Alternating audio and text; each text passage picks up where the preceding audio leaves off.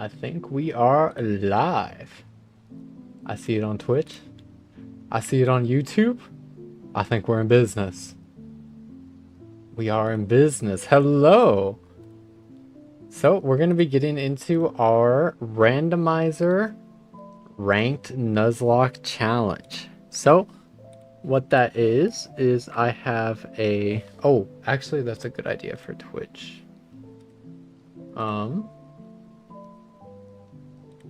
Let me check my own commands real quick.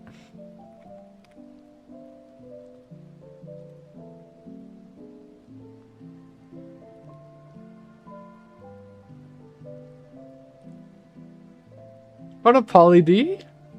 Houdini man, hello, hello, welcome. Let me edit my Twitch stream title really quickly. At Nuzlocke, or exclamation mark Nuzlocke. Bang. So, what we're going to be starting out with today is going to be the randomizer ranked Nuzlocke challenge, where I'm going to be spinning a wheel of heroes every time we are... Let me do this. Bang, bang, bang, bang, bang. Awesome.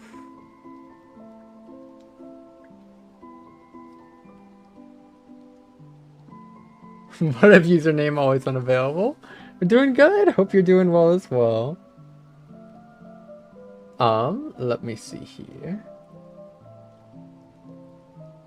Bang.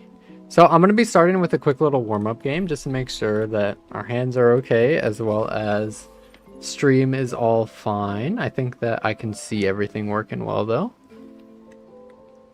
Good audio, good visual. Move that up a little bit. Bang.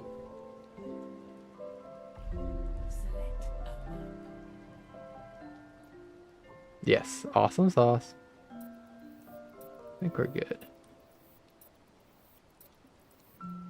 You liked the cast video the other day? I'm glad. That's awesome. I'm not gonna lie, I was a little bit nervous about that cast video because I was just feeling so bad. Like I had like some random, like, you know, that you ever get those sort of like 1-day colds. My entire body was just kind of in pain, but I was like, oh, but I gotta get an upload out. I ran out of like my backlog for the ranked lessons, so I just hopped on. So it was a lot more of a chill style, but I'm glad that I was still able to perform.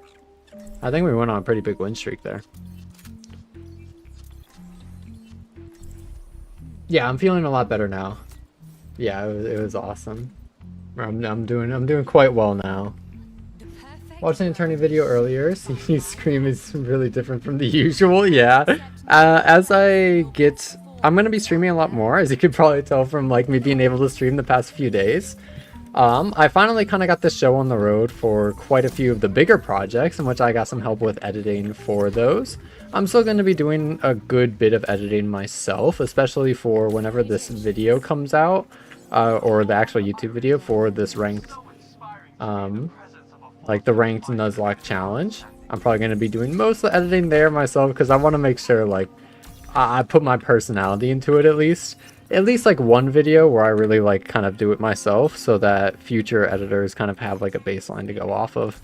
But for a lot of the Theory Thursdays, I have been working with some really talented editors, and we're going to be getting out some higher quality content than what we have been for a little bit. Of course, ranked lessons are still going to be kind of the exact same. I never intend to change them. At the baseline for the channel, like if all else fails, if I'm having like a terrible time or like an awful day or something, the idea behind like the ranked lessons and Overwatch every day is that I want something that I can just do really consistently, like no matter sort of what state I'm in. And I always play Overwatch. I mean, the biggest break that I've taken from Overwatch in the past like decade has been probably like 2 weeks max. So I'll always be playing Overwatch. I can always talk through my thought process in Overwatch. So that's going to be always like the baseline. But I am going to be striving for a little bit higher, higher heights when it comes to like content in the near future. As you can see from this sort of ranked challenge, or the randomizer Nuzlocke, which I had so much fun yesterday. Oh my gosh. Talk about it a little bit more again. What happened yesterday, or recap for those who might not have been around. Oh wait, no, it wasn't yesterday. It was the day before yesterday. I'm not too sure. Yeah, the day before yesterday, since yesterday was just a tournament. We started our ranked randomizer Nuzlocke in Overwatch. And we... So how the wheel spinning works, basically every time I go up a rank, it's going to be quote unquote like an encounter. So in like a normal Pokemon Nuzlocke, we would be able to catch the first encounter that we have on any given route. So we're going to be treating ranked, or like each rank that we go up, like each little like tiers, so like Diamond 5 to Diamond 4 would result in us like being able to spin the wheel for a new hero. The more heroes that we get, the less there are that we can unlock, as well as there are 3 misses on the wheel board. So there is a pretty low chance that early on we'll get like a lot of like any big misses, but as time goes on and more heroes get added to our hero pool, there's a much higher chance that we'll be missing or messing up our encounter, so that the challenge, like sometimes we won't be able to add heroes to our pool. And if I lose a game on a hero through this challenge, I am not allowed to play them for the rest of the run. I'm not allowed to play that hero for the rest of the run. So I'm actually so happy. It was really scary and stressful in the moment, but like looking back, we missed our first roll. Like our very first roll for the challenge, we missed. So while I was planning on having 2 heroes to start the challenge with, I ended up only having 1. And the one hero I just happened to roll was Reinhardt, which is my kind of #1 hero in Overwatch. If I could have any starter, Reinhardt would be the one. Well, I guess it'd be Lucio, but that's unfortunately not in the tank pool, which we will be playing today. I will be I will be doing this challenge probably for all 3 roles.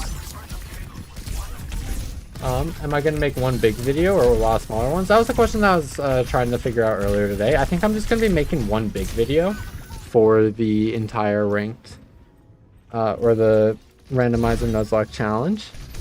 There's just going to be one big video that I'm going to be making probably myself, and then maybe for the DPS and support ones, I might have an editor make those.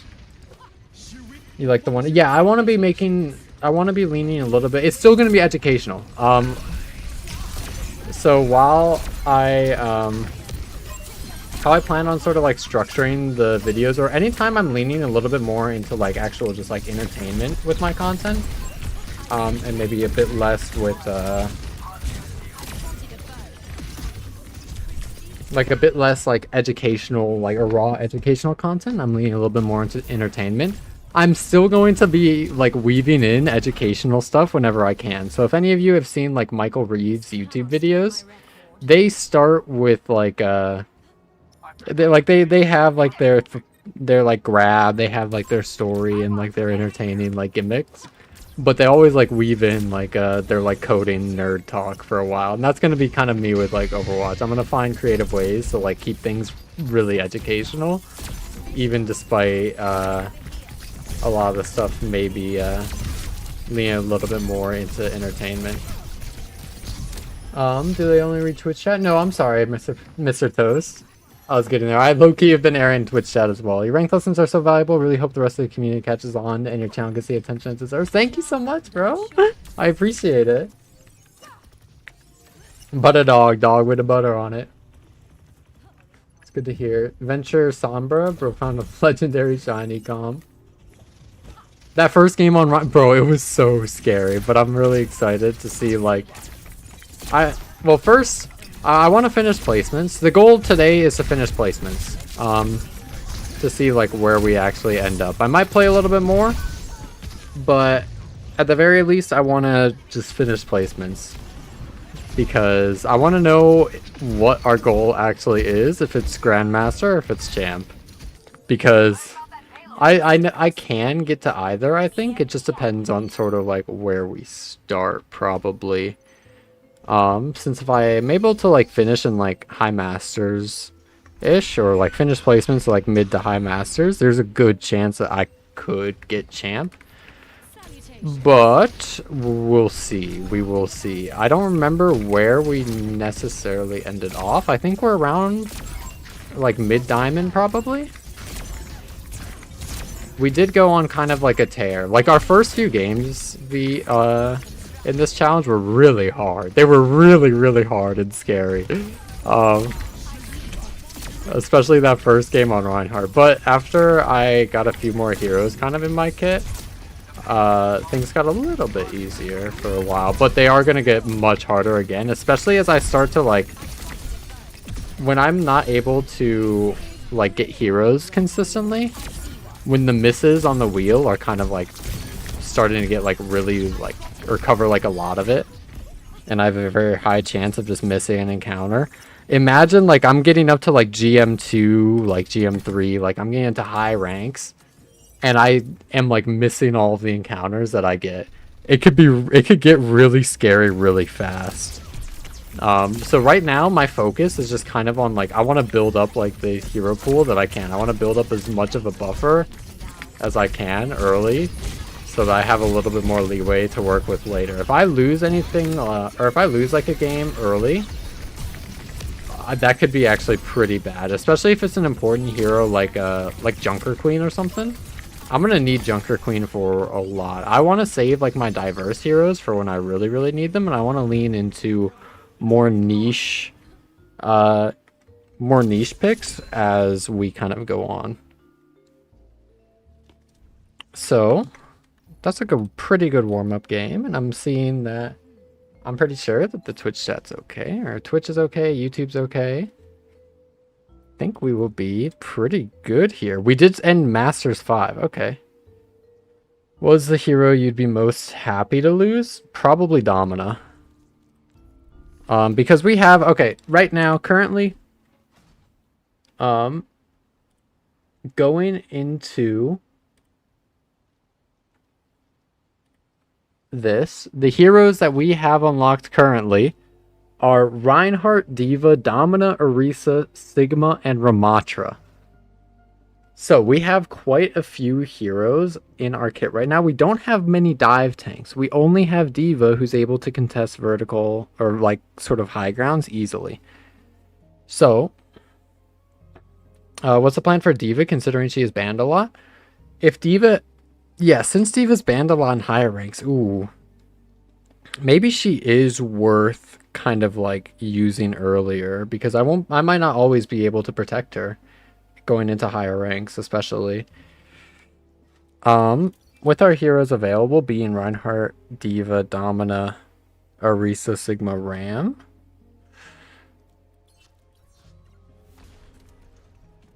I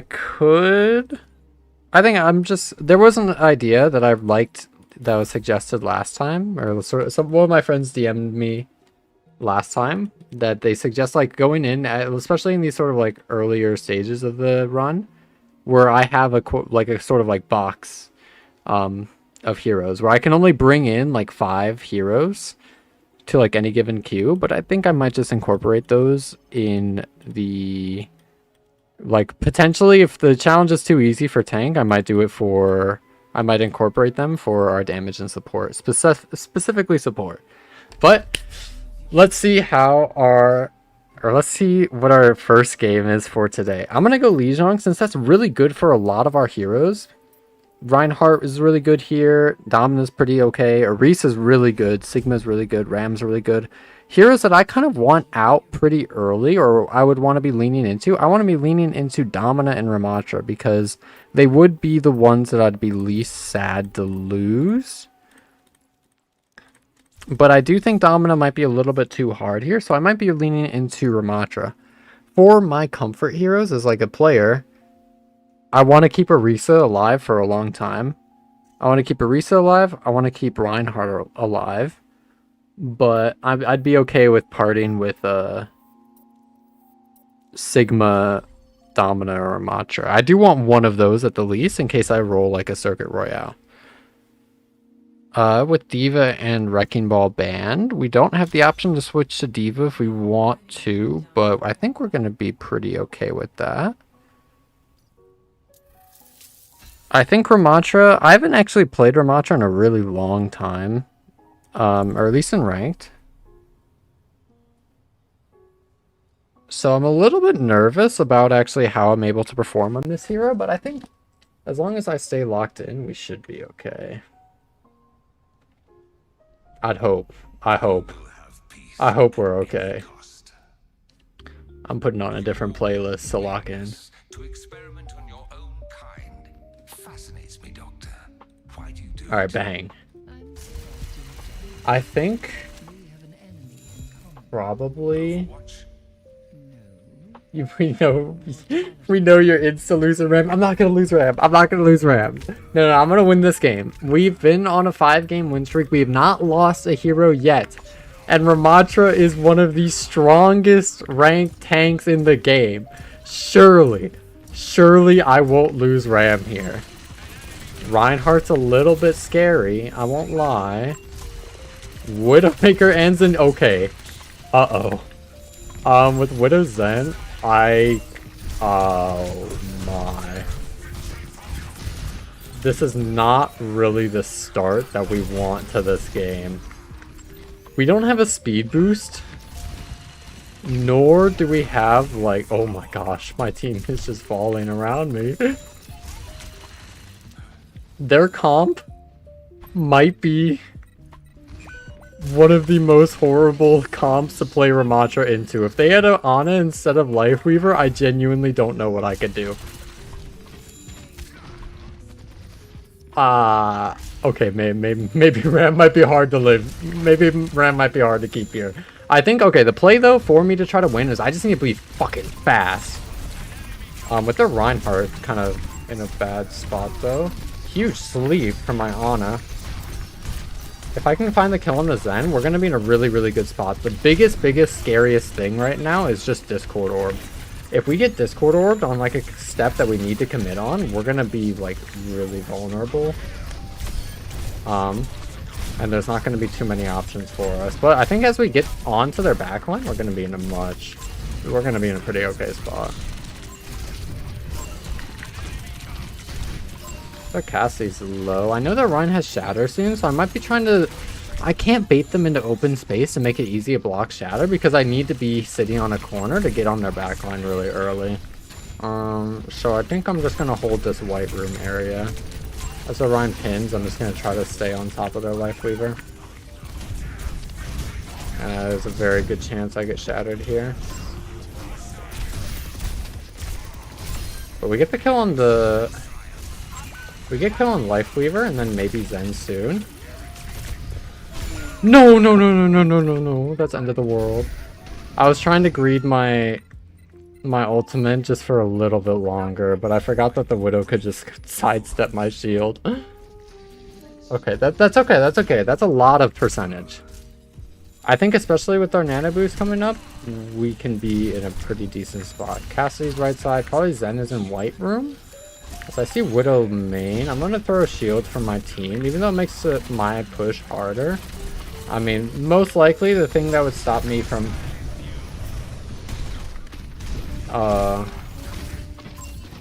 Well, I guess they just want to leave. Okay. Bye, Zen. And now I think I just go on point, probably. I hear the Widow on the left. I get the kill on the Widow, but now with the Reinhardt on point, they're just gonna shatter me. And there's not too much I can do about it unless I just play around the pillar to make it hard then. Okay, nice. I think I just need to hold really aggressively. Oh, there's Zen. Oh, how generous. What? Come on now. Oh, I got really excited that they were there. I didn't even think that they could pull them out. Would I live if I got shattered here? I don't think so. Widow and Cass on right. Maybe that's just like my walk. I cannot get discorded though. Oh, big nano.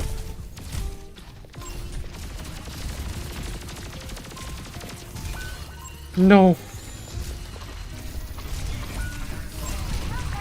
I can win. No, the ball.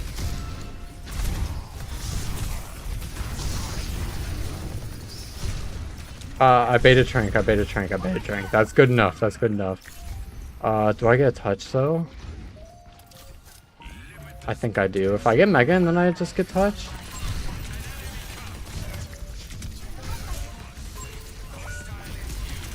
Cast dead. I need this end dead first, but the Widow's gonna kill my whole team. No. I cursed myself. I said it'd be so hard to lose Ramatra, and I'm just gonna lose Ramatra. I think I can win though. I really think if I just like ignore all logic and I'm too scared. I think I'm just too scared. If I just like skip past the Reinhardt, I never think about the Reinhardt. The Reinhardt doesn't exist. This is a 4v5. Actually, low key, this is a 1v4. I am the only one on my team, and all I need to do is just beat up their backline. The Reinhardt doesn't exist. My team doesn't exist. I just need to beat them up. I think that's how I win this game. So to do that, if I go left side to point, it's very easy for the Widow to angle. Widow's gonna be so good here. Fuck. I won't be able to do much. If they're on Widow,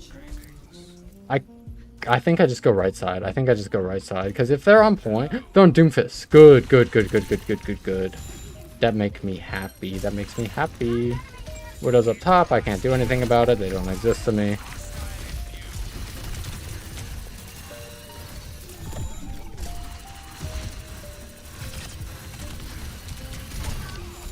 No! I thought I was okay. Oh my god. How did I go so far? Oh, the B-hop? I think it was the B-hop. That's a really big flip though. If we can get one more touch. My Lucio's not... Oh. My Lucio is in the hereafter. Oh, that was a colossal int. Alright, I know I said that my team doesn't exist, but I low-key need my team to take some aggro so they don't all walk at me when I step. The Doom on my Widow. What the hell? Zenyatta main. Widow main. Widow's out. I have no Discord on me. I have no strings to hold me down.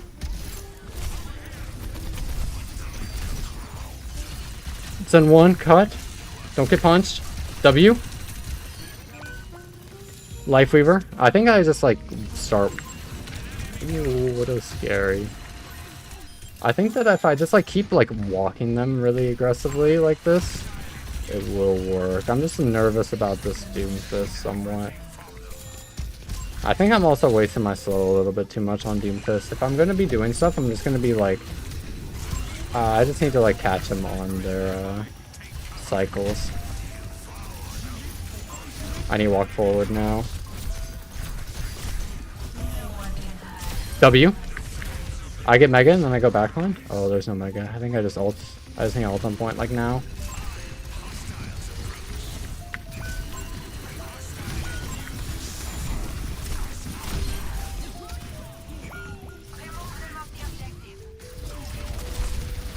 No, why is there Widow the GOAT? Oh my gosh. Oh, it's so close. Okay, I didn't expect that walk to work, but it just kind of goes to show that like the walks will work. Even if I think that I'll take too much damage, I just need to get in there and get deadly and get active. Like fuck it. What if I just walk at this end? Oh, can they float? They can. Help my Bastion.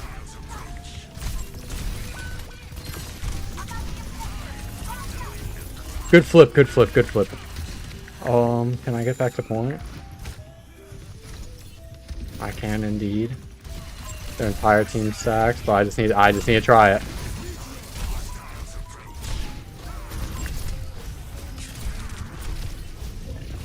Nice. No! That might be an okay trade. We have Ray on point. Good Ray, good Ray, good Ray, good Ray. Huge Ray. Oh, less huge. Nice.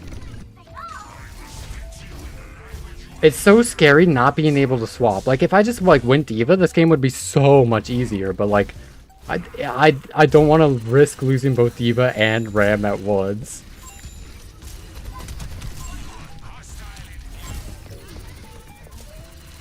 I think with Doomfist in, Zenyatta main, or Zenyatta coast now. Zenyatta's on coast. Whoa, hello Widow. I'm discorded. I sit wait for Discord orb to end. I almost on my ult. Almost on my ult. We can win. We can win. We can win. Annihilation inbound. All right. Okay. Okay. We're on the board. Haven't lost yet. I think that literally just like turning my brain off and running it down on the backline was the solution. Discord is still a little bit scary, especially if they're on that like, coast side. Because if I get discorded and then I need to like block and slow myself down and I get punched by Doom, that's kind of curtains for the entire game. I think this point will be a lot easier though, since we shouldn't have to deal with like any oppressive Widow sightlines. Also, thank you for the follow, 99JIX.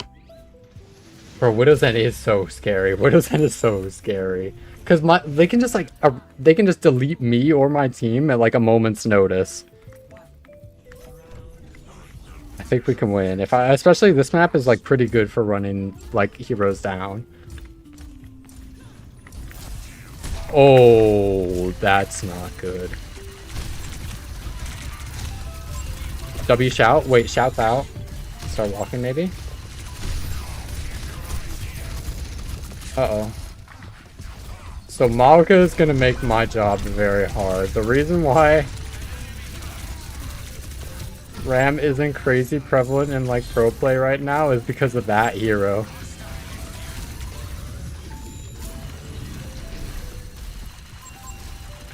Cast on right side. Their entire team's on right. Do I like that? I'm really nervous about a Widow taking like a flank that way. Because I need to just fight this. If I can force out early with this ring. That's W shout. Nice, nice, nice. Okay, that's like our entire flowchart. We just need to bait their Maga to use their shout.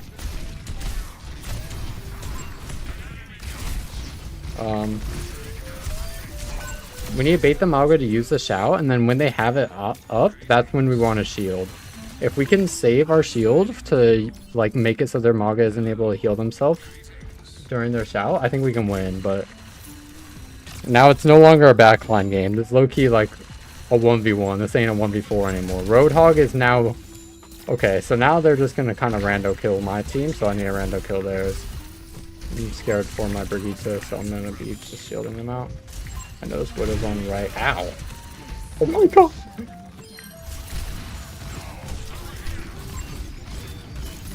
I don't think I want to walk much more. I can be using my shield a lot more, kind of aggressively though here, I think. I don't like this Widow on right. That probably is a lose con. But I also don't like their team walking up left. That's tree out. Ray for us.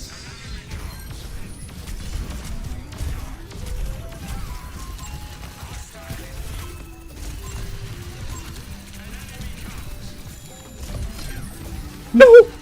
Oh, yep. You're coming with me. Okay, we're good. We're good. I didn't lose Ram. I didn't lose Ram.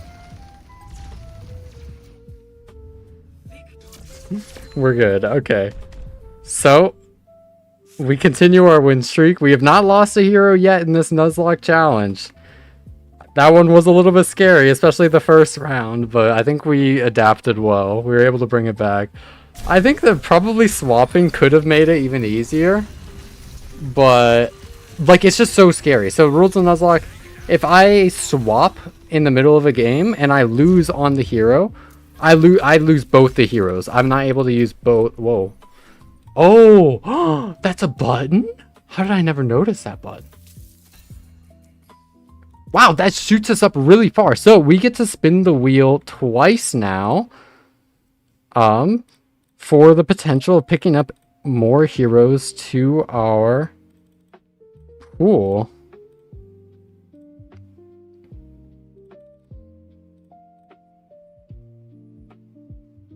Alright, bang. So, these are the heroes that we have not yet unlocked, remaining of Hazard, Winston, Mauga, Roadhog, Junker Queen, Wrecking Ball, and Doomfist. A lot of these are my super comfort heroes. So we get to spin the wheel twice now because we went up 2 ranks from Masters 5 to Masters 3. So let's see what we get here. We get Mauga. Okay.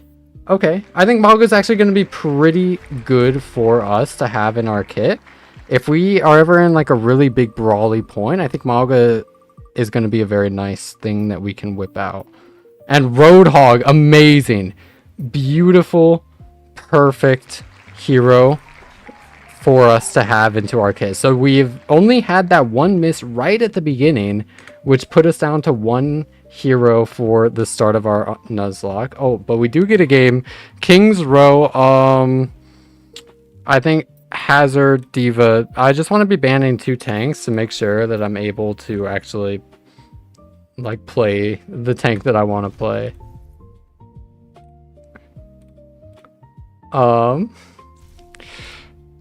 So with our new heroes added, actually let me make sure I write them down. We just got Mauga and Roadhog. So now our current hero pool goes as Reinhardt, Diva, Domina, Orisa, Sigma, Ramatra, Mauga, and Roadhog. With our comp, I'm tempted to run Domina, though it is scary. It is slightly scary here. Domina is a little bit of a harder pick to force here. But I think I am going to be starting on Domina here. And I probably won't be swapping either, because if the game's going bad, then this is a hero that I'm willing to lose, especially since we have Ramatra and Sigma at the ready. Of course, I don't want to lose them. I want to see how far we can get. Ideally, we get up to GM without losing a game. That would be wonderful, but I'm getting comfy watching this game. Bring him to the jungle? Thank you. I'll bring him to the jungle, bro. With them on Sigma? Sigma Venture. Venture is going to be actually pretty scary for us, but I'm going to go for a little bit of an aggressive play here, just to see if I can force out their cooldowns early. Since we're on defense, we want to be trying to bleed out a lot of the cooldowns and resources that they would want to use to step onto the point later aggressively, because if we can stop them from having like shield or hands or like any healing resources to get onto the point, I think we'd be in a very good spot. So I just wanted to go for that aggressive play and then continue putting pressure onto their team. Venture could be decent for us, because if we are able to hit them or stun them as they're burrowing, it could result in pretty easy kills, but it's going to be pretty hard to hit. So I use my shield probably a little bit too aggressively there, but I can maybe follow up with my slow to try to chunk down the Sigma a little bit longer. If they're venture in, I could maybe be looking for a left side step, poking out their Sigma from an angle now. But as I get slept by on, I don't know what to do here. I get their supports low, but I go down. I think my mistake there was I just need to just be stacked on their Sigma like perma. If I can use my shield to cut off their Sigma on an over-aggressive walk, I think that's going to be our win con. But since I tried to get onto their backline without like a real kill condition or like a way to actually kill their supports, we just kind of lose. But this is going to be a pretty good spot for us. Amazing chain from my Mizuki, but I miss everything. Oh, Brigitte is going to be quite scary for us as well. This is going to be a hard game. Okay. So I need to know where my Ana is at most times. I need to know where my hit scans are at most times. If I can ever find a way or a time where I can play around my shield, shield off their Sigma inside of my Ana and one of my DPS LOS, we should be able to win the fight. They do have ults on the board here, so everything but rally. It's gonna be a little tough to deal with. I'm very nervous about wherever this venture is. But as our Emery takes him down, I think it's going to be pretty decent. Miss onto me, but I know it hits my backline, so I'll just keep trying to pressure up aggressively here. I know their Brig is over here, so maybe I can just try to blow them up really quickly before walking in main. On a 1. Nice.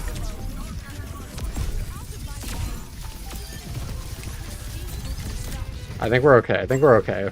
I think we get our groove on this second point. The second point is going to be a good bit better for us since we're going to be able to poke out their Brigitte and then still go for those kind of like aggressive shield steps on their Sigma. Main scary thing, I think, is just going to be their Brig. If their Brig ever gets like within good swing range of us, we will just get chunked down really fast. If it's a really good Brig player, then they're going to be able to shield off our kind of like our shifts as well. I think that's a big Panopticon. We are going to be able to take down Sojourn from that. Oh my gosh. Okay, okay. Now I walk. Now I get active. No, I do not. I do not walk. I do not walk. I do not get active. I wait a little longer before all that. Nice. Okay. Yeah, we're getting our foothold. We're getting our foothold. I just need to, like, focus on the front line before I go look at the back line. I think we'll be chilling. You gonna try out the new hero when she comes out? Yep, I'll probably have a stream dedicated to trying out the new hero.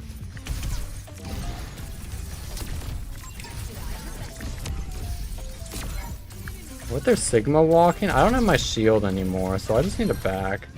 Venture goes down, my Sojourn goes down. I don't have... Whoa, whoa, whoa, whoa, whoa, whoa, whoa, this is exactly what I'm talking about with the Brig. If they get into good swing range, we are cooked. I think with that being like our main threat, I'm picking the be able to slam them into my shield perk just to give me more options to play around the Brigitte. Because if they keep swinging on me like that, like you saw my health just plummet, it is scary. I think if we just poke forward and then back up, I really didn't like getting my shield forced so early the last fight, so I'm just leaning back at the start now. The Sigma having float is going to be a little bit harder. Heck, gotcha. Wait, Brigand. Oh, that's scary. My fault. My fault. I got overconfident. I thought stopping the flux was just going to be more than enough for us to actually like win the fight.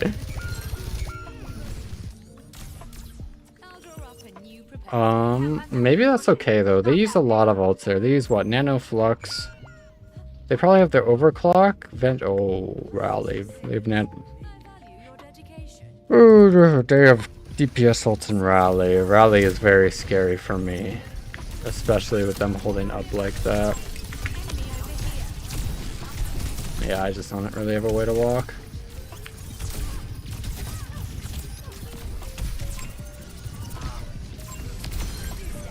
Get the kill on that guy.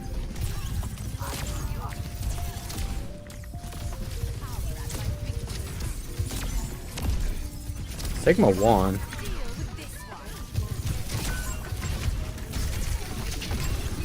Does that work? It does. And I live. You get another one?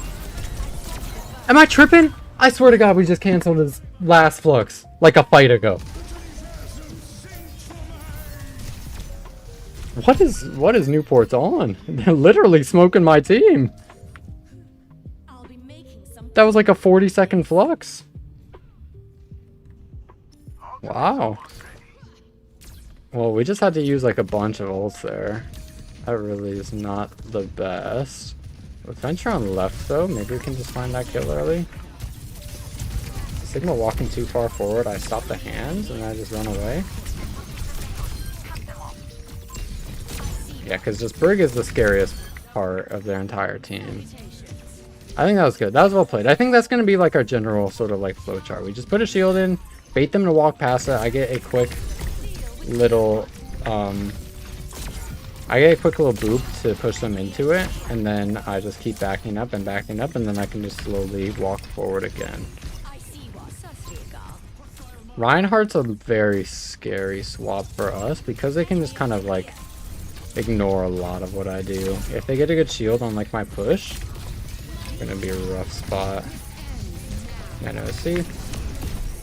Stop the pin, but Nano C is just a lot.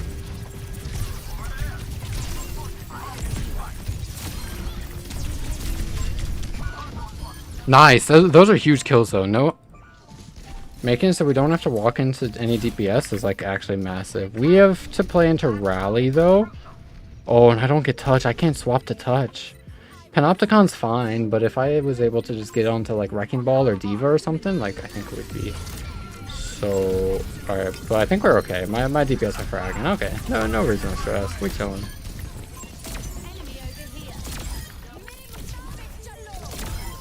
Nice. Okay. We're in a good little spot. We're in a good little spot. I don't think we're gonna be at much risk of losing our Domina here. If needed, okay, the one way that we can actually lose is if we're consistently losing like the frontline trades.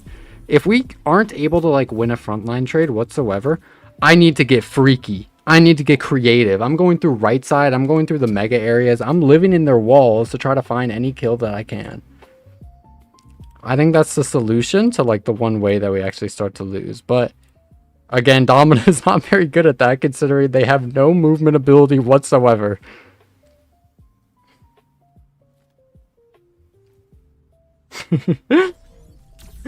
We need a streamer. We need a spirit bomb. We need it. Actually, I low-key don't think we need it this game. But maybe I could be wrong. Maybe their defense is just going to be like the strongest thing in the world. It was actually like they had the members of Crazy Raccoons like standing behind them watching the monitor the entire time, and now they stepping in. Junbins ready, Stalkers ready. I have no chance of winning on their defense now. I remember our Dominator and Ev. I like Domina. It was kind of fun. It's kind of fun to aim, but it's just not satisfying as like just playing DPS. I prefer aiming on DPS. Hanzo, Reinhardt, Ana. Oh my. Okay, so about not winning that frontline trade. I need to play this really well.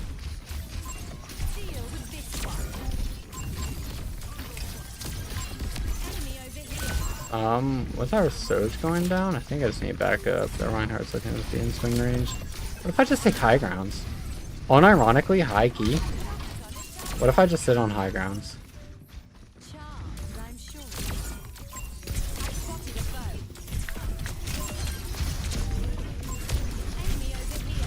I got one. I got two. Okay, six. That was a good opening. That's exactly what I mean by like, I just need to start like, if I can't win the frontline trade, I just need to get quirky. Since the Reinhardt wasn't able to hold down my team, I was able to get a good shot onto their Ana. And then we could just take them down. I think that's exactly what we need to do. So I should pay attention to my Juno rings really frequently.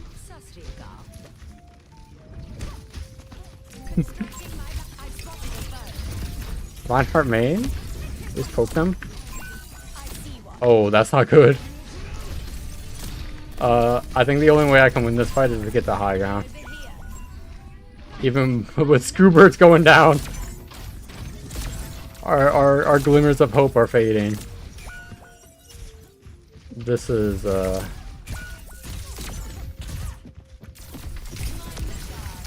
not ideal, I think. No, he got healed. I was trying to make it hard for the BAP to heal. Spent like 10 minutes creating that copy pause. I got it. Well received. Go believe for me. Thank you, and thank you for the 100 bits. I appreciate it. I don't know what bits do. I'm not gonna lie. I'm still a content creator noob. But thank you. I know that it's like, I think a bit is like a cent. If I remember correctly. Oh, they have Shatter, and I don't have Shield. What do I think I just... Is it nerd to just, like, when I have my shield, I just walk at the Rhine with my Panopticon?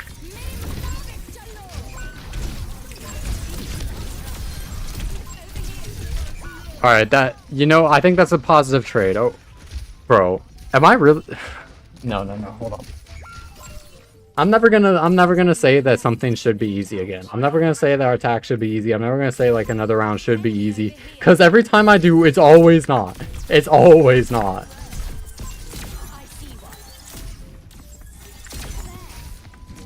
With their Hanzo main, May right side. Domino 1, they have Earth Shatter. I can't step onto the Earth Shatter, but we have this left side for free. But I'm Rally Dragoned. I think we get one more. We get one more fight. They use Shatter, Rally, Dragon. They don't have Blizzard yet. They don't have Window yet. They're close to Window. Baptiste top left. On the main. We get one good trade on the Reinhardt. We win, I think. Reinhardt backing up to give space. That was actually really yucky for us.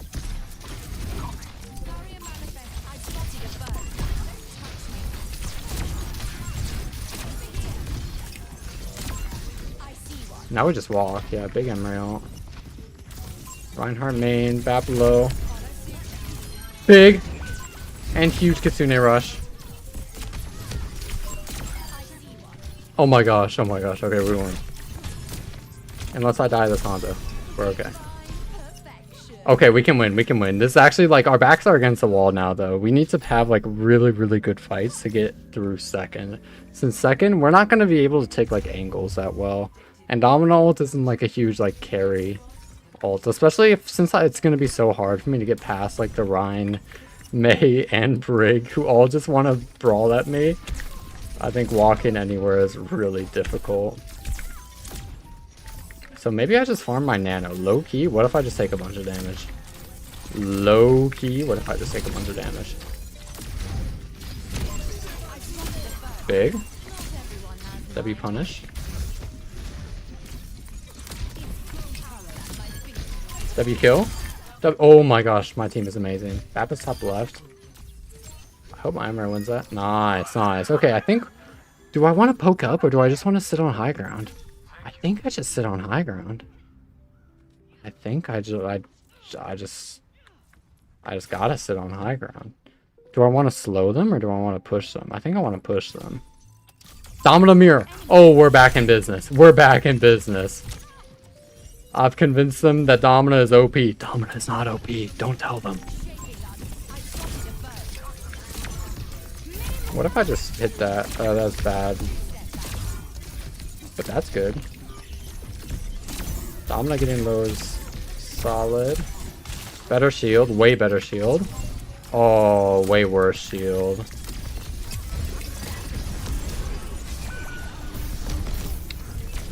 Yeah, that's chill. I didn't even want to play that fight.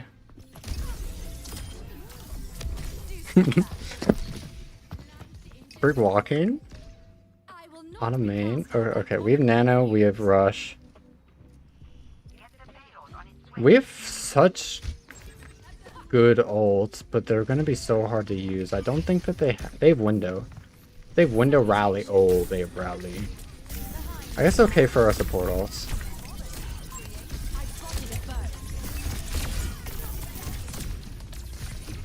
Yeah, start inching in this space. Good rush, solid.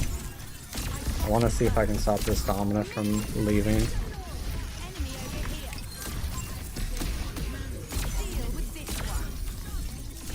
Domino 1.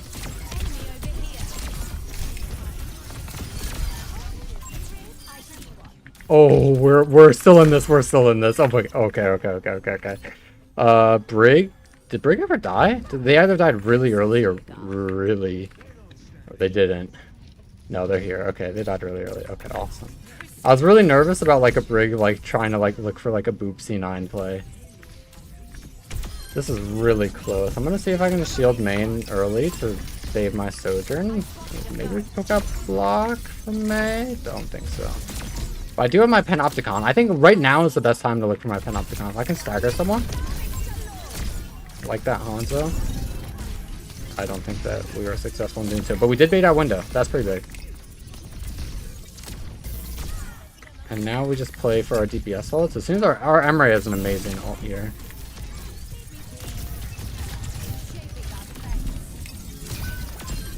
That's a big slow. Oh, but as our Emre's high ground, there's no live. I would love like an Emre ult pretty soon. See? Domino low. We just chill. We just like every full re. I want my Ana back. I want my Ana back. I want us to just dump our ult on the point, hopefully win. They're gonna have a lot. They're gonna have what? Domino ult, rally, dragon. Oh no, this is gonna be a big fight. I think I just need to zone their brig if possible.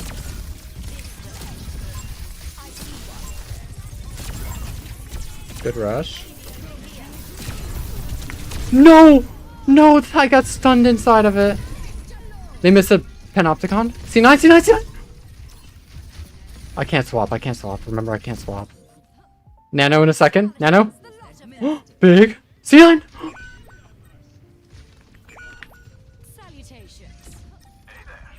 Domina. That's the last one.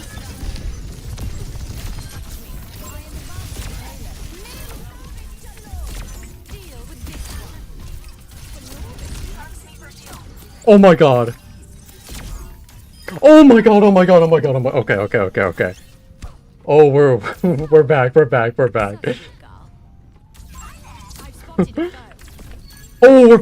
We're so back. Have we ever been more back in our life? I don't think so. Were we ever gone? Let's be honest. That was crazy. I actually trolled that fight so hard at the start, and then like coming back, I feel like the perfect set of events happened. The kill onto the Brigida and then like the back step onto the point. Like I actually just hit the Michael Jackson moonwalk onto the point while fragging on their team. Oh my god. The plot armor. No, we actually have so much plot armor. We have so much. Okay. We keep our undefeated streak going and we climb up to Masters 2, so we get to spin the wheel one more time. Oh wow. It was all calculated. It was actually all calculated. I had it all planned out from the very start. It's for the content. Yo, thank you for the 500 bits. Oh, before we get into this game, I'm spinning the wheel. Alright. The misses are getting pretty big, yeah, and our next spin will be a miss. Okay, so we do not get a hero for Masters 2, but that's okay. That is very okay. We have a very large set of heroes that we can choose from. We still have Servasa, okay. We still have Reinhardt, Diva, Domina. We keep our Domina. Orisa, Sigma, Ram, Mauga, and Roadhog as we're climbing up almost into GM before our placements end. I think we're in a really good spot. We can definitely go for champ this run. We win these. I think we just ban Roadhog, Doomfist, Hazard. I don't know. I just want to ban 2 tanks just because our Mauga and our Roadhog are no longer playable, but that's okay because that means that we can play Domina more. Domina is going to be harder this map, but I don't know if I want to risk anyone else. I could go Orisa. Orisa is much better here, I think. We have a lot more options. Diva's also pretty good. Domina's been working though. Maybe if it ain't broke, don't fix it? Maybe. Brig Juno. It could... It might just be Domina again. Because I'm scared of losing like anyone else. I'd be okay with losing Domina. But they are high-key carrying like most of our run. Like, Domina is actually, like, making this run, like, so, like, we've been on a tear with Domina. Most of our games have just been, like, playing Domina. Even though they have no mobility, they have no way of contesting high ground whatsoever. They've still just been, like, so reliable for us. Is there Emery 1? I think I can just get that kill. Nice. Okay, the floating Junkrat is a little bit scary. I won't even lie. That strikes a little fear into my heart. I'm trying to find them. Where'd they go? Alright, Junkrat down. I want to see if I can keep my Juno up. Nice. Okay. Yeah, Domino's gonna be pretty good into this. Now that they're on oh, they're on Cat Bastion. Oh, maybe those are the 3 bans that we always do. What if we just ban, what if we just ban, like, 2 tanks and a cat?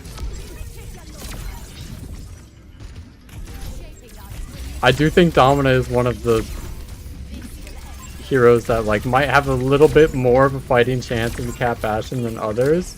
I do have my Sigma and Diva available. If I ever felt like I really need to take a game into my hands.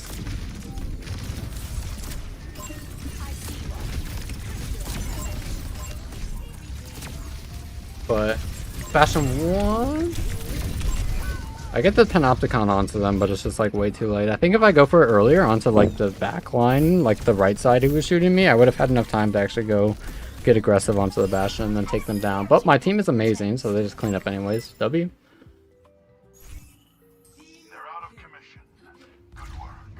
Okay, that's awesome.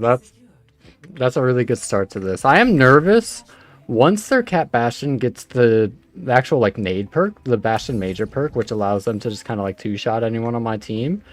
That will be scary. I'm not able to do all that much about that. So I think that the solution is I just need to play like I want to play in ways that push them into me really hard. Kind of unlucky. Whoa. Bye bye. I'm glad it's not me. I think that if I'm able to just sort of like bait them into decent spaces to play around my shield, we'll be okay. We'll still be in a winnable position.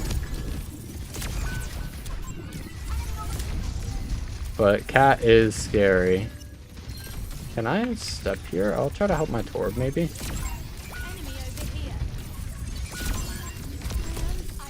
Wait, we can win. We can win.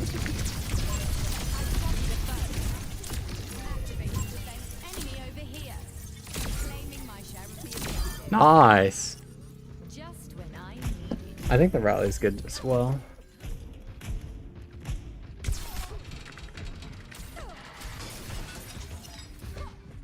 Have fun and calm. Thanks for being so active in chat. I appreciate you.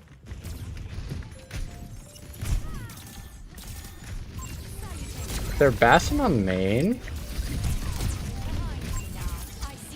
We just want to be poking them as much as possible. Soldier going down. Do I Panopticon early? Maybe. And I missed. And the complete utter whiff. Bastion 1, Bastion 1. Uh-oh. Something tells me we might not be in a position to really win this fight. Maybe we can take down Hazza? Oh, close, close, close. I think that with these... With this, do I want to go for the slow? Or do I want to go for the... I think I go for the barrier ray, because if their cat ever drags the Bastion through the shield, imagine I'd be able to just like insta-stun it and like detach them.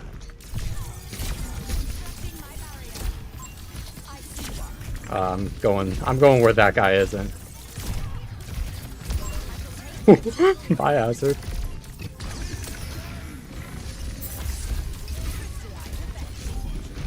Shield on the point, we walk forward.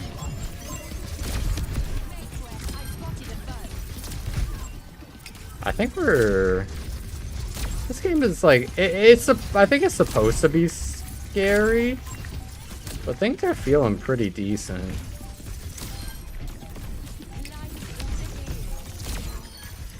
And as soon as I say that now, they're gonna like be able to just kind of like blow all of us up.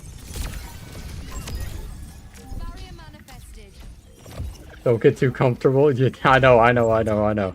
But like, come on. Like, things are going so well. They did swap too. They just swapped Junkrat and their Judo.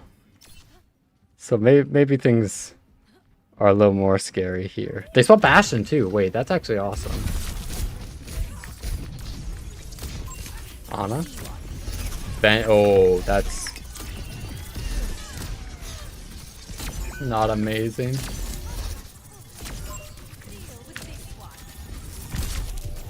Ana won? I'm just able to take a lot of space. Nice. Oh wow, I just got mind read. Actually, I'm pretty sure that the enemy hazard was being told like tales in their youth of when I was gonna panopticon there. They were ready with that wall before I even thought about hitting the button. I think one day we'll hit an ult, bro. My ults have been clutch. My ults have been good. Except when they haven't. When they miss, but we don't talk about those. Those are the ones that like we don't talk about. You gotta just poke up and then back up. It's so crazy. Going for those little jabs actually makes so much space and creates so many opportunities for your team. Because if I'm just like making their Kiriko look at me for like half a second, that's like a full second. They're not looking at the enemy tank as they walk. Zarya that is much scarier, I think. I think Dominus still is a pretty good matchup into it, but it is a little nerve-wracking. With our Ray up, I was thinking about kiting, but I just need to stay up. Alright, that's a good win. That's a good win. Nice little quick win. We continue our grind. When are we gonna lose? When are we gonna lose? This is going well. It's going a little too well.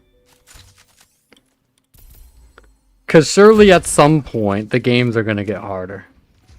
At some point, the games are going to get harder. We're about to hit Grandmaster.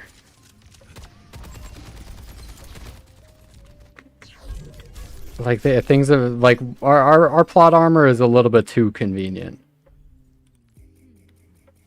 Masters 1? Were we at Masters 1 before? I'm pretty sure, yes.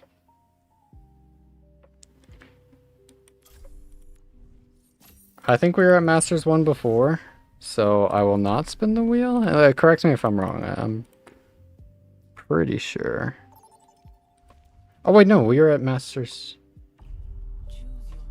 I'm picking Runesapi and I'm checking the VOD. I can't remember my own score. I can't remember my own ranks.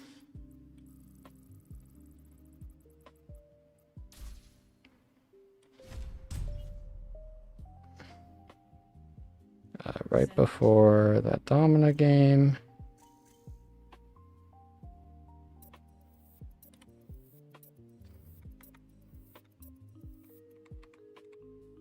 We were... Oh, we were Masters 2. Okay, so we do get to spin the wheel. Apologies. Let me fix that. Bang. Let me do hero bands here. I'm going Zarya, Diva. Sure, that looks good. I don't think our bands are too important since we actually do have a pretty extensive hero pool right now. But as soon as like we start getting like into like our last few, it's going to be really important for us to get like good heroes. So I'm spinning the wheel another time. We have 4 misses? I thought we had 3.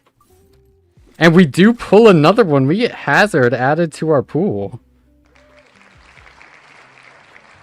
So now almost all of my big comfort characters are behind The wall of misses. I have one of my ultra comfort characters. I have Reinhardt. But Winston's one of my one tricks. Junker Queen, Wrecking Ball, Doomfist, not so much. But all of my comfort heroes are still up for grabs, and I feel like I'm going to be wanting them desperately as we get a little bit higher. With our team comp, though, Domina does scare me here. I get nervous about Domina. I'll try Roadhog.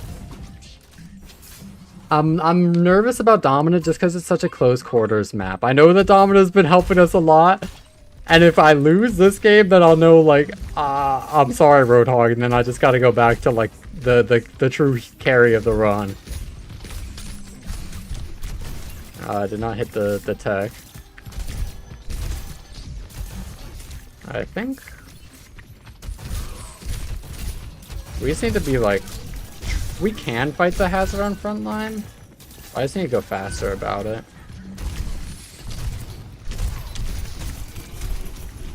Because their cast's gonna be able to find a lot more kills if I'm kind of AFK. Can I hit a hook though?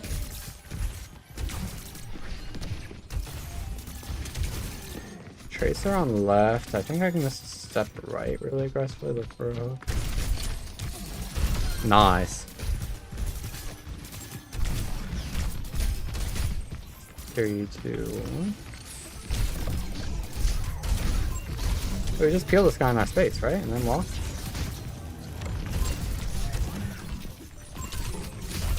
Nice. Okay, I think Roadhog's also going to be a pretty good hero for this challenge. Being able to, like, kind of let my team do what they want is really valuable, I think.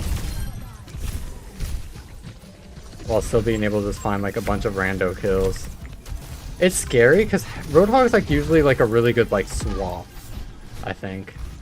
What if they go... Oh, it's only Malga banned. If they go, like, Orisa Ana, what do I do? They could counter Roadhog so easily. I didn't even think about that when I picked them.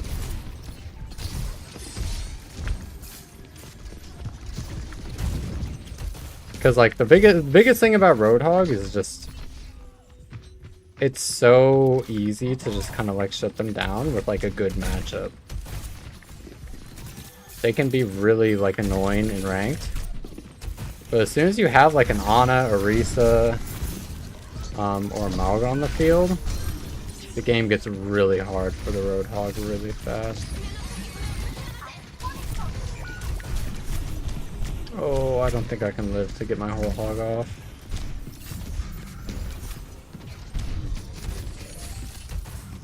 But I live to tell another day, or I live to see another day, to tell another tale. I think that if their hazard does anything, I'd blow them up with my whole hog, probably. I can continue walking.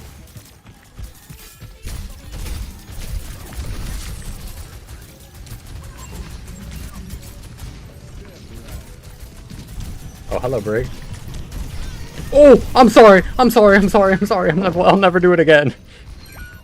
I'll never say hello again.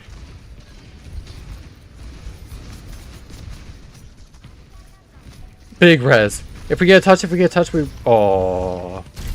Alright, no, I trolled that. I didn't even think about the ults that they could have.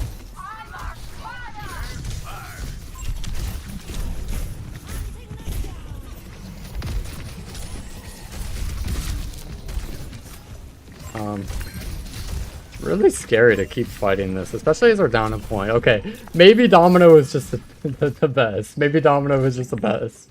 Thank you for the follow, Blind Morvi. Sorry, my second monitor is a little bit far away. Sorry if I mispronounced the last part. This is not the point. What am I doing? Oh, this is why all the streamers are always like the point. Oh, I understand it now. I'm so sorry, team. I'm so sorry. Oh my gosh, they're all falling. I'm sorry. I could have sworn I thought the point was there. Oh no. That. contrary to popular belief, that is not good. I think that if I just find my way onto... Do I want to put my attention towards a hazard, or do I want to try to get on the back line? I think in this specific instance... Thorns that... Oh, this is where things get scarier. At least it's just this point. Like, primarily, this point is going to be the hard one to deal with Zenyatta. Because it's just really hard to get into a spot where I can get a hook or pressure the Zen at all, and they can just discord me really easily. No, I thought their Zen was fighting someone underneath.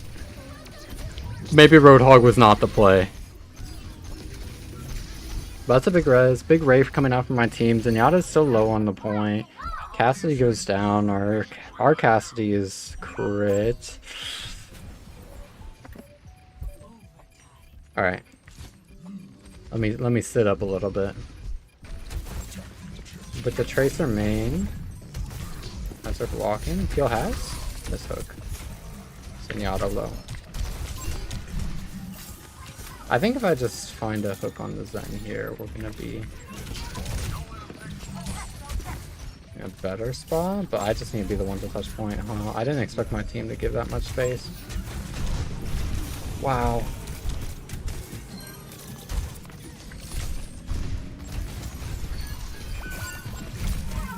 Carry TP Suzu, Hazard walking, full armor. I think if their Hazard slashes at me, I just full hog them.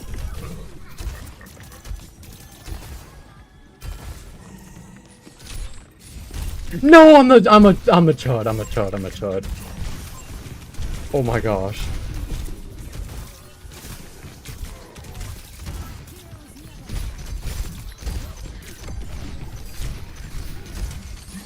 Oh, that hook was the one way I could have won that fight.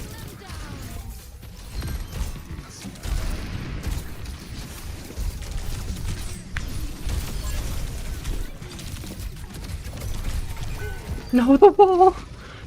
I couldn't walk high ground against the wall. That's okay. Point? Nice.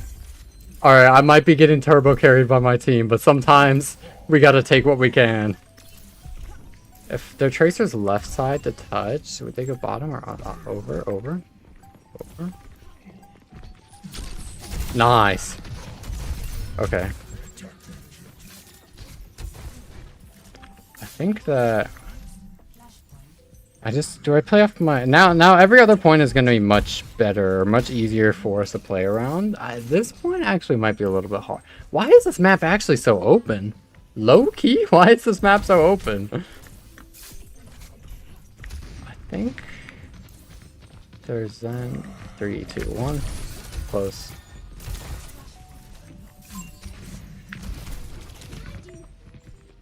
Tracer left. I think I just lurk. I think I just kind of like look to... My entire team is stacked on point. I'm turbo dead. My team is turbo dead. Do I just live?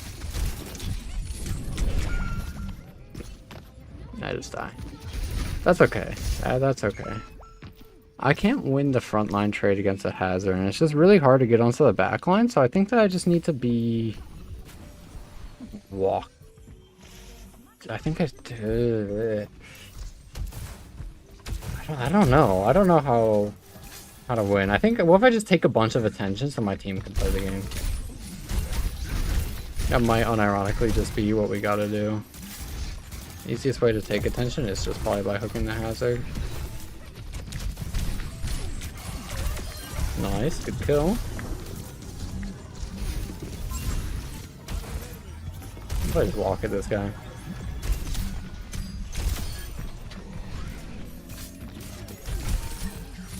Yep, I knew that.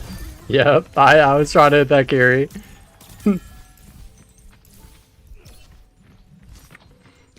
I think we're in a pretty good spot. Maybe Domina isn't needed. Maybe we don't actually need Domina to win games. Maybe we can do it on a bunch of heroes. Tracer far left side. Hazard's main. No, I do think Domino actually would be really good here. I'm sorry for doubting. Uh-oh.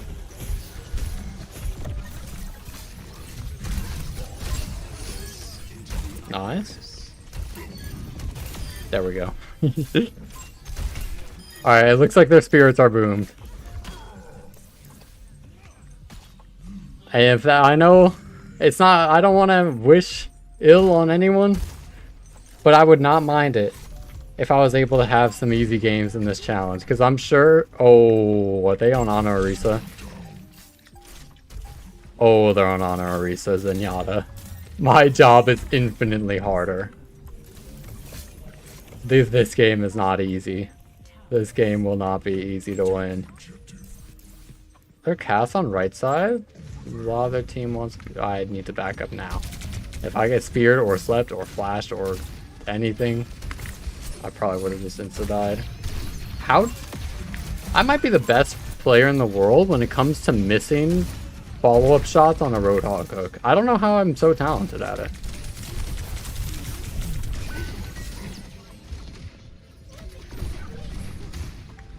Can I explain my perk choices? I figured since there was going to be a little bit more open space on the map here, I wanted to take the extended range on my right click to do a little bit more damage over time. As well as I'm not going to be able to like stay in and brawl much. And then I just haven't experimented with Roadhog Major's perks, so I did what's comfortable to me. I did the one that I knew works. They'll probably hear the pulled pork might be a little bit better. Do I just play to lurk now? What's the idea? What's the idea to play into like super hard counters as Roadhog? I think I just like try to bait the nade onto me in places that I can live. I think. So that would be like here? Yeah, if I just like hook someone here. Wait, if they're Ashe and Ana are both on that right side, could I walk left? No, they're on this main.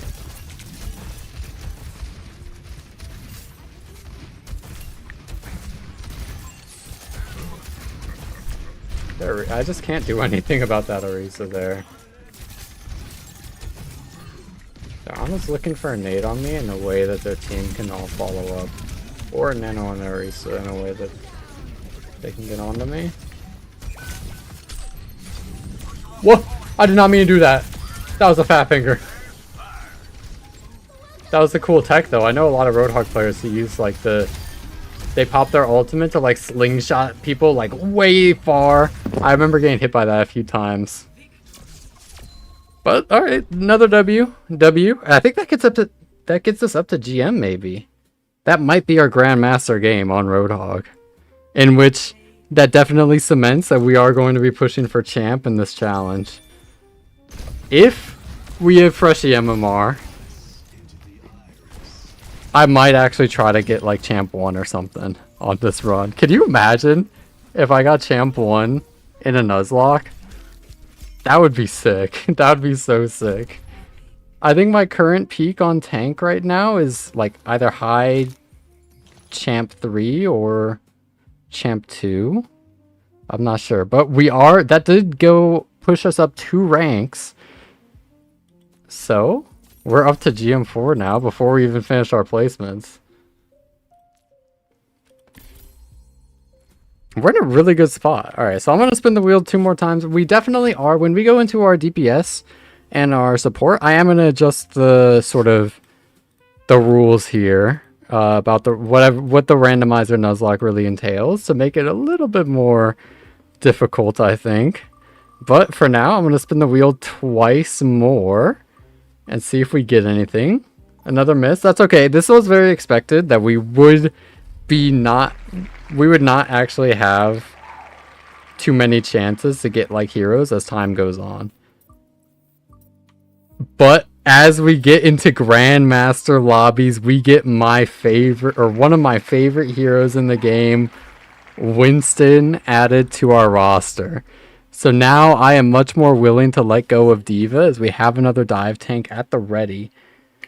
And I think that Winston is going to be a very important tool in our arsenal as we climb through some of these higher ranks. So Esperanza is going to be a pretty interesting map for us. Remembering that our hero pool currently is Reinhardt, D.Va, Domina, Orisa, Sigma, Ram, Mauga, Roadhog, Hazard, and Winston. We have not lost a single one yet, so it's getting a little bit wordy. I think that I'm going to just be banning like Roadhog, Mauga. I don't know what tank I'm going to play yet out of our pool. But with Hazard and D.Va banned, we're going to be pretty strong, I think. You might go, your videos are great and super informative. Love to see them. Awesome. I'm glad that they're helpful. I think for this specific game on Esperanza here,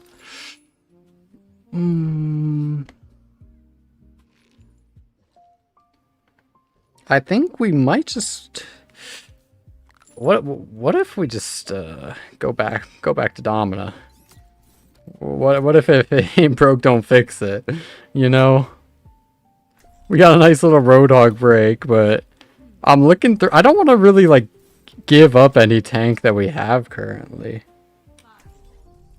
The perfect world is shaped by my hand. I think we'll just be okay on Domina. I think we'll be okay on Domina.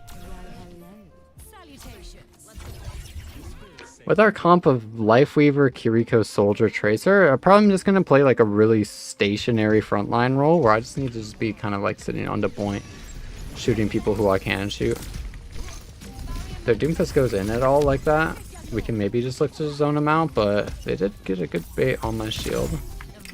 Takes up one of those cycles, so that they're not able to do too much a little bit later, but I think this is going to be a decent matchup for us. I could just shield off their Ana here, no? Oh, Sierra hurts.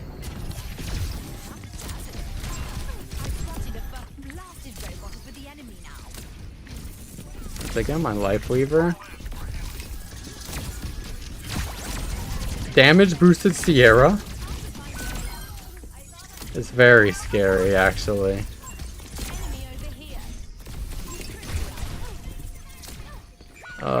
With the Ana main, Tracer left side.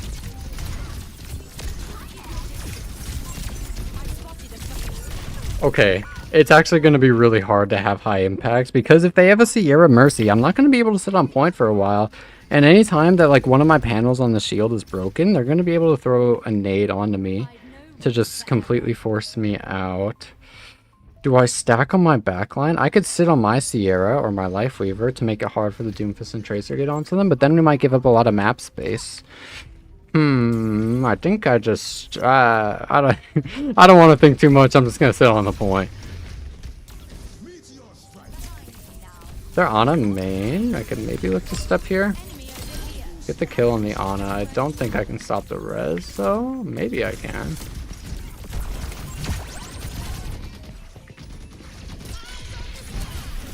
Ow. Damn, that hurts. I actually don't know how Sierra ult works, like, at all. The Doomfist going down.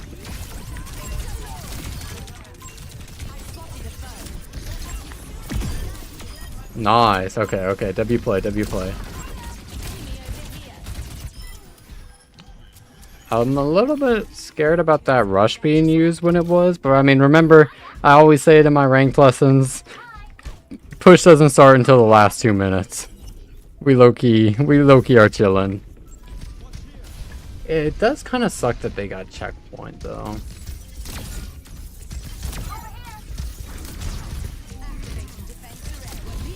Oh, that's scary. Can I take punch away from my team? I don't think so. Oh! How did you get here? What? I thought you were over there. What? Okay.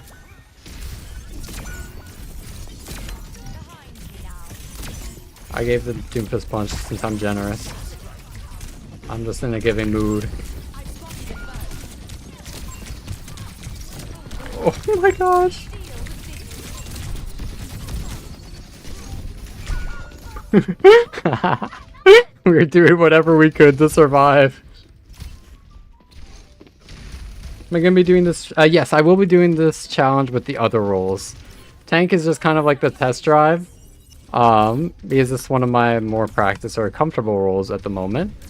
I was worried that the challenge might be a little bit too hard, and I didn't know what our goals should be.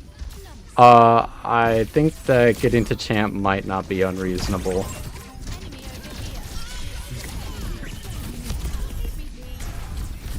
But I think...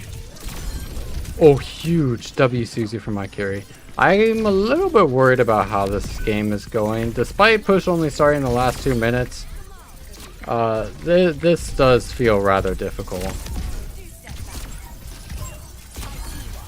We might be like...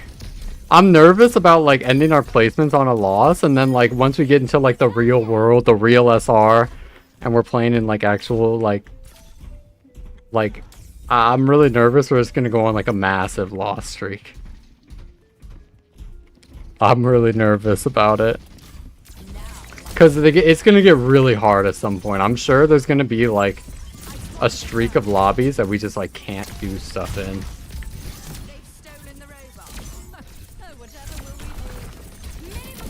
Aw. Well, that's good enough for a kill. With the Kiriko TP out, maybe I can just chase this. Nice.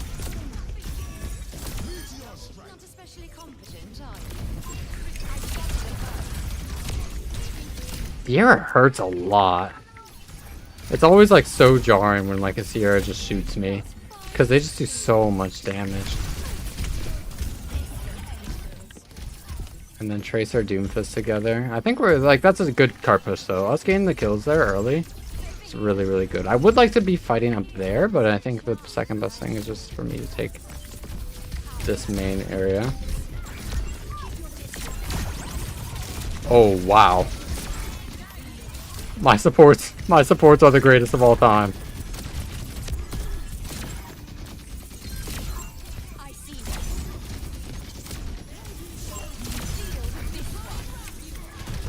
Okay, just throw this there, cancel his punch or his block. Okay. We're making it happen. We're making it happen. We're bringing it back. I was nervous. I was nervous about this game, but we are doing a good bit. I'm finding a lot of kills.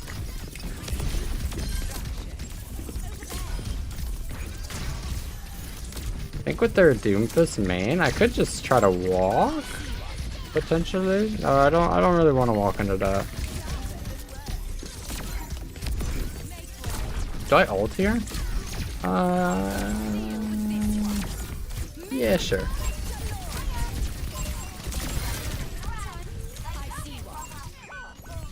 I got the kill on the Kiri. It's not like the ideal. I was trying to hit both the Mercy and the Kiriko to see if I could get 2 staggers. Because if I could stagger both their supports, I should have another Panopticon for the fight that like really, really matters in like 3 minutes. But I think that's okay. I am nervous. Oh, they swapped off Sierra. What would I be afraid of? Maybe like a Reaper? Widow?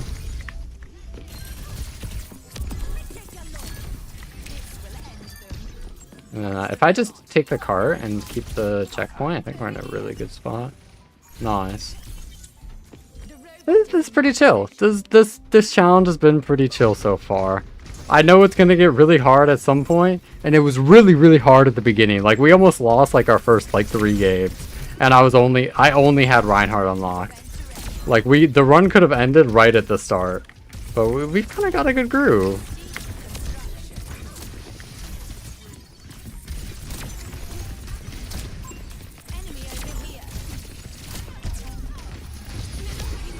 Oh my gosh, wait, that works, that works. I had the idea.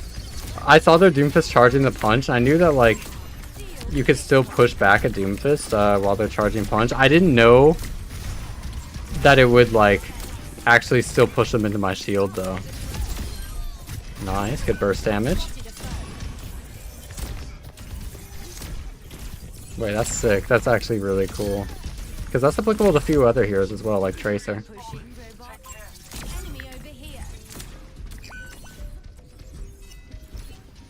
Yes, the stream is in 720p. Sorry about that. I need to upgrade my PC before I'm able to record and stream in 1080 at the same time.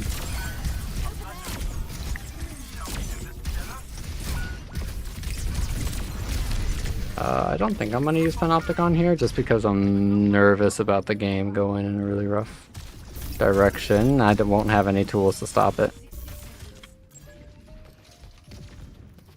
I think if I just... What would I need to Panopticon? Mercy? Kiri. Yeah, if they rush and I hit their Kiri, and maybe that'll give me a chance to either kill them or kill someone else because they won't have the rush healing ready. Reaper is also another idea. Doomfist is another idea to stop them from healing. What if I just push up to force an ult or something?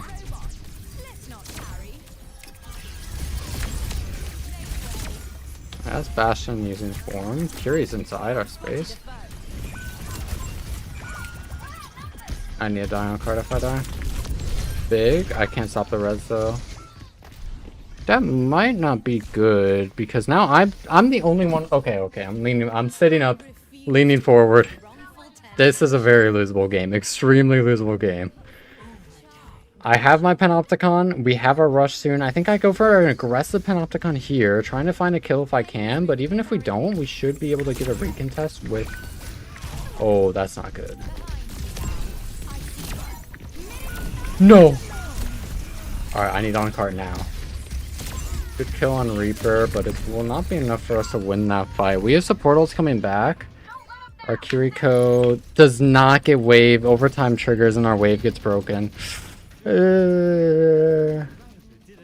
Rush is our win con. I can't touch. I can't swap the stall hero. I just need to put my faith in our Tracer to get the touch. I'm throwing my orb to hopefully get some shields back quickly. No, they have their own rush. Alright, we're okay. Our rush getting active first actually was so nice for us. And that means that we finish our placements without losing a single hero. Getting all the way up to mid-GM. Okay, that was a little bit more dangerous than I would have liked. I think that's the best start that we could ask for though. I think for today we're gonna try. I'm gonna see exactly like where our elo takes us for a little bit, because imagine if we could get champ today. Because we are gonna have some calibration. We are gonna be able to climb a little bit sooner. But we started that game at GM4, and now we are all the way up to Grandmaster 3. Perfect victory screen there.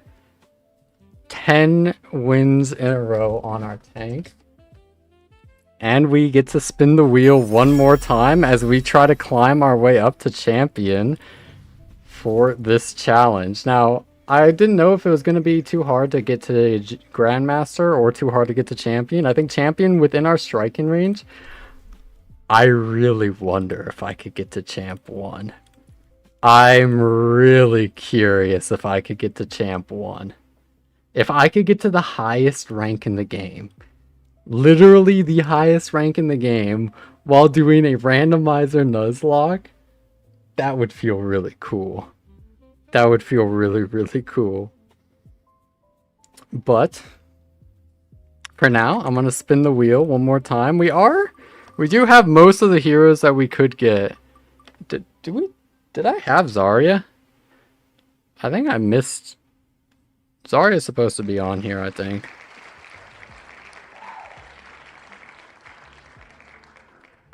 But we get Doomfist in our hero pool as well. So now only Junker Queen, Wreckingball, and Zarya are heroes that we have still available for us. So we have most of our heroes going into this last Grandmaster grind. I think we're in a pretty good spot. We're in a pretty good spot. GM3. I really hope I'm like, okay, I hope that I keep my heroes so that I'm able to push really far into champ. But also, like, if I'm able to get up to champ and then like not much further into champ, that'd be kind of hard to make it to a video, I won't lie. That'd be kind of hard to make it to an interesting video. But we are just playing well. Like we're winning. I'd like to keep winning. But now we have almost all of the tank roster at the ready. Busan Hollywood Circuit. I want to go Busan because I don't want to risk my most comfortable heroes for a really long time. Is this unranked to champ? So, kind of. This is a randomizer Nuzlocke. So basically, this is a new account, or this is an unranked account. But if I lose a game on a hero, I am unable to play that hero for the rest of the run. We just haven't really lost a hero yet. We've just been in a pretty good spot. With Busan, I think that I just want to. I'm okay with the hazard ban. I want Mauga ban. Fuck it, I'm banning Road Dogg too. I just constantly want to like spam ban tanks just to make sure that we don't have like our options limited. At the very least, even though we have options right now, we have options between like what tanks we can pick right now. Like later, I just want to have the habit. I want to have the habit of like all of the tanks being banned, since I usually don't ban in my games. I think I know I've just been playing a bunch of Domina. I know I've just been like grinding her. But this is like the hero that I'd be like most okay with kind of like partying with. And I figured that we would lose something like lose a game like a lot sooner. But we've just been clutching up. We actually have like the most insane plot armor. So we can probably just... I think I'm just going to play Domina here again. Especially since we don't have Wreckingball. Domina is just going to be like one of like the better heroes for us on these like really big open maps, I think. So I think I'll just keep leaning into them. Ash, Sojourn. I'll poke on Drum side for like a second, and then I'll look to lean towards point main, since I just want to be playing kind of primarily for my my like range. And yeah, now that they're on Doomfist, I'm not going to be really fighting that. I know my Lucio and Ash might not be the happiest about that, but that's okay.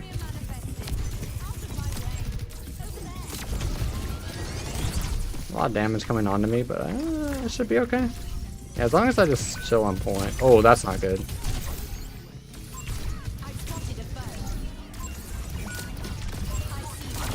Echo goes down, Doomfist in.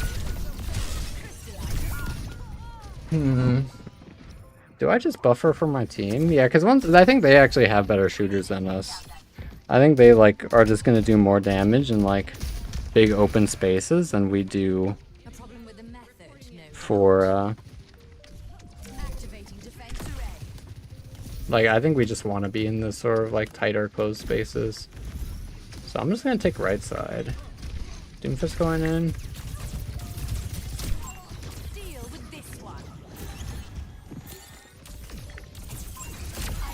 Doomfist close, Sojourn close. Sojourn 1.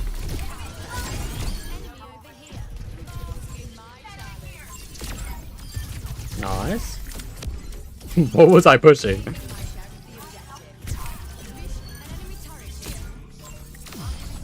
Oh, Larry said. Nice, okay. I think we just keep poking up. We can look to just back on the point and dump our ults onto anyone who dares walk towards us. Genji 1. Maybe I can continue playing up.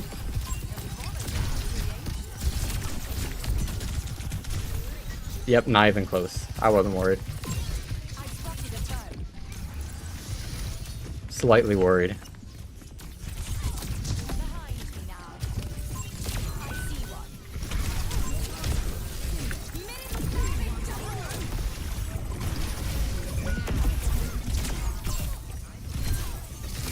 Sojourn 1. They use a lot of ults. I was kind of hoping that we would be able to put our Bob on the point. That's okay. I can't really control my Ashe. I maybe... No, Responsible. can I add a win-loss on screen? Yeah, I can do that. Charmed, I'm sure. Enemy over here. After this game, I can. They have their ult, so we can't like full commit here, but it's gonna be.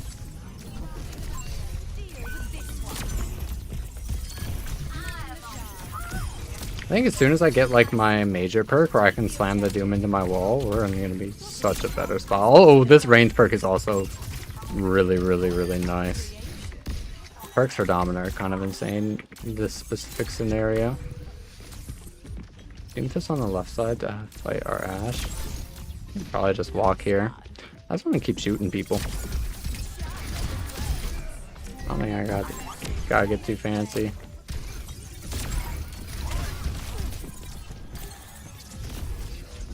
Emery ult being used, so on the right side, Doomfist left side. Wean goes down, Doomfist to the left side, Genji still behind. I probably want to turn to stack on my Lari. Nah, they got that. Look alive. Get on over here. I spotted a bird.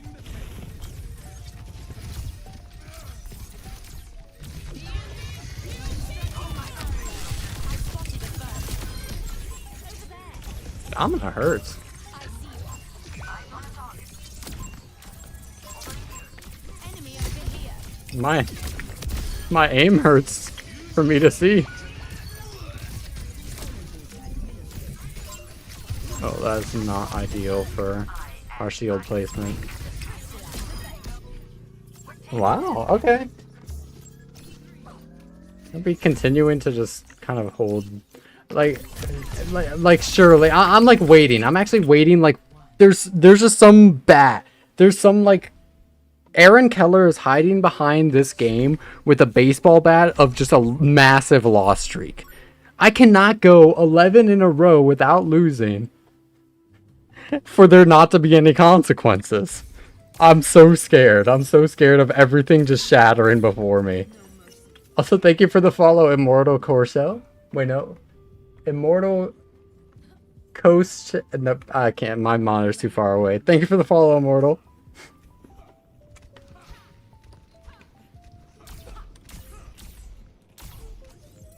I think with our team, like this second point, Mecha Base is going to be a little bit harder since they're able to get onto our shooters a lot easier. But as we moved even more in like a pokier direction with the Illari, I think the game got a lot easier. I hear the Doomfist close. I see somebody left side. I think I can just walk here.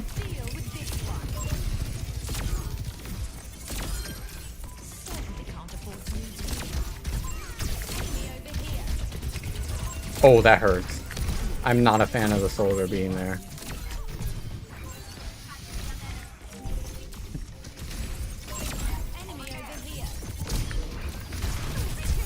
Nor am I a fan of the Doomfist doing all that. Oh, whoa, whoa, whoa, I'm sorry. I did not mean a big red. I did not mean to do all that. I really hope Big Red is not just gonna take down the rest of my team while I'm gone. Alright, I think my Lari is just fragging. I think we're good. I mean, our Emery almost has a ult. I think we just want to be like, we're basically on a mirror except for Ashe and Doomfist. Oh, I know they have carry. Okay, so it's just a Emery and a Lari.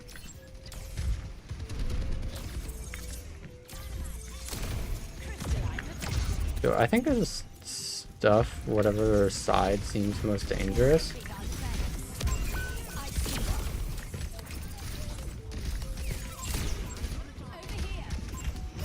I'm tempted to go the other one, but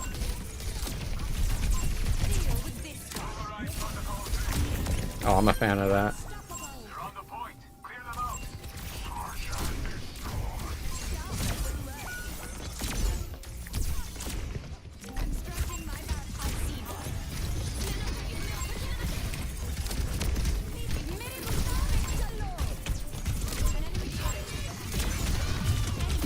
Got it. Kiriko cut. Got my one.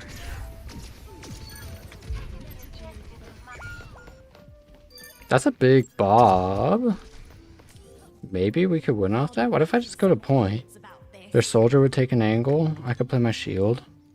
I think I can just go to point. Doomfist punches me off right now? No.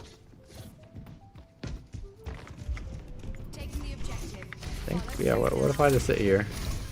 What do they do about it?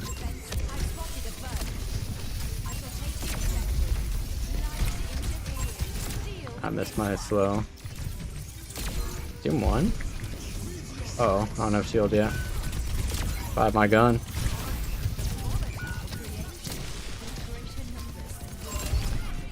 I've not been able to get into like good step in range. Maybe I just walk at the back line instead of trying to take the long range fight. Maybe I just try to walk at the Doomfist? Yeah, that might be the play. Walk right side, force out the Doomfist, and then my team will be able to play the game afterwards. My Reaper goes down, my Lara hits the sun on the left side. Maybe you can find a kill.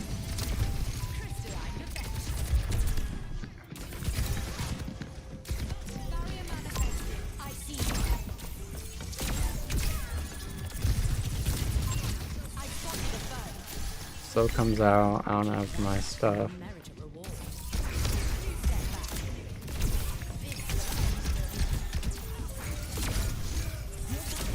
I got the Doom.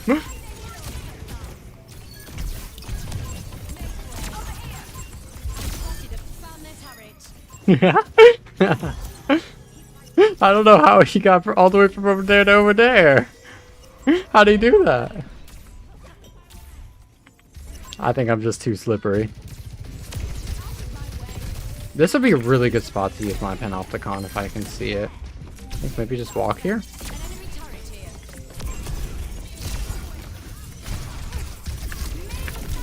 No! Oh, I didn't think he could eat it. Oh, I trolled this round. That was the biggest troll of the game of the run so far. That was unironically the biggest troll of the run, I think. My Reaper might be able to get one touch, but they don't have quick TP yet. They just use TP out. Doomfist looking punch aggressive.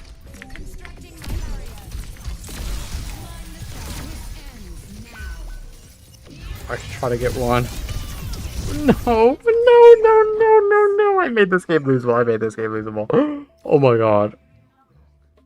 Oh, bro, it's all that one specifically. That one's too hard. Why does Doomfist have absorbing mode? Why is Doomfist able to eat the ult in the first place? Surely it can't be my fault. I didn't want to give any space. I thought that if I was able to sort of like poke them up aggressively and force out stuff, it'd be really hard for them to touch the point. But giving them empowered punch there is just like the hardest thing to like play around in the universe. Because I'm just in the corner. Like, normally being in the corner I think is fine. It like forces all the attention. They can't really ignore me since I'm just pumping in damage to them. But once they have empowered punch, they're actually able to like hit me. Then it gets really scary. Uh-oh.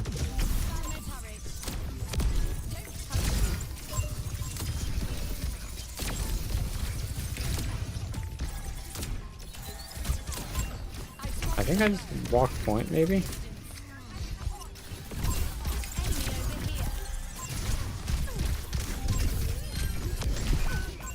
Oh, we're not able to swing much because of the Widow, and I can't mark the Widow because I don't have any dive potential, so if I just go... The only thing that I can do is just walk straight to the point, no? I could push shields up for my team to try to play around the Widow, but then their Sojourn's gonna save slow for my shield. I think I just go to point.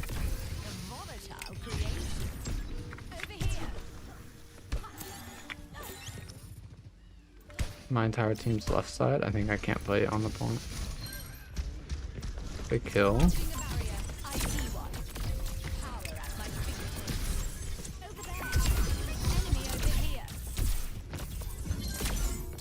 Oh, my aim sucks too much.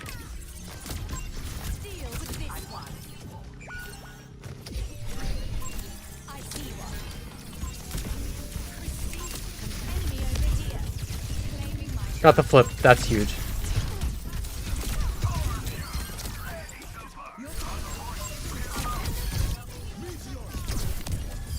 I think even if we lose this fight, getting the flip here is like massive.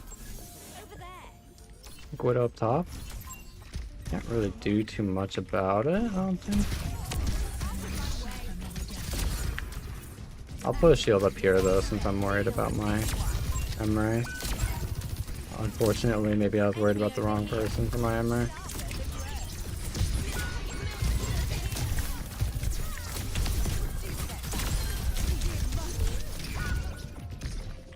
Oh, second off my CD. I like the cat a lot. The cat's going to put a lot of pressure on the Widow, which will allow us to just sort of chill on the point or main more. I'm just nervous about using my ult here. Because every time like their Doomfist goes in, like I want to ult it, but I just need to like track their block cycle. Do I just go right side to point? I think I just shield main and go up to point that way. Nice kill. Can't really hit that easily. But their Doomfist low, we get flip back.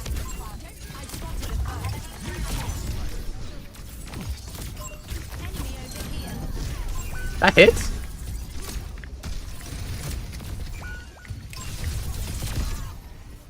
Oh, the Widow's so scary. I'd like to not let them push up on my Torb easily. I have my Panopticon, which is going to make it pretty good for us if I can get onto a squishy. Widow left side.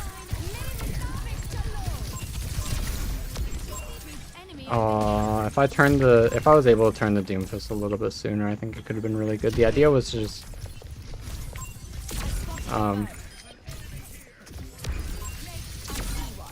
whoa. That punch was crazy. Big Red is doing a little too much. Big Red's gonna get the VIP treatment pretty soon.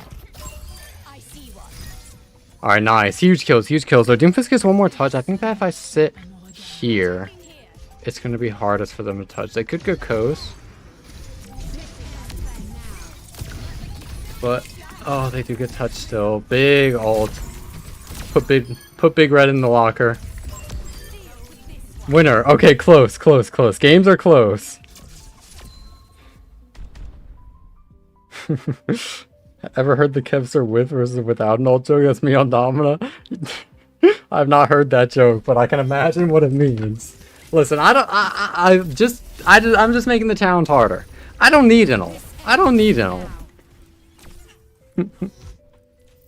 But that's gonna, yep, we're gonna have crazy calibration here. So that will be getting us to Grandmaster 2 with our winning trend uphill battle, still being undefeated. We get to spin the wheel one more time here, with the potential to get another hero. Why are they all like stacked up? They always want to stack. That'll do.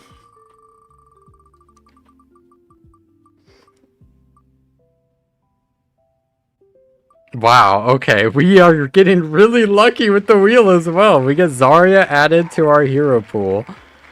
So now our complete hero pool is basically... it's just faster to list not like the heroes that we don't have. We just don't have Junker Queen or Wrecking Ball. Are the only two heroes that we're missing. Wow, that is crazy. Maybe it would have been better for me to just like add a miss as we go on instead of having just 4 default. Yeah, I think I will be adding some misses. Atlas being our point. Maybe, you know what, I said it before. Domina's a little bit like, I didn't think Domino would be that amazing on Atlas. So I went Roadhog and the game was a lot harder than it probably needed to be. So now if it ain't broke, don't fix it. If it ain't broke, don't fix this. Domina has single-handedly carried us through the vast majority of these games. Let me put on the score for y'all. What's 14 or no 12-0 or no 11-0.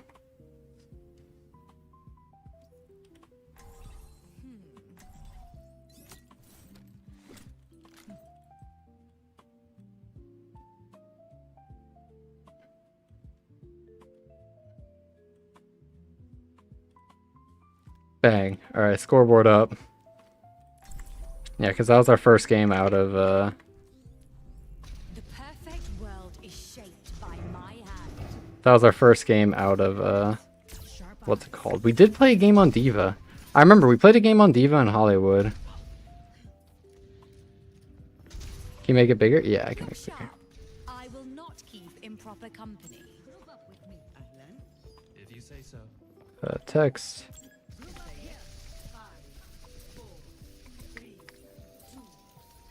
Save. That might be a bit too big. Oh well.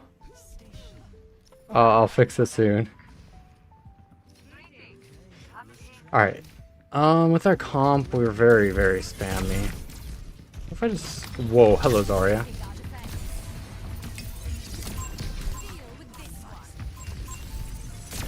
So Zarya is going to be quite scary, I think, for us. Oh, especially as I get that high charge. With their Ana left side, soldier right. Maybe I can just find a counter soldier. I really want this Zarya just gone. I hate how they get faster when they're low. Oh, I hate how I get lower when I'm low. I'm okay. Not even close. Not even close.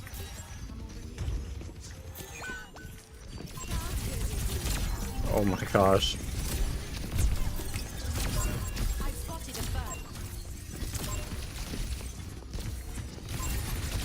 Yeah, Zarya is going to be kind of terrifying to deal with. I think if I just have time to go bottom right. No, they have 3 on point. I think my idea was that I was going to just slowly... I was going to get over to that right side and then drop the point. Goodbye, Sojourn.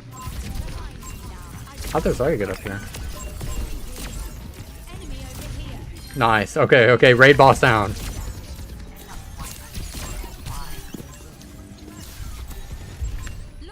My Ana is getting jumped by the Tracer. My Mizuki's going to care. That's a little bit. Surely it'll all be fine. Nice.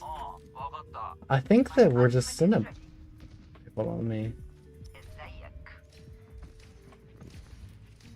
Is that... No, I see what... Okay. Oh well. Sorry, I'm still a noob streamer. Zarya walking. I think we can just kind of keep chunking them down. Zen 1.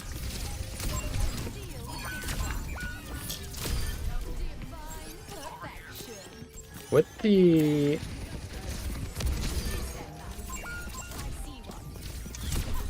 Oh, they want to win?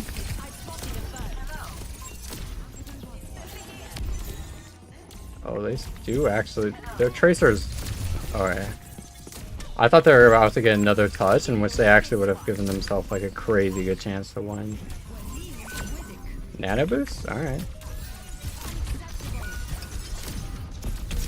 That's okay.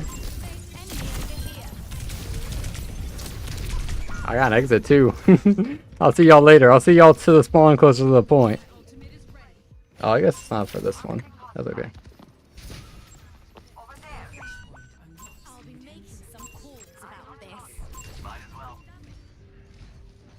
Is it too big now?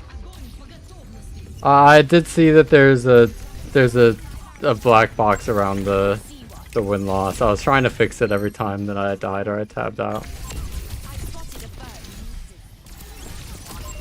Oh, I want to keep my Ana alive. I'm hiding it for now. I'm hiding it for now, just in case something crazy happens this game. We're 11-0, and I'll fix it in between our next one.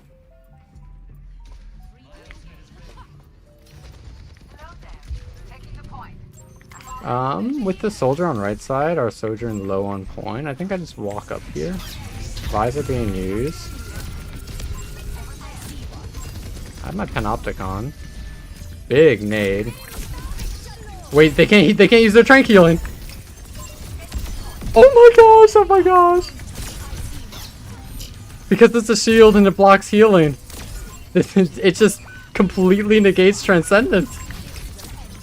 I haven't played that interaction yet.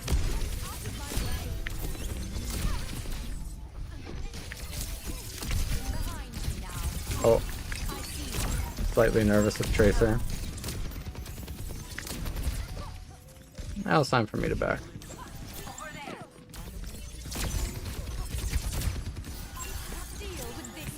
Nano? I think we can just walk forward.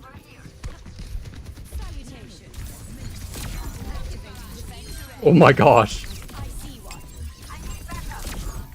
Sorry, it actually got deleted.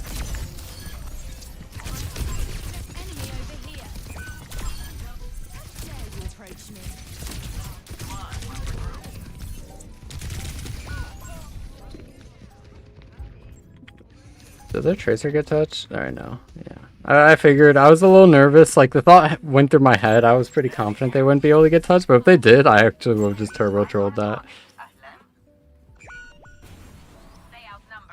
I think that with, like, we're just doing pretty well.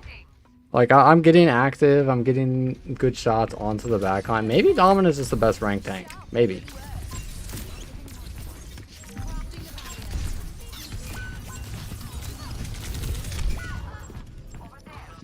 Even if we go down there, I think that's pretty fine.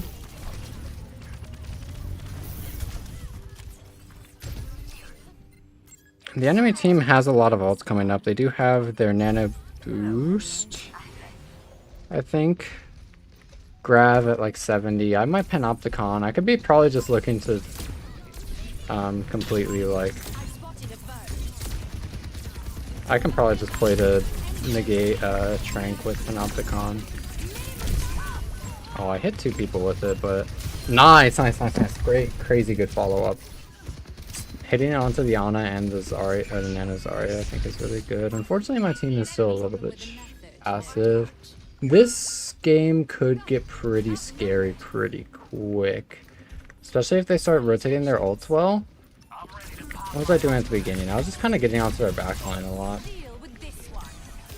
I also was shooting the Zarya a bunch in the mid-fight. Or the pre-fight, I mean. And mid-fight, I was just getting on the backline. That's pretty nice. I like this musical. As our Ana goes down, though, we don't have too many options. Soldier? W, Ana 1. Nice. Alright, good, good. Nice, nice, nice. Just Mizuo C. Awesome, perfect. They just use their, what? They use like Trank Nano, almost, I think? No, they use Nano's already fight before. Isa, maybe? I don't remember. That's not a good kill. We just need, I'd really like our Barrage to win this fight.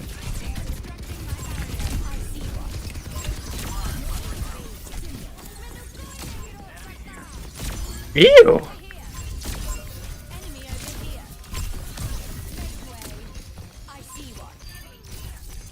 Wait, and they said you couldn't hit clips on Domina. Nice, okay, okay. Tracer on right side, Soldier on main. I think that Pulse Bomb is going to be one of the scarier things that we need to be careful of. I see the Tracer going far, far right. So I just need to be very careful about that. We have our Barrage. We do not have our Sojourn though. Sleep Dart out. Discord early. Whoa, whoa, whoa, whoa, whoa, whoa.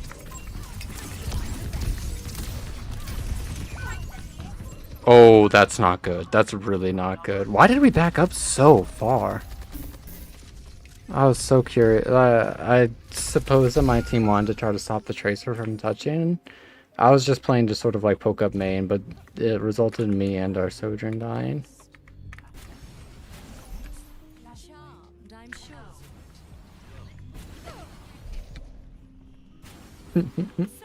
I love getting speed boosts from those things.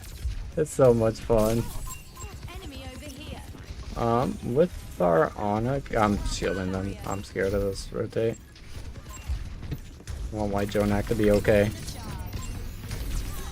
Maybe I just Panopticon early here. I can bait them in. Yep.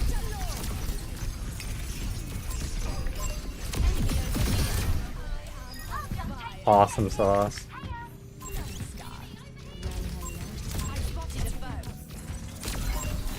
Zarya low. We just chase them down. Nice. Okay, I think that's perfect. They are gonna have their Trank kind of for free. But if we just keep poking out their CDs early and then just backing up, we should be able to force it in a suboptimal position. Tracer right side, Soldier right side.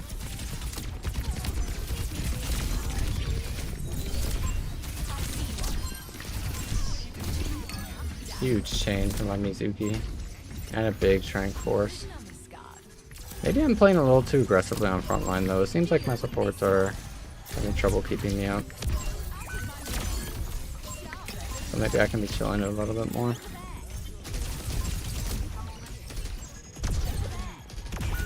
Oh, especially now that they swapped to Emre, I'm going to be taking a lot of damage. I'm going to be stacking my Ana, trying to deny the Tracer at all. Lean towards coast? We can lean towards coast. I'm worried about the soldier flank.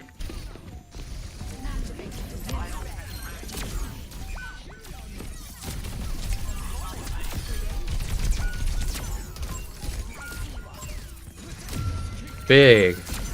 Oh, I'm a big fan of this. And I think that's another win. Does that get us up to GM1? I'm not sure, but our team played that pretty well. I'm pretty happy with how I played as well. 31-5. Not bad, not shabby. We've been going on a tear in Domino.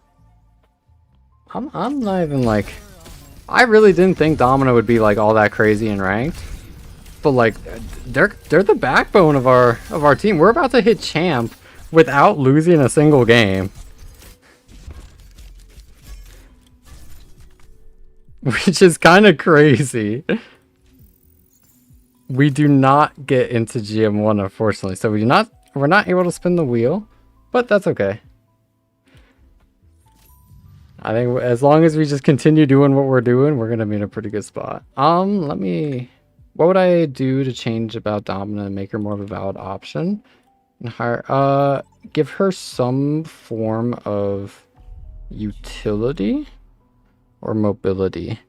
The main issue with Domina is that her shield is a very strong ability, but it's such a long cooldown, and she has no other options to really sort of play the game whenever she doesn't have her shield up in at least high level lobbies.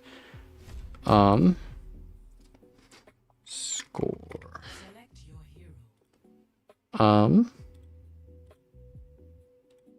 So what that means is that we like if she gains any sort of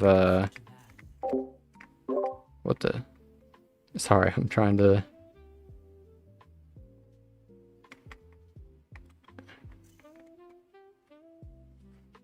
if she gains any sort of like utility or makes it so that they are not like only restricted to her shield cooldown, then I think that Domina could have a really good place in high level play, but they're just so shield reliant. As soon as you bait it or you force it out in any sort of way, you just like Domina's just a useless hero kind of. Yes, I'm going to be doing this challenge for both DPS and support as well. I might shift the rules a little bit to make the challenge a bit harder, or I'm not sure. I might shift the rules a little bit, especially on the sort of like randomization part, to see like what heroes we add to our kit. Since while I think that it's a good idea, especially for like heroes like or like a role like DPS with so many heroes, I'd be able to like slowly gain those heroes throughout. But with tank, since we're just kind of having, I mean, I'm gonna be so honest, chat. Like, why if we're not losing on Domina, I'm scared to change it. I feel like Domina's just kind of like our lucky ticket up to pink. If you get 2 shields with smaller, that would be really cool. That would be super, super sick. That would give Domina a lot more options. I think that'd be really fun. I think that'd be a fun change. I would like that. She also struggles to keep up with mobility creep a little bit, but oh, 2 shields would also make it easier, or her like her major perk a little bit stronger, where you can slam people into shields.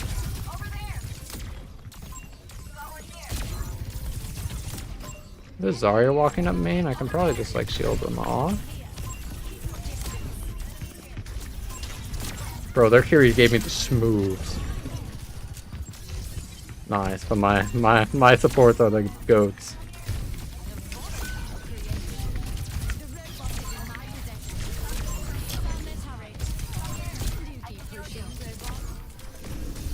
Oh, I love positioning around my shield. I love squeezing out every little sort of HP I can from both my shield and myself.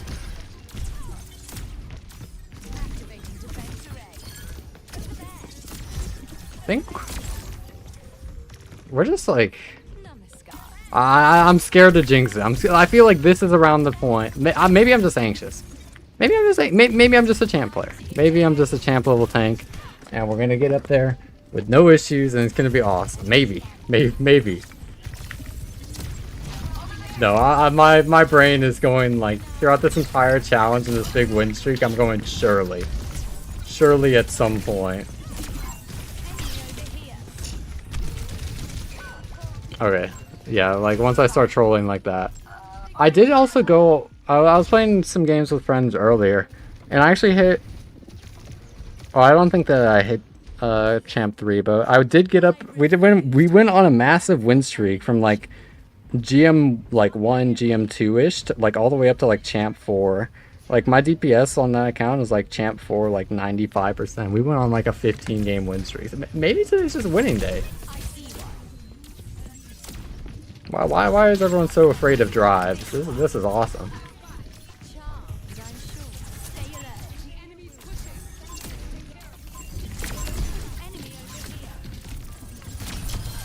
Is there a break going down? I think we're gonna just win this fight now, no?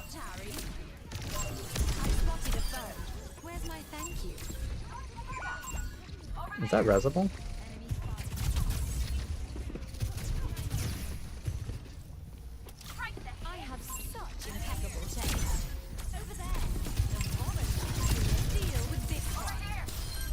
Nice.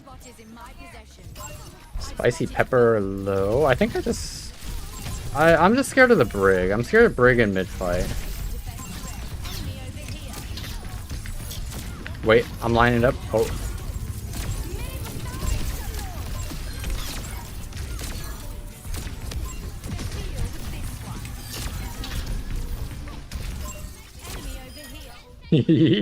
I love the ragdolls in Overwatch so much. They're actually like one of the things that I think makes this game just so enjoyable. Every time you get a kill, it's just so rewarding to see like like look at that. Look at how the Kiriko just spins out. Oh, Winston instantly makes this game way scarier. Like just them walking out of spawn, I didn't even consider them swapping. I was kind of going on autopilot for a little bit there. Okay, now I mean, it's scary because now our win con is a little bit hard, but if we ever are able to push up aggressively and force out bubble before they can use it to split our team, I think we're in a pretty good spot. We're in a good spot.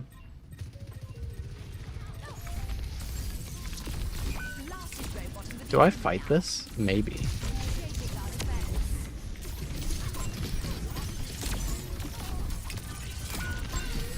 Yeah, W fight. No rally makes my job so much easier later. What are your opinions on Mercy? Do you think she's a decent support? Or do you think that anyone other than her would be a better choice? Mercy definitely has a place, and if you enjoy playing Mercy, you can definitely climb on her, as well as she has enough value. She might not be like a sort of like competitively or professional ready hero right now, but she definitely does have her place. She's not like a troll pick. While it can be frustrating to play with Mercy sometimes for people that value healing in supports a little bit more. Mercy is not a bad hero whatsoever. What I recommend, if you want to be trying to make Mercy viable, look into what vision aggro is. Look how to take attention away from team while... or attention away from your team while living. That's going to be how you carry a lot as Mercy. But Winston is just kind of completely running this lobby now.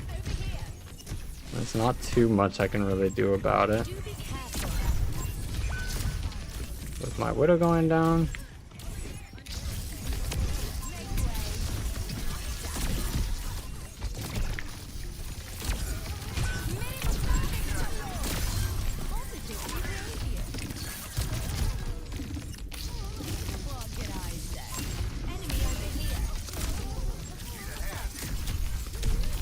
No, he's pissed. I'm sorry. Wait, I can live. W ability. W cooldown. I was able to get my shields back just in time for my supports to heal me. Okay, sitting forward, sitting up, locking in. How do I win this game? About a minute and a half until the really important stuff starts. I need to force stuff now-ish. That sucks. That really sucks that my slow actually got caught on the... That's pretty big. Now if I can live...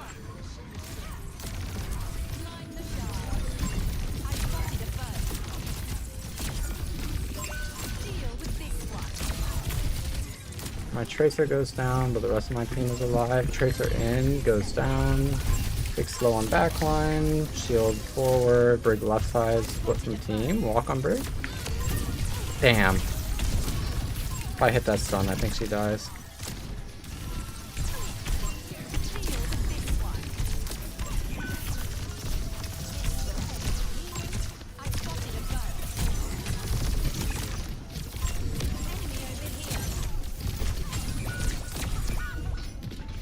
Oh, that really sucks. They use Rally, they use Ray, they have their Primal Rage, they have their... Oh. They have OC Primal. 2 minutes to starting point of push. This might be the first game that we lose. I don't know.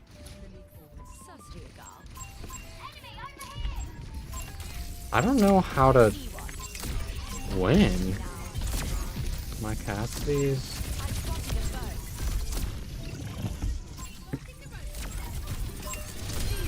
Nice. Huge, huge, huge. W. Only pulse bomb used. Amazing place to be. We cannot allow any trades right now, though. I need to be on cart because I just need to be pushing this. But now... Okay, no trades. The enemy team died. Awesome. I think I used my Panopticon early. If I can find staggers here. Or force Primal Rage in a spot that my team won't die to it. I look for it now. I need to look for it now. I hit the tree. I bombed the Fiscus. Oh, this might be our first loss. Oh, never mind. The Brig is generous. Santa Claus on the enemy team. I've been gifted. I've been gifted another chance. I think we can win. Okay, okay. How do I win? How do I win? How do I win? I can poke up. We have rally rush. I cannot be on cart right now. I need to force out this primal now.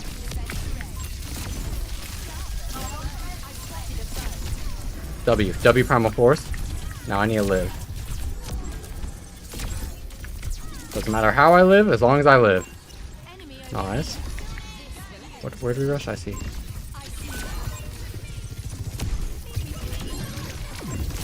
Stack on my rally.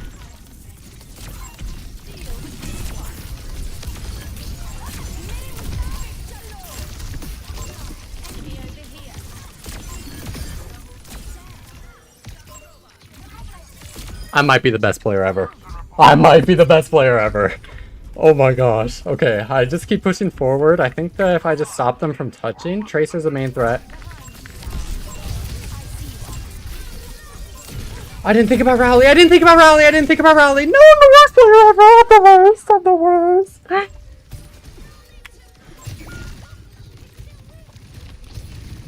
Oh no! I didn't think that they would have brought... I didn't think they would have built Rally in that time. Oh my god. Oh. Our hero, Domina's gone. We finally lost our first game. I was so surprised they broke bubble that fast. Like, I thought that their Winston... Oh.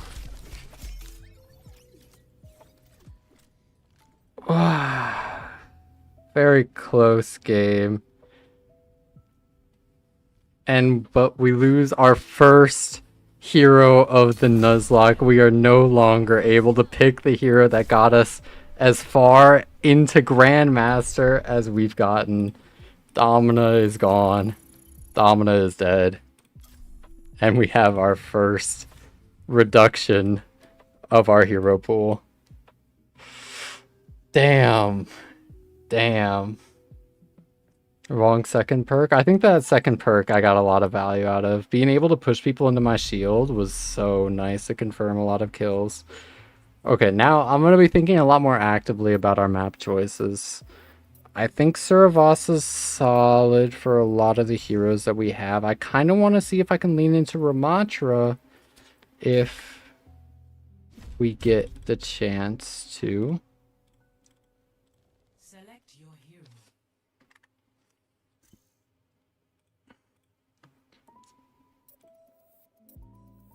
Domina. Do I have like a that's okay. I don't want to clutter the screen too much.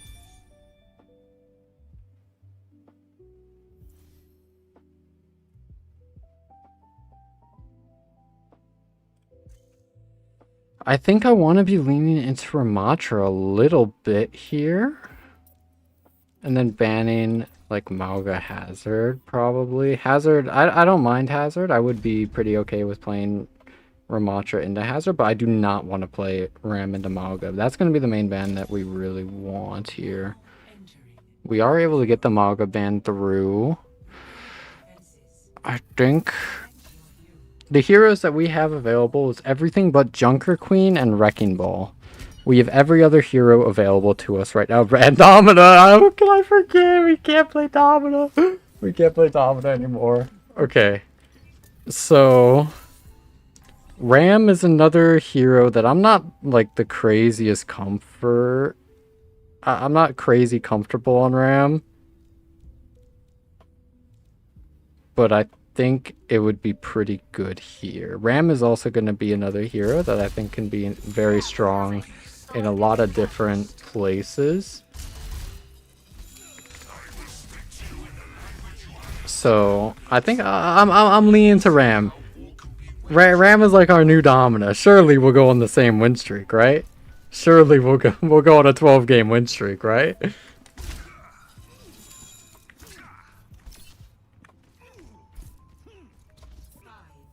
Yes, if I swap to a different hero and I lose both the heroes, yeah.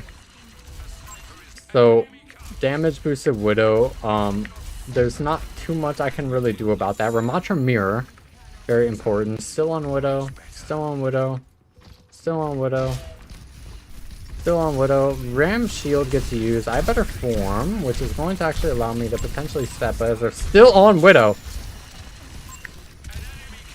I'm not too eager to step, really.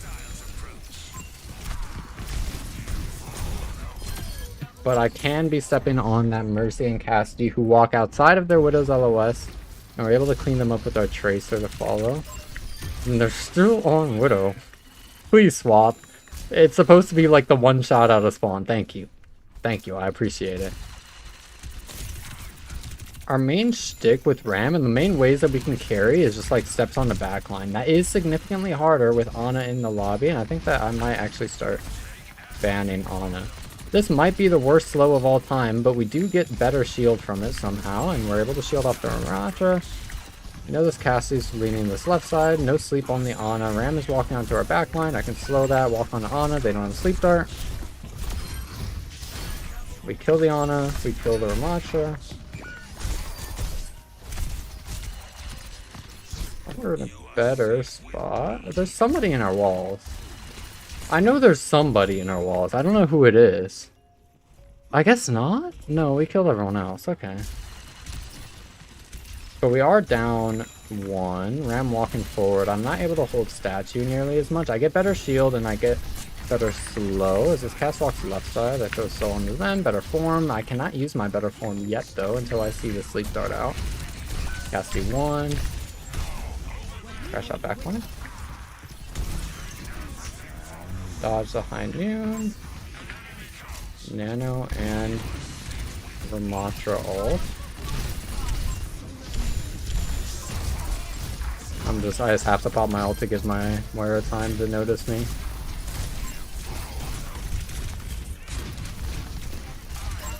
I think we just use our shield here instead of our block, so we can just cut off the Ram healing and then just clean up everyone else. Okay, I still got it. It's been a while since I played Ram, but I still got it.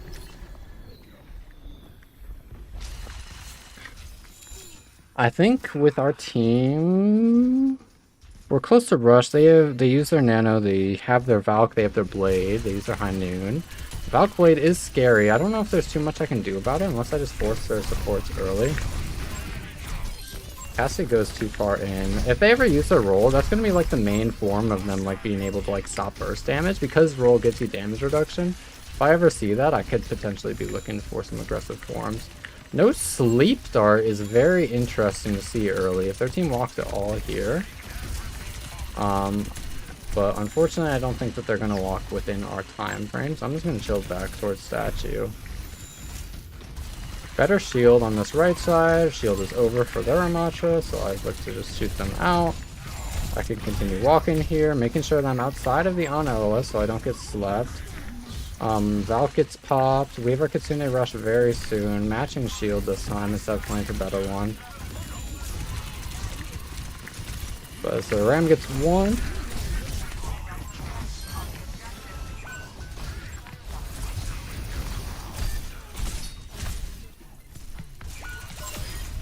Good spot. Ram in our walls. And now we can just clean up Ram. Maybe Ram is the new Domina. Maybe Ram is the new Domina.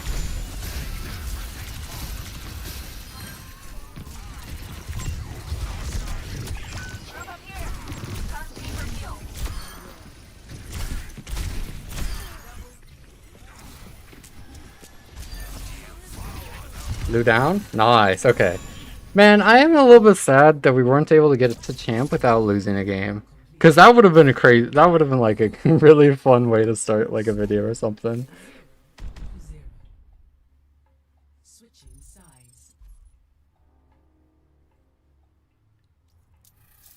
We did lose Domina and Avilia. Domina is dead, unfortunately. It was a very, very close game. But I did not do my ult tracking because I fragged out a little bit too much.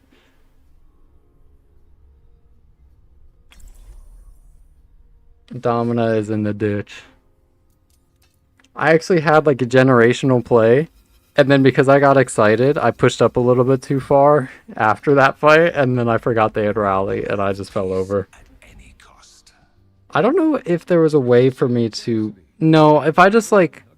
If I knew they had rally and I just leaned back a little bit, we would have been fine on that Domina push. I'm going to be thinking about that for a while. I just got a little too frisky. I was just feeling myself too much. But we are winning. We're doing pretty well in this Ram game. I was a little bit nervous about us breaking out their mantra since it's been quite a while since I played them. But I think I might still got it.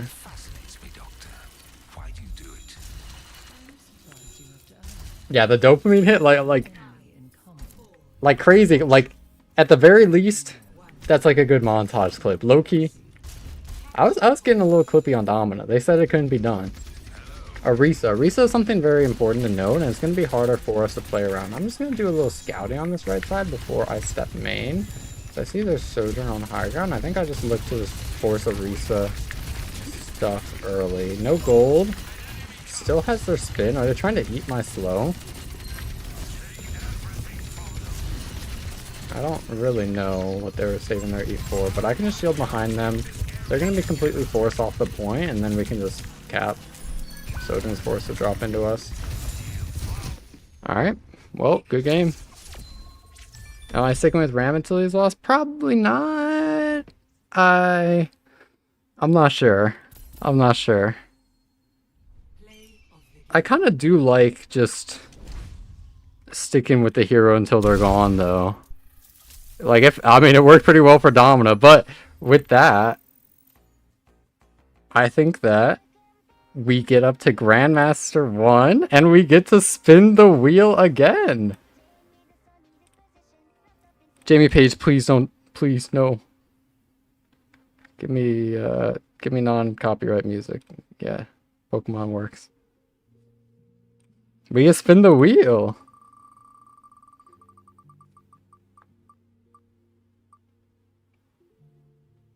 We do not get anything. That's okay. There's literally only 2 heroes for us to get now. So it's going to be very hard. Like, I'm hoping that we come in like the next hero that we get, I'm really hoping that they just come in like super clutch. Thanks for reminding me to update the score. I will continue to forget.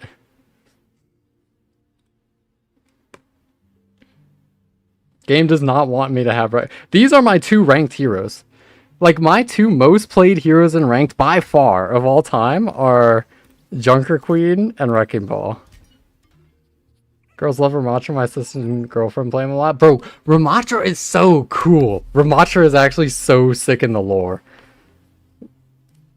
Nuzlocke's a champion? Yep, we're doing Nuzlocke's a champion. We're in a pretty good spot to do so. I'm not going to lie, I'm getting a bit ambitious. If we win this game, I kind of want to see if I can hit Champion 1 while doing a Nuzlocke. I've never hit Champ 1 before on tank. I've never hit Champ 1. Because usually the queue times just get a little bit too long, and I don't really have time to queue all that much, and I'm not that interested in seeing like how high I can get. I know, like, every time I grind in a season, I can get like top 10 on tank on the leaderboard, but I don't like I don't feel that much like drive to really what's it called? I don't really feel that much drive to win and see how high I can push. But here with this Nuzlocke, with this set of rules, I kind of like I maybe want to hit Champ 1 on a Nuzlocke, because that would be really fun. That would be really, really fun. I struggle a lot with Wrecking Ball. Do I have a video up? No, I do not have a Wrecking Ball specific video up yet. But oh, I like that hero a little bit. I like Wrecking Ball a little bit. At some point, once like when I start streaming a lot more, I'm gonna be talking about Wrecking Ball a lot, because I have a lot to say about this hero. This is probably the hero in the game that I've like studied the most. I'm nervous about Ram on this map specifically. I'm kind of tempted to go Doomfist, unironically. Or Sigma? Oh, I'm so scared. I think Doomfist is going to be our play.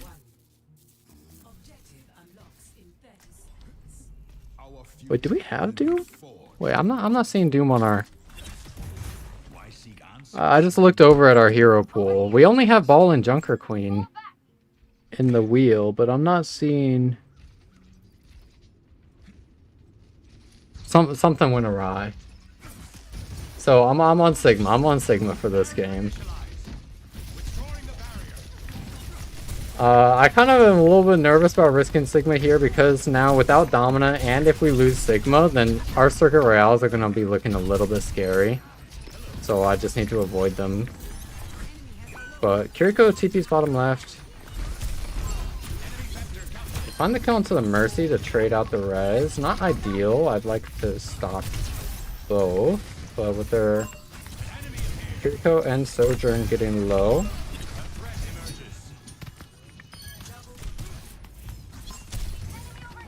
I'm not able to kill the Genji, but that'll be okay. I think we just get the cart now. Sigma, I think, should be pretty good here. Sigma is pretty counterable, though, with... If they go like something like a super heavy brawl or a speed-based comp, I might just fall over. I won't even lie, so... slightly nervous about that.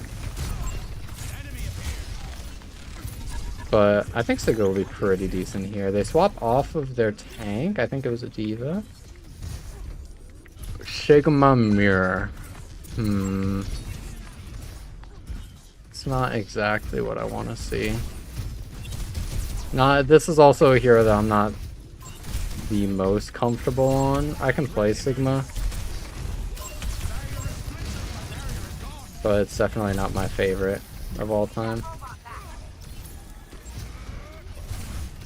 I'm a little bit happy that we have... Oh, do I have the HP to flux? No, I don't think so. Now I do.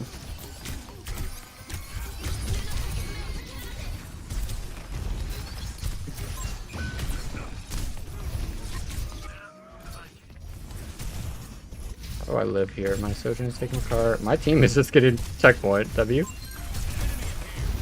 And now their Sigma is just completely abandoned. And their Kiriko is donating more kills. W. My team is amazing. Nice. We pop Blade and Rally for that though. That's fine. I think that's super fine. Oh, I thought that rock was gonna connect.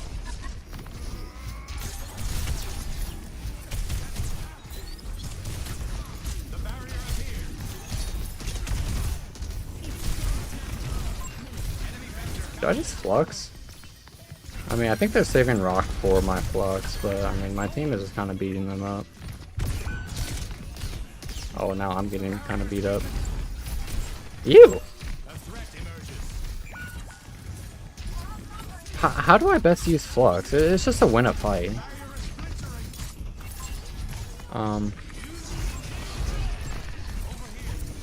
Like I could flux that maybe, but I mean, I just haven't really felt like a need to. I'd rather like use it on a rush. I'd rather use it to win a fight while negating like another one.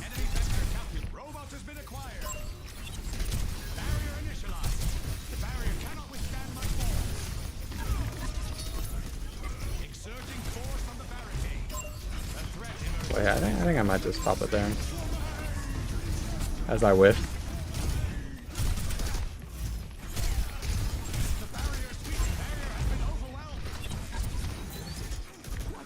If they're sick close, I think I can just walk on backline soon. Genji left side.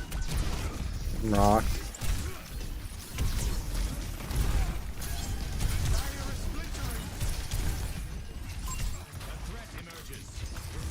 They're doing a really good job of shooting my shield pretty frequently.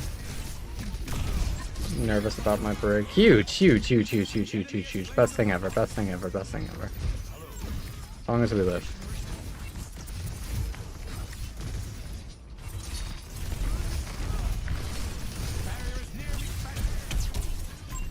Is it like Reinhardt? Yeah, I think it's definitely like Reinhardt. Okay. Where you don't want to let your shield like kind of die ever if you can on Sigma. Because it's really bad to put it on a cooldown, but it's nice to just be able to like let it charge up over time. Huge kill on the Ana. And Ember being really close allows us to win potentially. I can't see because of the tree.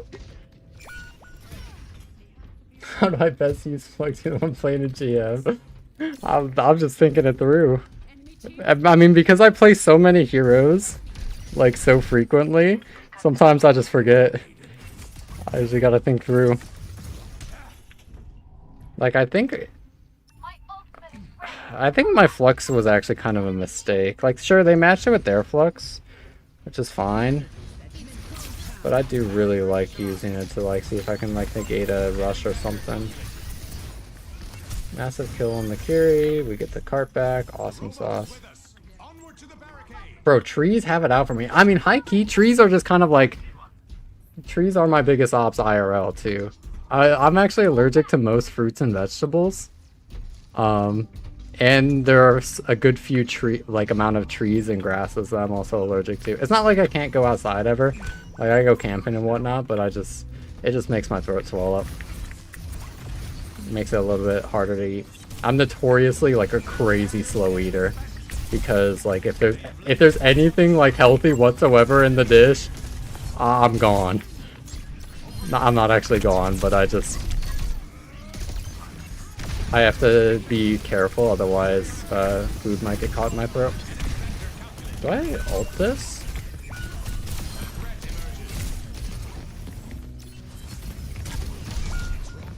Where is he?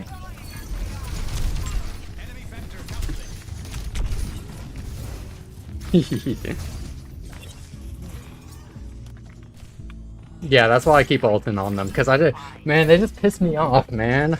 I want to just keep eating. I love eating food, but I just can't, because all of these damn trees. I'm kind of like the Onceler from the Lorax.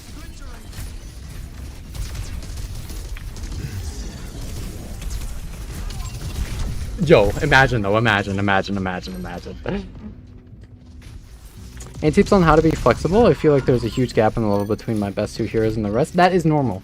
That is very normal, and actually I would dare say healthy.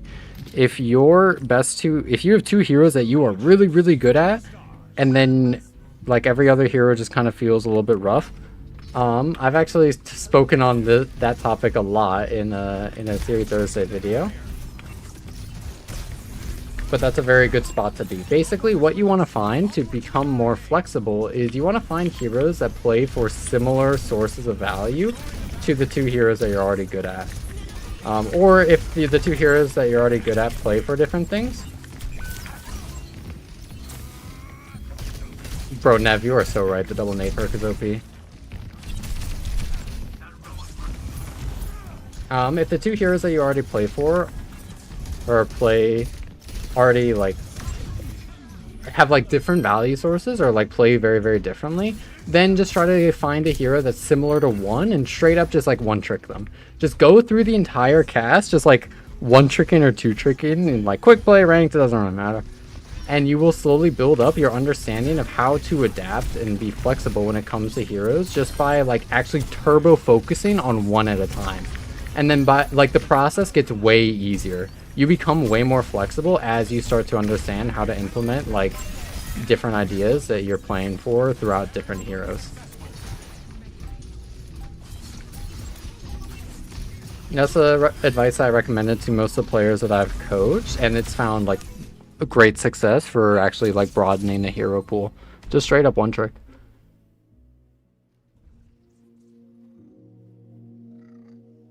Junker Queen is so fun. Junker Queen is really, really fun. But, I mean, that's another W. That's a huge W. Tracer May? Okay. I would recommend you try to pick up some Genji. Try some Genji, try some Onron, try some... let me take a look at the hero pool here. Try some Reaper, Genji, Onron, Vendetta, Venture, Torbjorn, Symmetra, Sombra. Like any of those heroes, just like whichever one calls out to you most, just try them for a while. Run a day of quick play, and see how you can think about their kits. Ask yourself, how can I win this game using my hero's kit? Yo, thank you so much for the raid, Lukewarm. Hope you had a good stream. We're doing our randomizer ranked Nuzlocke right now. So we are in GM1. We've only... Oh, I'm updating the score. We've been on kind of a tear. We're 14-1 right now. I believe that this is our champ game. So even though we've only lost one hero, rest in peace Domina, I think that we are going to be pushing into champ very convincingly in this ranked Nuzlocke. So I'm getting a little bit ambitious. I'm getting a bit ambitious with this run. I kind of want to see if I can hit champ 1.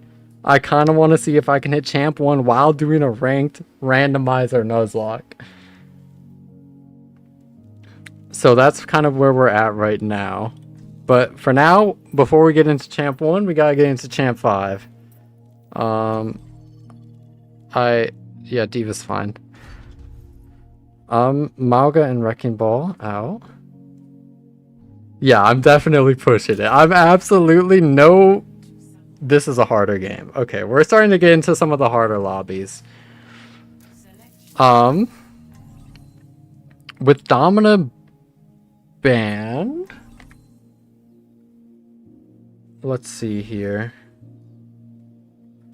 Or Domina's dead. And we have about every other hero. We have every other hero in the tank pool to play. Except for Wrecking Ball and Junker Queen. Wrecking Ball, Junker Queen, Domina are the only ones that we cannot play. I think for this point, I want to lean into Ram. Maybe. Because I am, like... Ram is a very versatile hero. But I would be very okay with partying with them. Did I check what happened to Doomfist? Yeah, we do have Doomfist. I think I just need to scroll up a bit. Though maybe they slipped through the cracks. Maybe we weren't supposed to have Doomfist. I'm not sure. Orisa on point. We can probably just force out gold with only our shield? No. Unfortunately, Astazine is quite a good tank player, so we'll see how much we can actually force from them. We do get the kill on the Brig, and then we're able to chill really easily afterwards. Tracer goes behind. I think we just chill on the point. Or he's probably touching under? No, left side? Nice kills. Juno's the only one remaining. Where's my Genji going? Widow main. Alright, Widow is actually a little bit scary, but the only main threat to us is the Orisa damage, really, because the Tracer's not going to do crazy damage to us.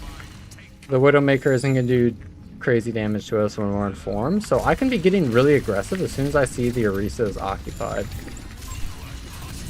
So that looks like they're pretty much occupied. They do turn around for us, though. So I'm just going to be kind of holding the point. My block. But we live and we are able. Damn, the Widow hurts. When I'm not in form, the Widow hurts. Actually, that's kind of a huge kill on the Juno. Being able to like get my ult charge, I think it's going to give us a lot more options later. Did Astazine ever make OWCS, or were they just like top masters for eons? They won masters like a few times, right?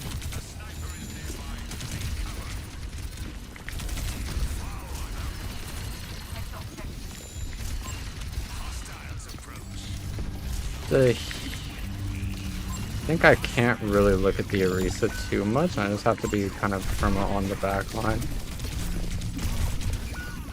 But we will go down there. Maybe I could have clutched up with my ult. I don't think it's worth it to try, though. So with that in mind, I think that we just want to... Oh. Alright, Widow Loki is really scary on retake. Loki. Widow's going to be terrifying for a retake.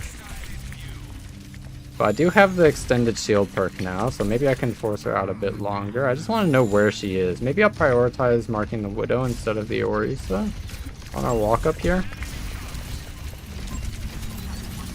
Widow getting really low. I just clear our space, force out the Orisa. I can probably step on this. They're going to spear me, but...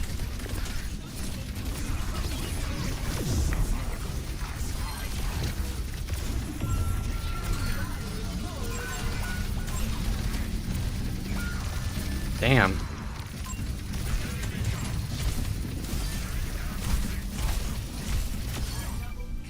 Nice. Not over yet though. We need to clear this guy before. Widow main. Yeah, I'm scout. I'm using my shield to scout. What about it? That actually might troll this fight a little bit. I'm able to shield off their Orisa as they walk. That's not good. Do I need to crash backline with my tracer? Yeah, probably. Damn, they got heals.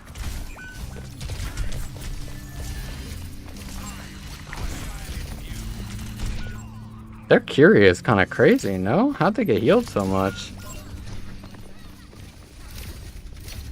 So... Oh, Ramatra is so scary here.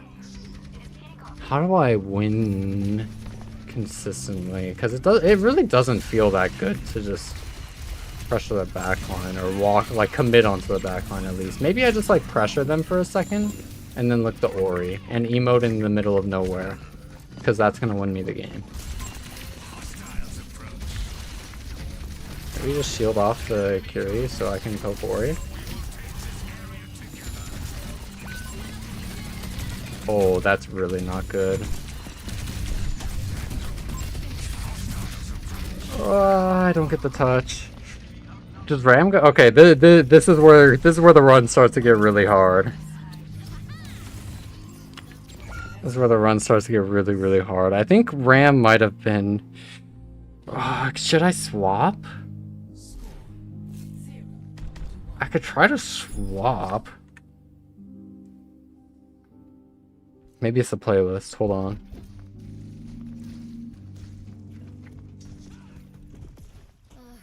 I'd kill for some donuts right about now. No, hold on. I can't have sad. I can't have it sad music because that means that Ram is gonna die. Give me something. Yeah. Okay.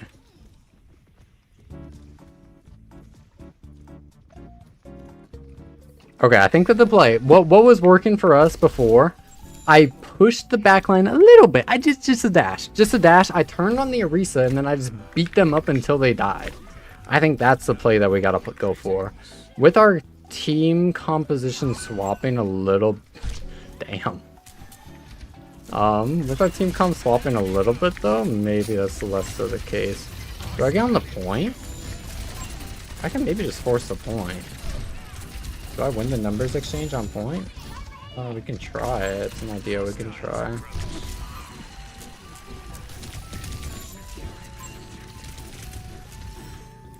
No, Orisa drops? I think that's pretty okay.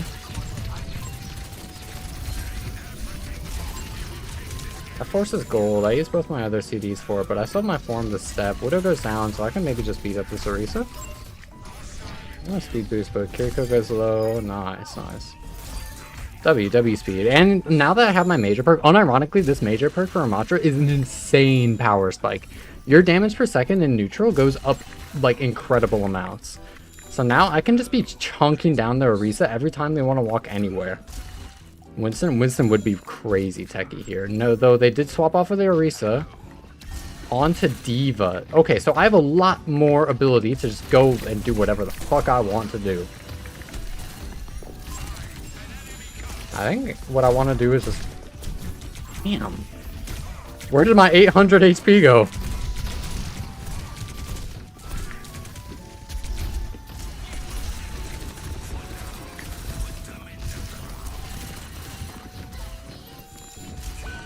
They can force me to point, and they're going to use their mobility to get away quickly.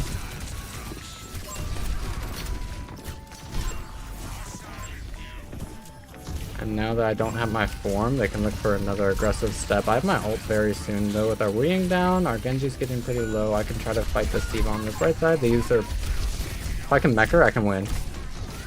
No, if I missed, if I hit that.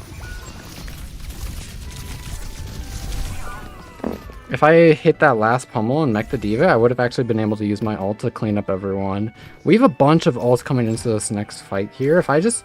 I think I just sit on the point. I think I could try to make some fancy plays happen. I could try to walk left side, force out the Tracer, pressure the Diva, zone the Widowmaker, and then like try to chase them down, or chase down the Diva. But I think that the simple answer... What if I just go to the point? What are they gonna do about it?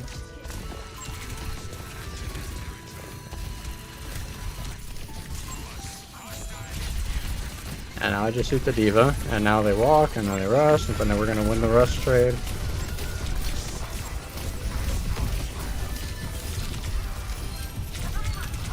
Damn, I died. We're up 1 though. They still have their tank alive. They use their bomb to live. Tracer wants that kill. Does not quite get. Tracer goes down though. We're gonna be in a pretty good spot. Maybe the best option for me is just a block. It's probably just a block. What? Why would I never not block on Ramatra? Silly me. I'm trying to play the game on the Brawl hero. That's okay. Help our Kiri. Nice.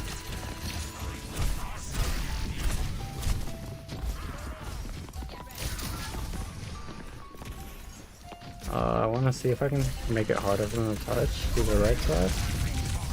No. Oh, my Kiriko's the best in the world. My Kiriko's the best in the world. Greatest of all time. 9 rings.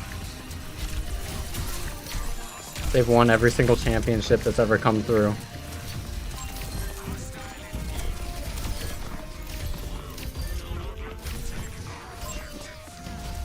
Nice. Devo, last one on point. Okay, okay, we can win, we can win, we can win, we can win, we can win. Okay, I think that we want to just live a lot in mid fights. Evie, do you have any tips for taking aggro on Mercy? Make sure that you're playing around cover still.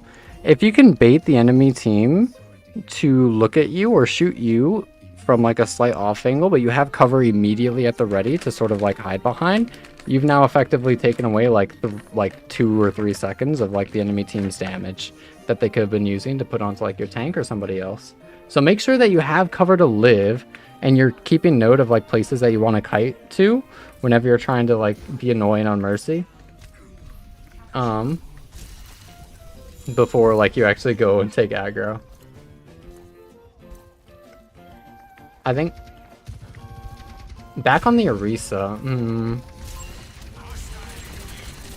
makes me nervous. So on the high ground, I get slow value, but I don't have my shield yet. With my Kiriko going down, I think I just need to make something happen.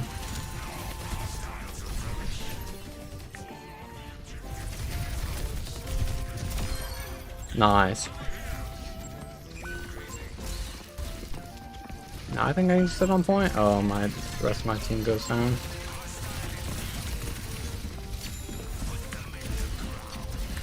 That's gold out. That's gold out really early.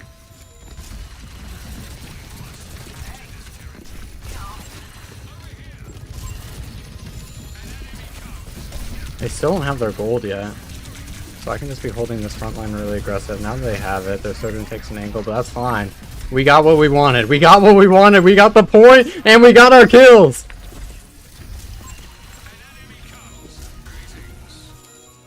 All right, I think we're doing well. I think we're doing well.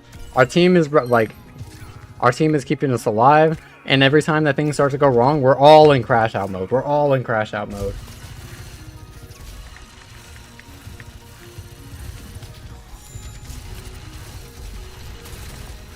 Ori walking main. I want to see if I can force golden spin early.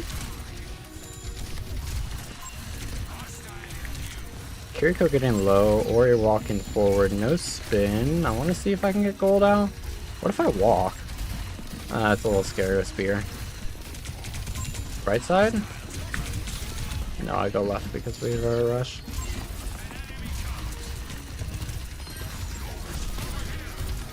Let me proc my fast punches again by just backing up into the rush. Ah, that's bold.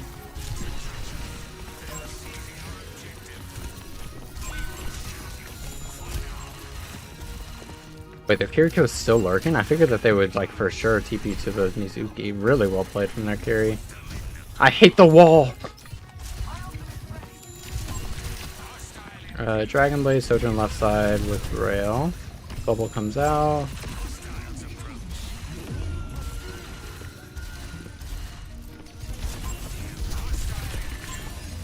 Backline walk? That's too far. I gotta just look Diva.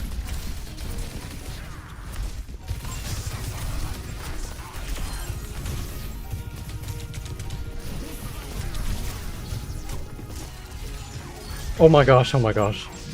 And Diva's out of max, Tracer low. No, no! The Tracer and the baby Diva having the angle on me is too much.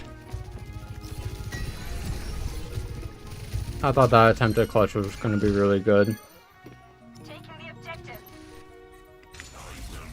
It's winnable. That's a really scary fight to lose though, because retaking is going to be just infinitely harder. They are down their Diva and their Sojourn very early. We have our Kitsune Rush coming up pretty soon here. I think we can make this happen.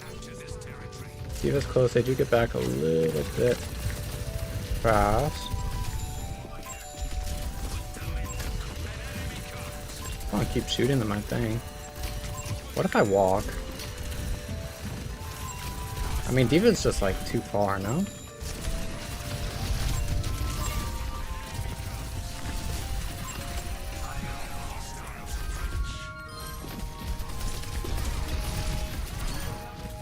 Oh, I'm a fan of this.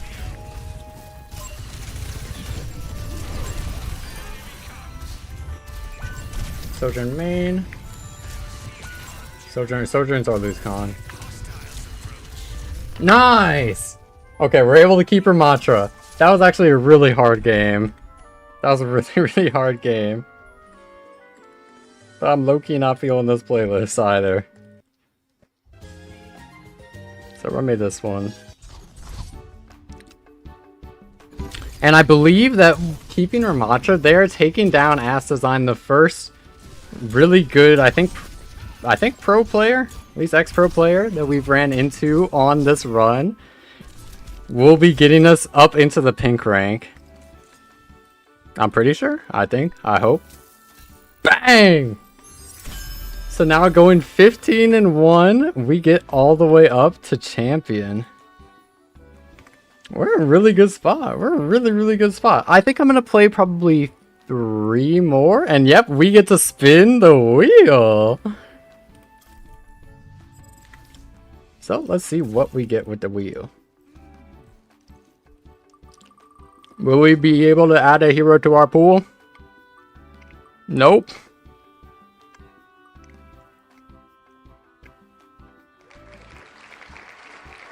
Expected. That's okay. That is a-okay. Getting up to champ 5. In what? Basically 3 hours? That's not bad. That's not too bad. That might be a speed run. You know, buy some groceries. Best of luck with the rest of your games. Rooting for champ 1. Awesome. Have fun grocery shopping. Hope there are some good sales going on. Let's see how the rest of our games start to go though. Because I'm not going to be playing too many more. Wait, I have been streaming. Damn, I've been streaming for like 3 hours? Wow. Oh my god, the sea of green. Domina really got us through like the bulk. The vast majority of the ranked ladder. Do a hero's funeral for Domina. Domina is with a heavy heart that I take off my hat. Hold on. Hold up. Wait, I know. Hold up. Pause. Sorry to put you... No, I'm sorry. I'm sorry, Domina. I'm ready to do the funeral next time. I was getting on a specific song.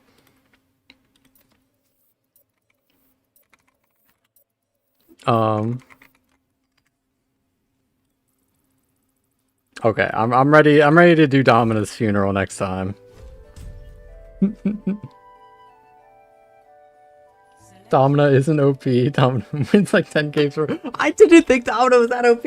I didn't think that Domina was that OP in ranked. And we get Samoa for the second time.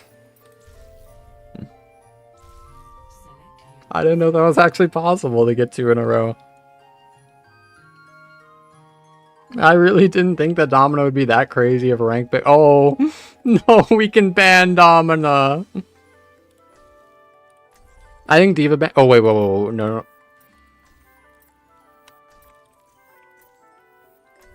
I think our bans, if we want to be trying to force a matcha, I want to be trying to ban Diva and Mauga kind of perma. I know that Ramattra is technically pretty good into Diva. That last game just kind of scared me quite a bit. A good Diva player is able to just kind of run circles around us with their mobility.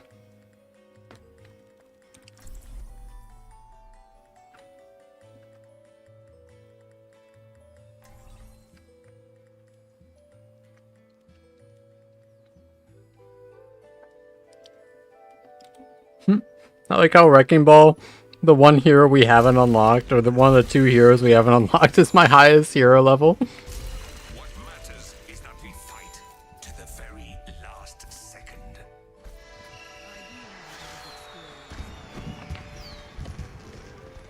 It's all the quick play hours on Wrecking Ball.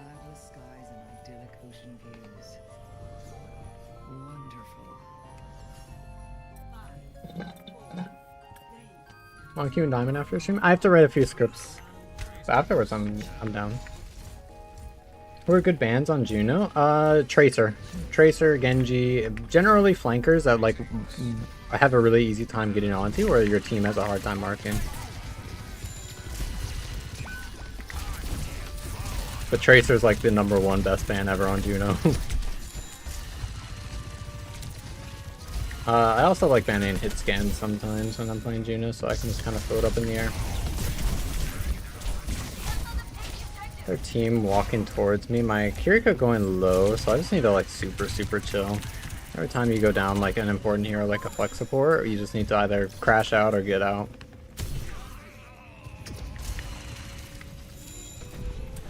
Kiriko close. I blocked the nade. I really want to see if I can force a Winston bubble. Unfortunately, a sleep coming out onto me will allow their Winston to stabilize and get a pretty good bubble onto my team. But I kept them low enough so that we are able to take them down afterwards. Winston might actually be a little bit scary. Ana's also really scary. If I wasn't banning, what's it called? If I wasn't banning Mauga and Diva, I think Mauga and Ana would be the second best bans for a Ram. Get some good damage onto their Sojourn and their Onion. Yeah. Oh, I forgot her name.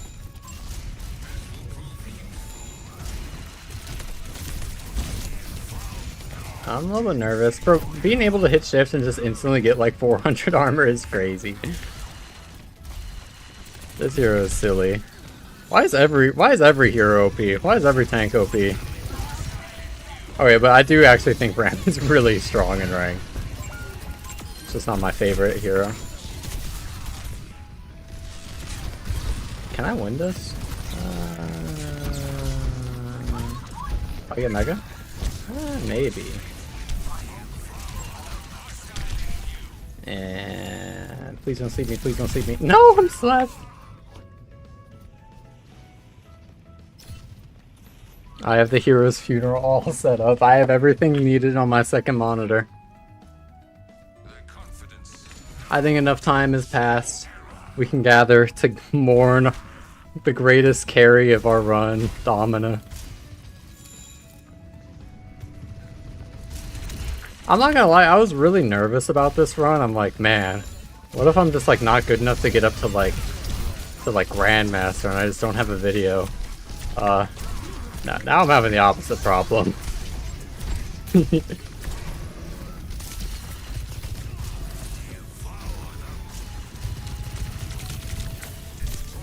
I just chase this with my ult, maybe? Oh, I got the kill.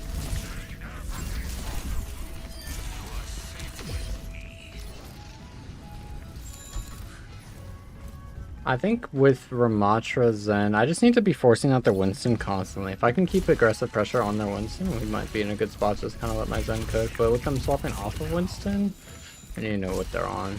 Doomfist would be kind of scary. Ball would be scary. Junker Queen, it's not too bad.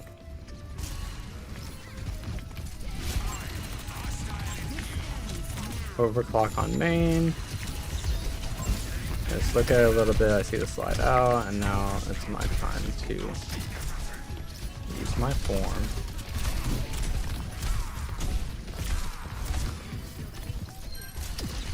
Actually, how does bleed interact with damage reduction? I have no idea. Actually, something fairly important to know, I think.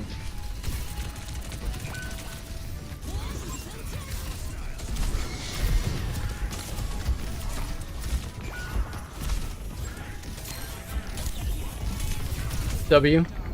Huge rush, actually. Oh, do I live though? Oh my gosh! That hero makes it a little hard to live.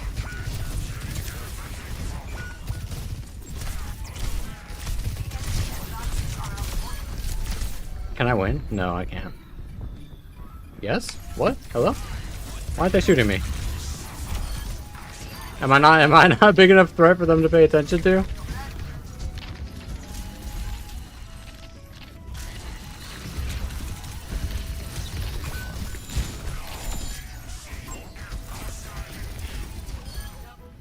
Alright, nice. Oh, not nice. Now nice. Oh, not nice. Alright, nice.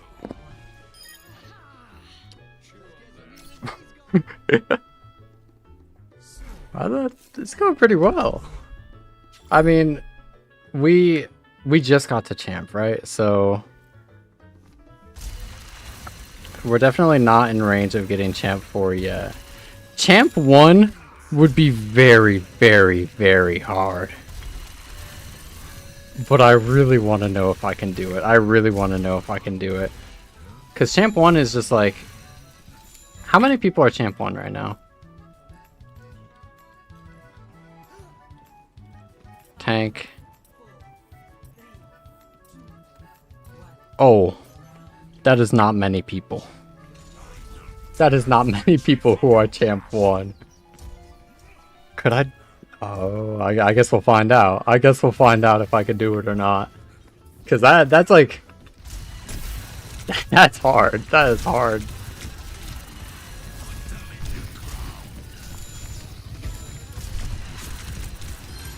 Oh, there's the Junker Queen.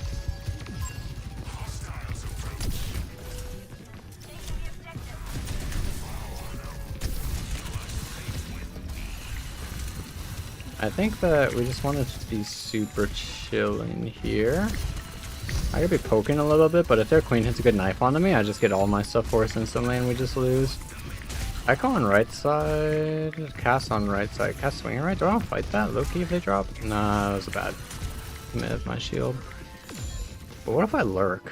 What if I lurk and just slime their backlines? Since we're down one, I need to make something happen.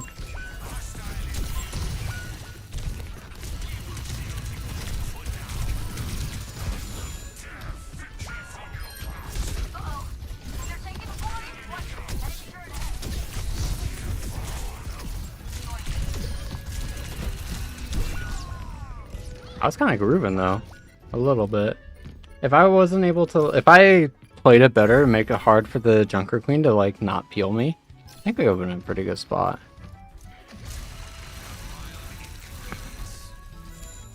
I think maybe after this game, I'm gonna do a quick ranked lessons and then probably look to end stream, I think. So type in chat if you want a specific hero for ranked lessons. Sojourn on high ground, Junker Queen really close, nanoed. No, I want them dead.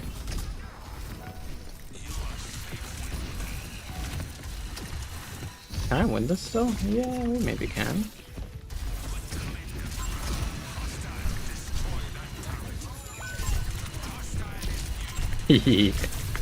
Damn, I died.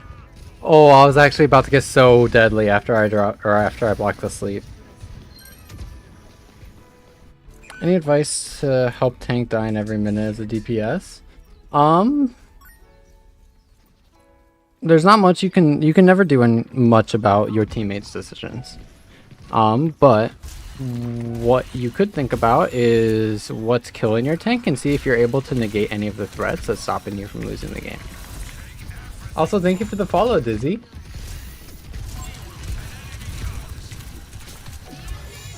Is Lari's sun coming now? I think I just want to walk. What if I just like keep walking? Loki. Oh, a second too late. I think maybe I'm just trying to get too fancy this entire round. What if I just went bottom left to go or sit on point? I think we would have been really chill. I can definitely feel a little bit of my attention span waning. Do we have a touch? No, we do not. We go to last round. Okay, okay. Sit forward, lock in. I cannot lose Ramatra here. I cannot lose Ramatra. Stop with the sad music. Get me off this song.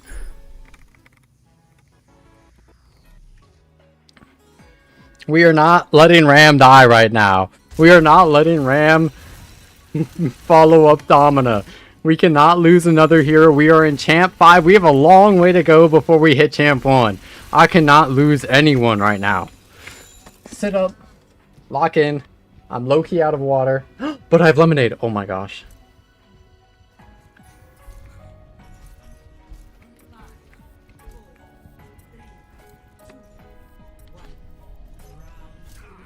Oh, that's wonderful. Okay. Remember to hydrate, chat. I think with our comp, I don't really want to take right side. I'm going to let our Venture handle that, and I'm just going to be holding down main area. Cassidy, Sojourn.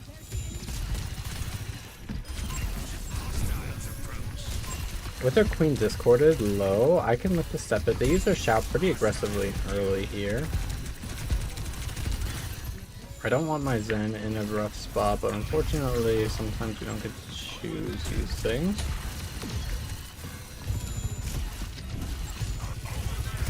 I'll force out one of the slides. My backline goes down. I think I just really need to stare at the Junker Queen constantly.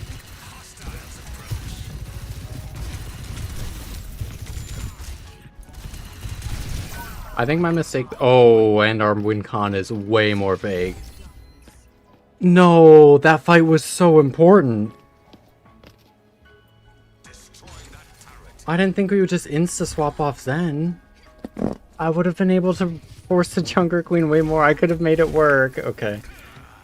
Now... Is it just backline walks? I think so. No, the Queen should trade harder than me. Get on point and just shoot them.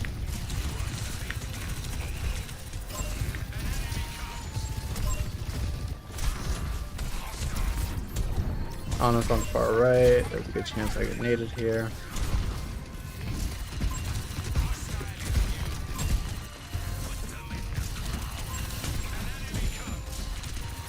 I just keep looking for kind of like aggressive forms and just keep putting pressure onto their front line as much as I can. But the silly part about my plan that I forgot to mention is just like as I fight the front line and go for aggressive forms, Jill just kills my entire team. That part maybe we want to work out in our plan a little bit more. What do I do?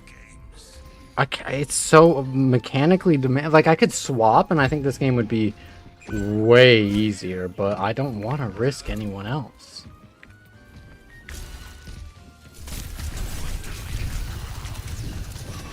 We dodge the axe.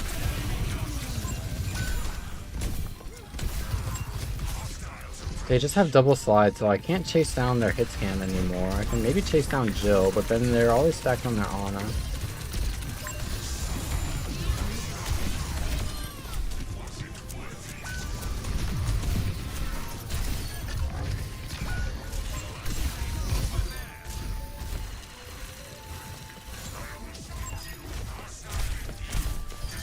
Okay.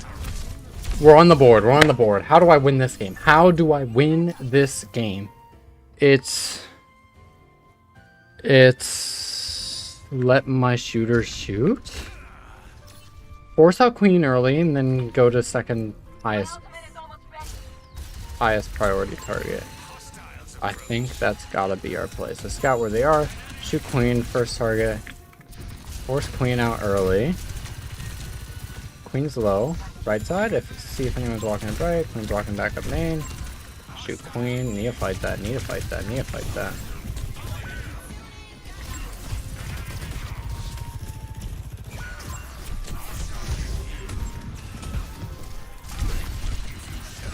I just can't. They just take the map. They just take the map around me.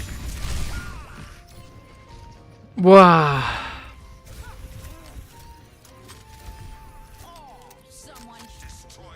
Oh, really sucks. Really sucks to be losing our second tank here. Ramatra and Domina both being gone. I feel a lot less for Ramatra than I do Domina. Yeah, I just could have won second. I just could have won the second round if I just went to the point and sat there. I don't know why I was trying to get so freaky. Wow.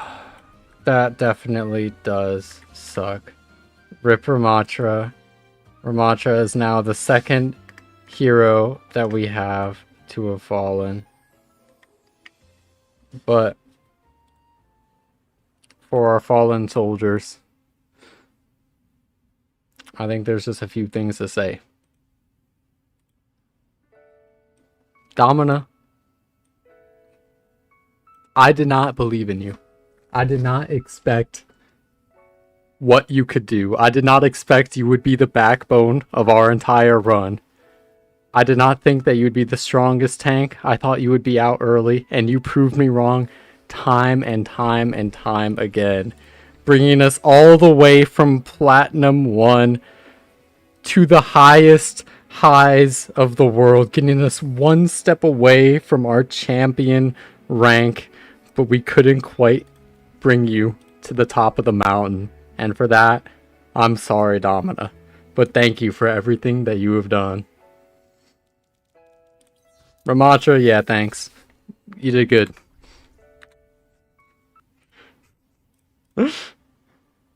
But with that, I think that will probably be it for our randomizer Nuzlocke for today. I will still be streaming a little bit longer. I'm going to be taking a quick break right now. But when I get back, I'm going to be doing the ranked lessons. So, if there's any hero that you guys would want to have a video on for the ranked lessons series, just put it in the chat. I will be seeing what the most requested option is when we get back, and I'll be making a video about them.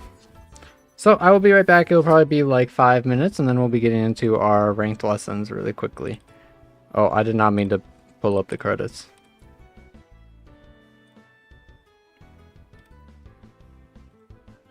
Let me write some notes to myself too. Domina is dead. Ramatra is dead.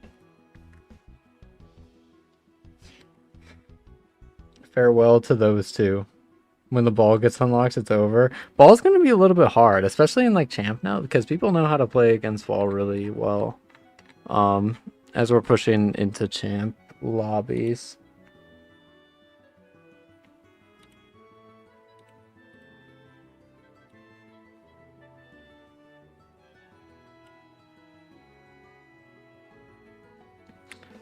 Alright.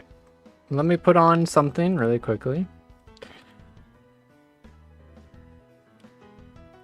Bang. Bang.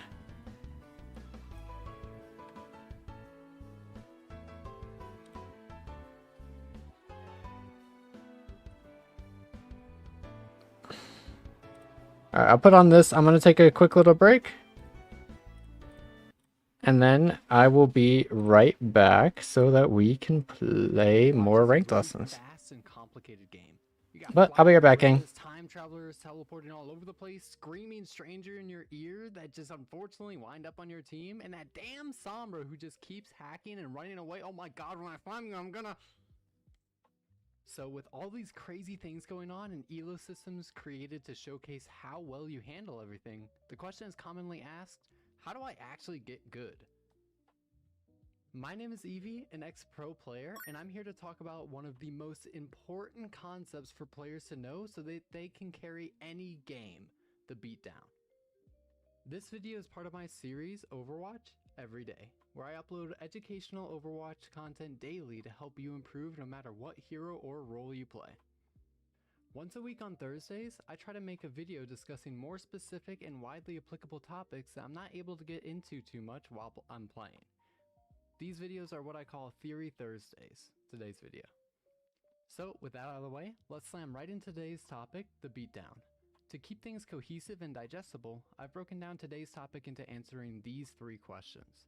What is the beatdown? How do I recognize who the beatdown is? And how do I win with this information? So, starting with defining the terms that I'll use for this video with the first question, what is the beatdown? The strategic theory of the beatdown versus the control originates from Magic the Gathering in the late 90s, but it was later adopted and expanded on by various other games, having remarkable impact on almost all successful strategic approaches in games like League of Legends, StarCraft, Pokemon, Dota, Teamfight Tactics, and probably literally every trading card game you can think of. With Overwatch being a MOBA-based FPS game, the concept is extremely applicable and dare I say needed to form winning strategies. So enough beating around the bush, what is it? For the purposes of this video, I'll be focusing primarily on how to apply the topic to your games to help you win and not going into crazy depth of the intricacies of the theory, since you don't really need to know it that much, so you guys get the Cliff Notes version. I'll put some links to pages that explore this theory in much more detail in the description for the nerds and wannabe coaches out there, but the general idea of the theory is rooted in win cons. Determining your win condition and understanding if you are currently achieving it is the soul of this theory. So generally you can ask yourself, if nothing else changes in the state of the game, will I win or lose? If nothing changes in the game and you win, you're the control. If nothing changes in the game and you lose, you're the beatdown. The control wants to stop the game state from changing, to control the situation. Playing to prevent plays from the enemy team who want to change the game into their favor, and the beatdown wants to be aggressive and change the game state so that it favors them. There are a ton of terms that often overlap, and some Overwatch coaches have kinda accidentally reinvented this concept without knowing, using their own terms. So to run through some common ones quickly, the beatdown is referred to as the attacker / the aggressor, and the control is commonly referred to as the defenders. I'm going to be avoiding these terms because they can be confusing given Overwatch's game modes already having attack and defense, but I've made my own different terms to keep things simple. I want to stress attack and defense in the Overwatch game modes do not always dictate if you are the beatdown or not. The terms I commonly use on streams or in coaching to make it simple for players. Alright, bang.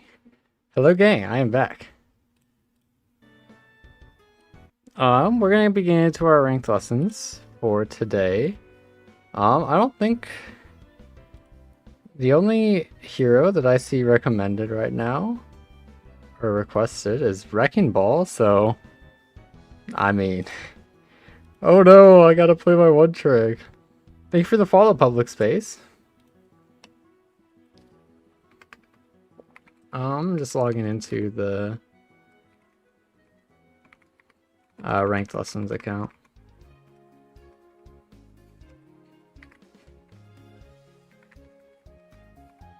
I'm excited to play Wreckingball. I have a lot to say about Wreckingball, and honestly, I'm pretty happy that this is the hero that we want to be doing right now, because I like Wreckingball and I'm a little bit tired. It's probably the hero that I've built like my intuition to just like play like really well on autopilot for. So Wreckingball focused hero is going to be awesome sauce for us, I think. And then afterwards, I'm probably just going to eat some food. I'll make some food. What was I doing? Right, record.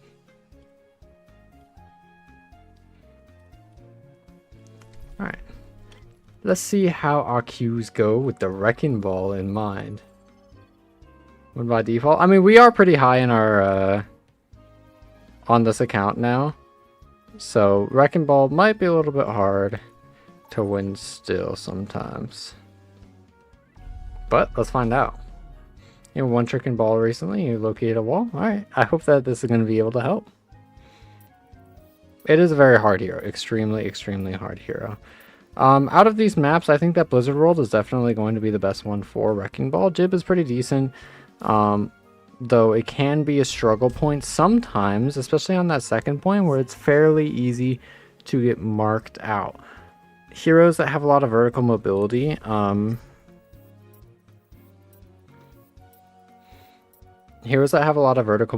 but sort of fight a bit more front to back than Wrecking Ball, so they're able to take exchanges with the enemy tank a bit more, are going to be a little bit stronger here on Watchpoint Gibraltar, so like Winston and D.Va. But Wrecking Ball is by no means bad here.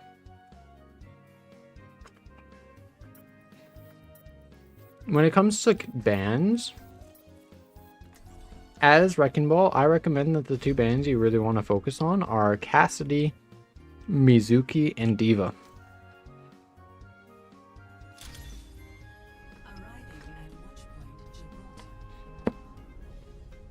But I'm going to repeat that in 1 second just to make the video a little bit more concise.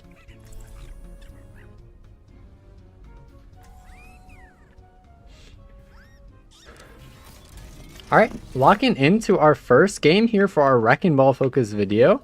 We get on Gibraltar with the bans of D.Va and Cassidy. If you're going to be trying to play some Wrecking Ball, I would recommend the bans of Cassidy, Mizuki, and then D.Va if you get the chance. Tracer can also be a little bit annoying sometimes, so primarily Cassidy and Mizuki are going to be the two most annoying heroes in my opinion for Wrecking Ball. There's a pretty common stigma about Sombra being a strong Wrecking Ball counter, but there are a lot of ways that Wrecking Ball is actually able to play around a Sombra to make it so that you don't actually have to interact with them all that much. So if Sombra does cause you trouble, don't be afraid to ban them, but I don't think that is completely necessary for most of the things that Wrecking Ball wants to be doing. With our comp of the basically 4 shooters, we want to be trying to zone out the threats to them as much as possible. Seeing their Detta and their Winston especially are going to be, that's going to be really important for us. So one of the main aspects about Wrecking Ball is going to be their disruption.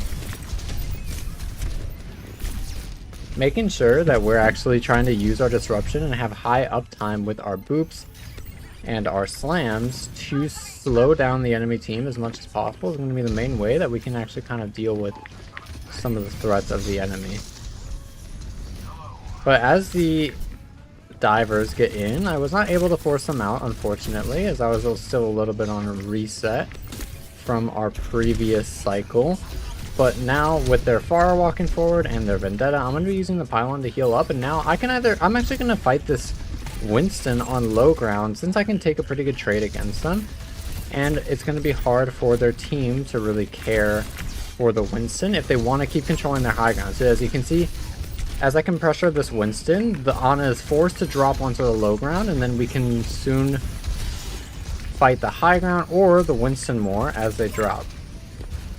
So as our Mercy gets pretty low, I want to just be kind of chasing that down a little bit, but not too much. And instead, I'm going to be just trying to hold this right side area.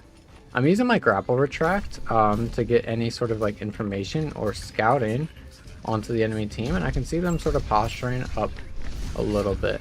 So as I see their Winston going in, I can be looking for a slam to try to keep them forward and then get them into my support LOS outside of their bubble. And now I just want to be peeling their Vendetta the best that I can.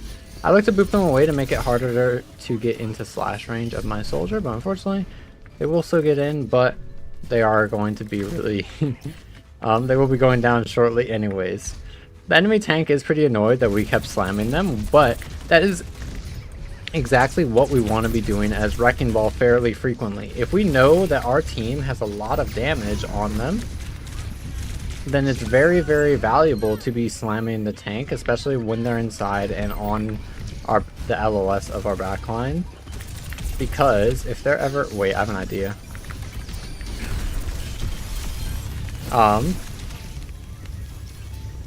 The enemy tank is going to be the main thing that stops the rest of our team from winning the game, and it's not like we're not getting any value if we're slamming the tank.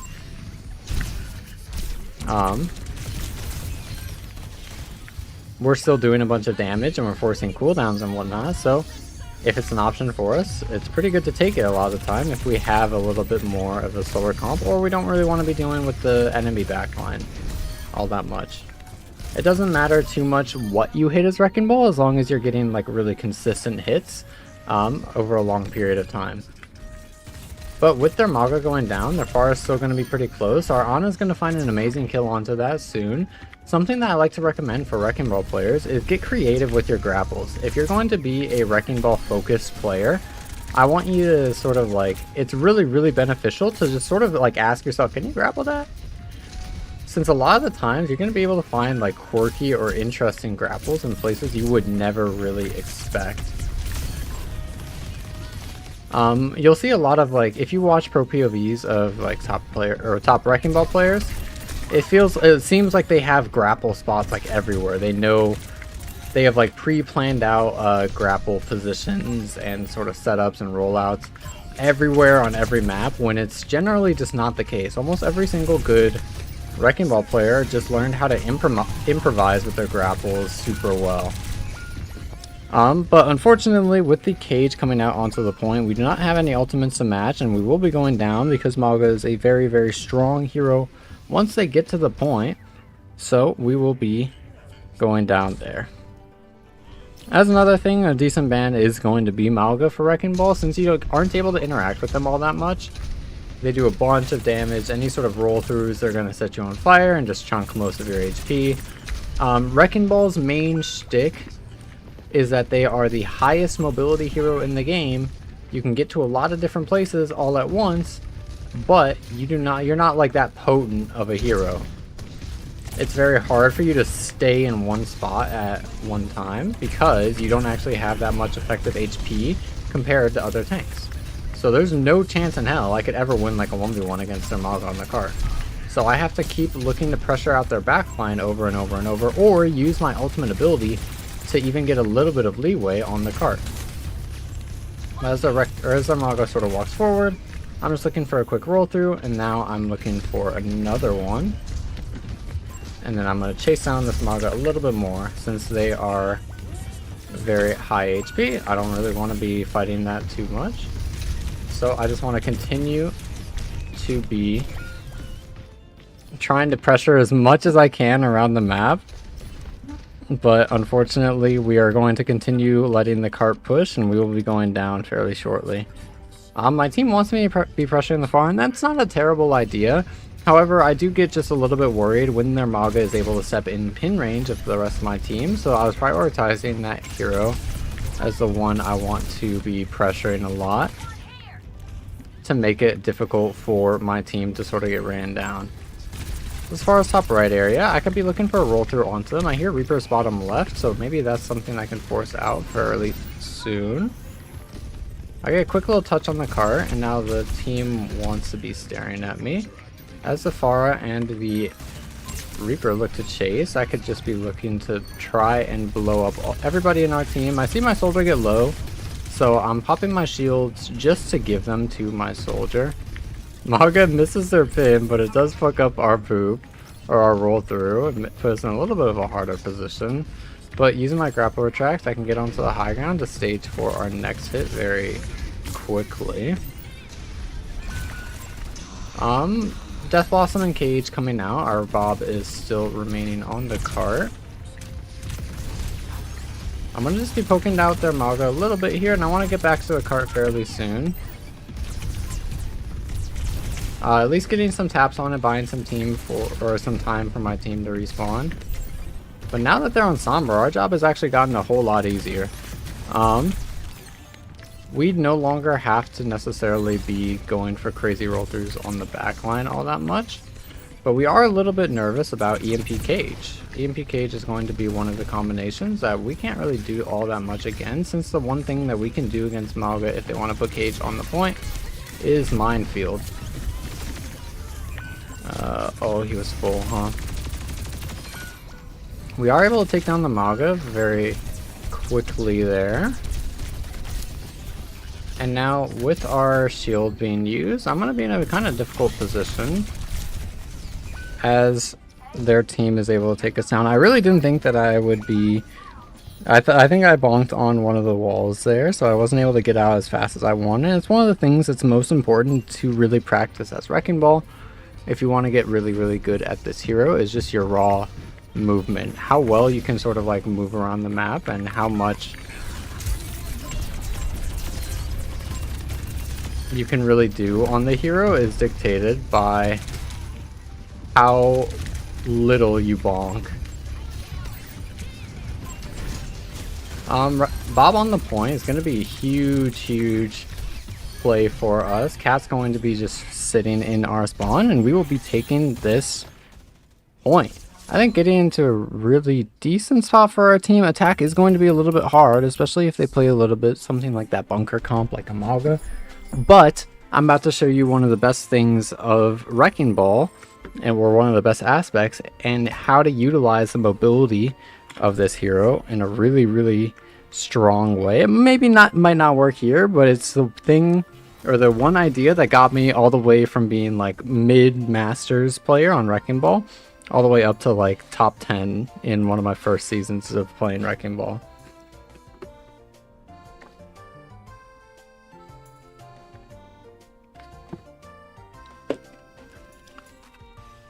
With our team comp being very shooter based again, I think that I am going to be looking for some aggressive hits onto their backline. Or probably just their tank. To make sure that my team has a little bit of breathing room to really just shoot their guns. Since that's where a lot of our value will potentially excel. I want to make sure that I'm enabling that while still trying to find my own value throughout the course of the game.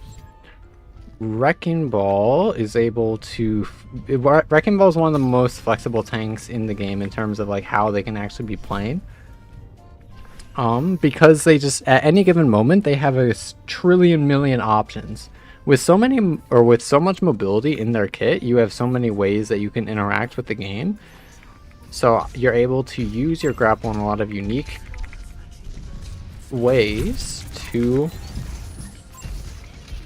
take down the enemy. But looking at their team comp, they have a Roadhog, Reaper, Pharah, Kiriko, and Ana. So you'll notice very quickly the one thing that they lack is cart presence. They are not able to get onto the cart whatsoever, and even if they do, like this Pharah, they're not going to be in a very strong position to really take us down. Unless they devote 2 people or their tank to the cart, we're going to be able to be pushing for quite some time. But as the Reaper TP's away, I get back on the cart. And if Pharah drops to the point, I just shoot the Pharah. Their Ana starts to look. Means their Ana's not looking elsewhere. Reaper gets onto the cart. And now I can start looking for my hit as they have a hero that's not entirely in a good and useful spot to their team. I do boop the Roadhog. Unfortunately, wasn't quite able to get them into our team space. I have no idea how they were able to just back up like that in the air. I've never seen that before. Especially since Roadhog is a bruiser, I think, not a stalwart. Yeah, so they should be getting booped pretty far. Unfortunate. I don't know how that interaction really worked too well. But I am able to get right back onto what I call home, which is the cart. Reaper turns around for us, Pharah turns around for us. Reaper's still looking to try to take some of our HP away. But now that I can pressure this a little bit more, I can be looking for potentially a roll through. Sleep Dart coming out from the Ana, and the Barrage soon follows. They're putting a lot of resources onto us, and the Roadhog is able to mark out the rest of our team. I'm trying to pull... If I try to go for the Roadhog directly, it would mean that their Reaper and their Ana would just be able to walk up for free and pressure our team a lot. So we want to be using our mobility, but if that's not working here, no shame in trying something else. Sometimes even the most proven strategies are not going to be working in every single game. But with their Nano Roadhog shredding us very quickly, we will be going down.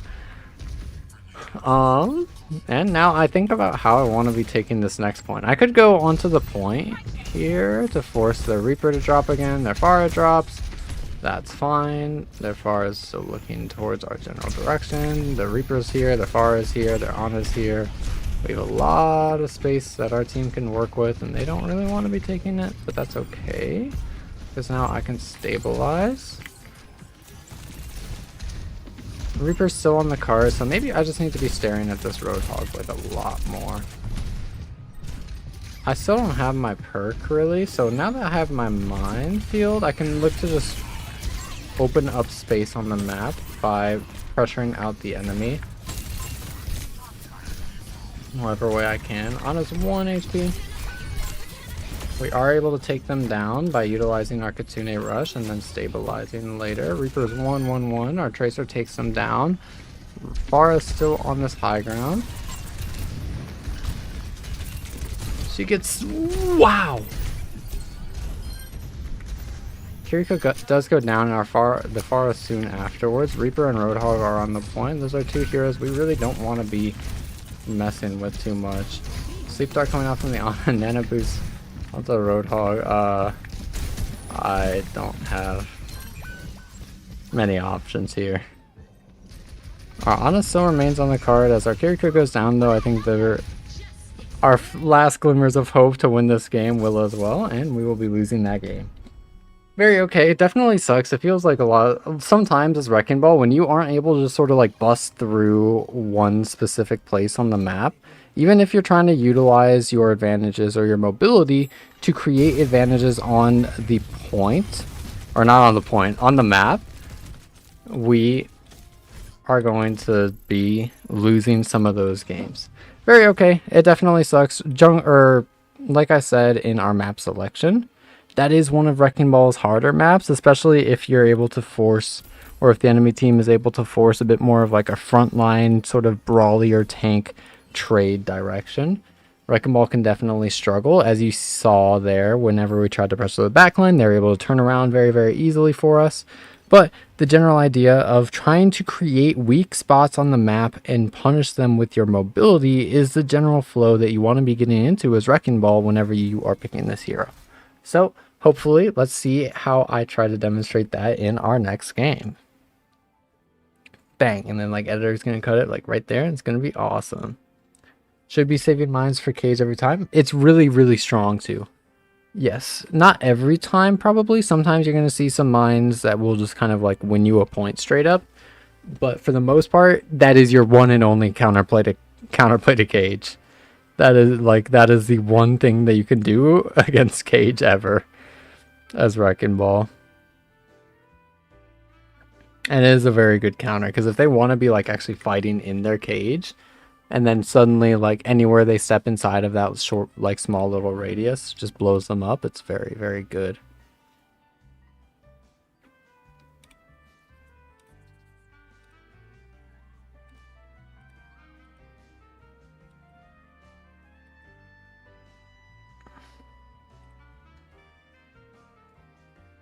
Tomorrow's Sunday? Awesome.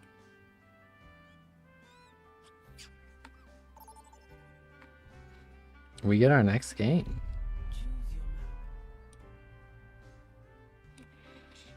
Oasis is a very good Wrecking Ball map. All of these are actually pretty damn good Wrecking Ball maps. Actually, not Circuit. Not Circuit. Circuit is not a good Wrecking Ball map by any means.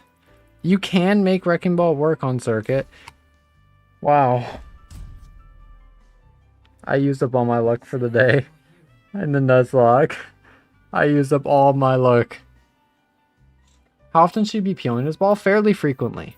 You don't always have to, and it's very, very flexible. Understanding like sort of when you need to peel and when you don't is going to be one of the harder aspects of Wrecking Ball, but Ball is very good at peeling because there's a lot of time. If you cannot find kills, if you feel like you can't find kills in a backline or in the enemy team's backline, then it usually means there's a weak spot somewhere else on the map that you need to find. How I do coaching on Wrecking Ball is I try to tell my players that it's kind of like a Jenga. It's a game of Jenga where you are trying to like poke around, you're trying to feel like the loose blocks in the tower to see which one you can take out. And if you try to force anything, then everything is just going to fall. You know, everything will crumple really fast. Or I would say it in terms of like a brick wall, where there's like a huge brick wall in front of you, and you got to keep like pressuring each individual brick and sort of moving around the wall to see where the weak spot is. And then once you find a weak brick, you can like punch right through it. So if the back line is not something that you can really hit effectively and find kills or open up the game with, then it usually means that there's another brick somewhere else on the map that you got to find and sort of commit onto.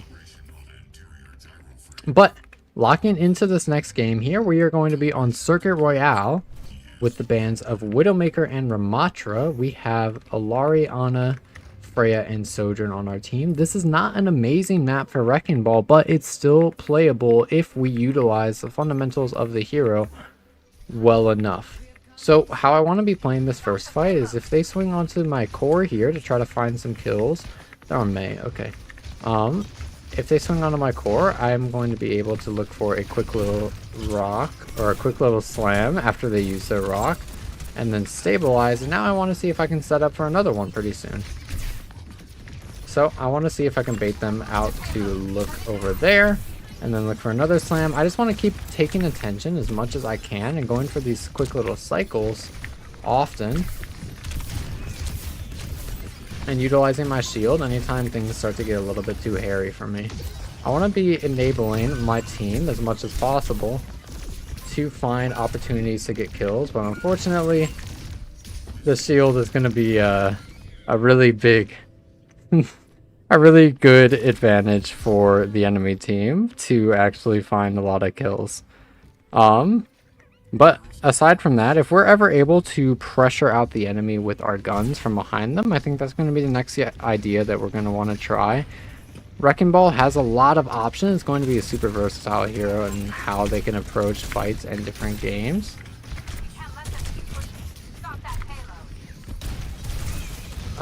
So we can be trying out a few different things here, utilizing our mobility and our self-survivability.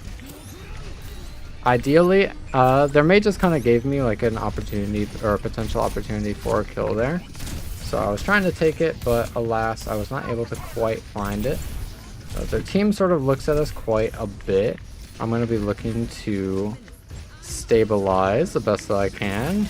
Nano OC used, and I can get a big slam onto the enemy team. Unfortunately, my team is not going to be walking forward to care our Nano OC, and we cannot hit with the slam, so it's going to be very rough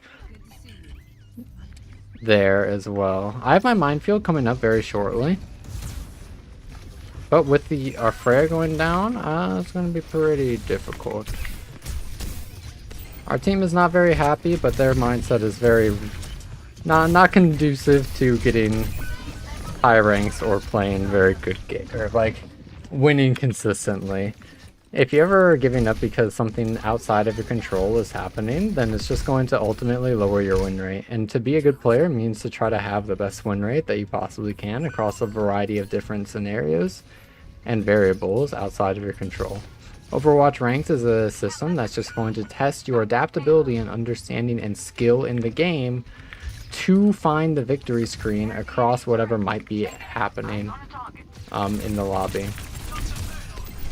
But as their team starts to turn around to shoot us a bit more,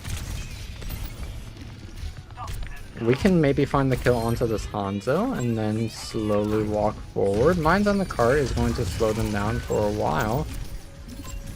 And now pushing the Juno towards my Hanzo is also going to allow us to win a bit more, or earn a few more kills. A Lari split from the rest of her team is going to be an opportunity for us to dive. And now I can be trying to live the best I can. I did not mean to go inside of their team here, but sometimes you're just going to end up places on ball and you kind of got to flow with it. If I tried to like abort that roll halfway through, I would have absolutely died. But with their Sigma getting 1 HP, we can be looking to try to roll through and then slam onto the back line very early. This third point is much better for Wrecking Ball, as we have a lot of good stairs that we can grapple on, as well as there's just more high grounds and options for us, and the map generally is a lot more favorable with how Wrecking Ball wants to be playing. Unfortunately, with the Mei catching out our fireball pretty early here, we're going to be in a difficult spot, but I can still find the slam onto the backline to follow up with our Sun Strike and then roll throughs onto the enemy team, eventually finding the kill onto the Hanzo. I could look for a Mines on point, but I think I'm just going to shoot this Juno instead. As their Juno has their shields coming back, I want to get onto the point somewhat soon. But as their Juno finally goes down, I'm going to try to do my best to live, proccing my fireball so that I can get my healing as I back up towards my Ana. 2 of my DPS go down, and the Sigma's 1 HP. But we are able to find that kill. And then slam onto Cassidy to get that one as well. And we are going to be slowly holding this game. We're slowly holding this point. We have our minefield. I don't really want to be using them too aggressively here, but I think that we can maybe be just rolling through to take a lot of attention from the enemy team. As we still have a lot of our shields, so I'm looking for another quick little roll through and then stable onto the back line. But as our Cassie walks forward, that's going to be our trigger to go for a slam play. I did not know that they were on Baptiste. So now that I learned, I'm going to take that matter into my own hands. With the Mei on the point, we can be looking for another slam play. We can get the kill onto this Mei and then look to... I think there's somebody still around this high ground. But as I scout everything, it looks pretty clear. Unless they're all the way in our spawn room. But if that's the case, I think that I'm just going to want to prioritize this high ground. So they do swap to Mizuki here. And off of Mei, I'm a little bit curious about the off Mei swap because that is going to be a pretty big counter to Wrecking Ball as well, and they were doing quite a bit, stopping a lot of our fireballs. But the Mizuki makes quite a bit of sense to try to take us down. So Cassie gets pretty low. I'm going to look for a quick little roll through here and then shoot out the Reaper. From finding the kill as they were going for their scouting emote. My bubble popped a little bit faster than I wanted it to. But I'm going to keep looking for roll-throughs on that Ana. I don't want to be necessarily committing all that much because I still need to be ready to get my minefield on the cart, which it looks not quite yet, but pretty soon. We might want to be getting our mines on the cart. Chain comes out onto us, but we still have our shield bubble to sustain it. D.Va gets 1 HP. And we will be able to demech it, force the bomb, and now we can live in the walls a little bit. We don't want to be here forever, especially as their team sort of starts to step forward a little bit. Their D.Va generously lets us out of that little cage there, and now we can just be pressuring the walk up as much as we want. D.Va inside the tiny little room, Cassie walking forward. I have my minefield for this last fight on the point. D.Va booped out into my team's LOS, and we can maybe take them down. Unfortunate Mei wall, but now we can put our mines on the cart. Mizuki and Noon to respond. But as our Blizzard is going to be one of the main things left.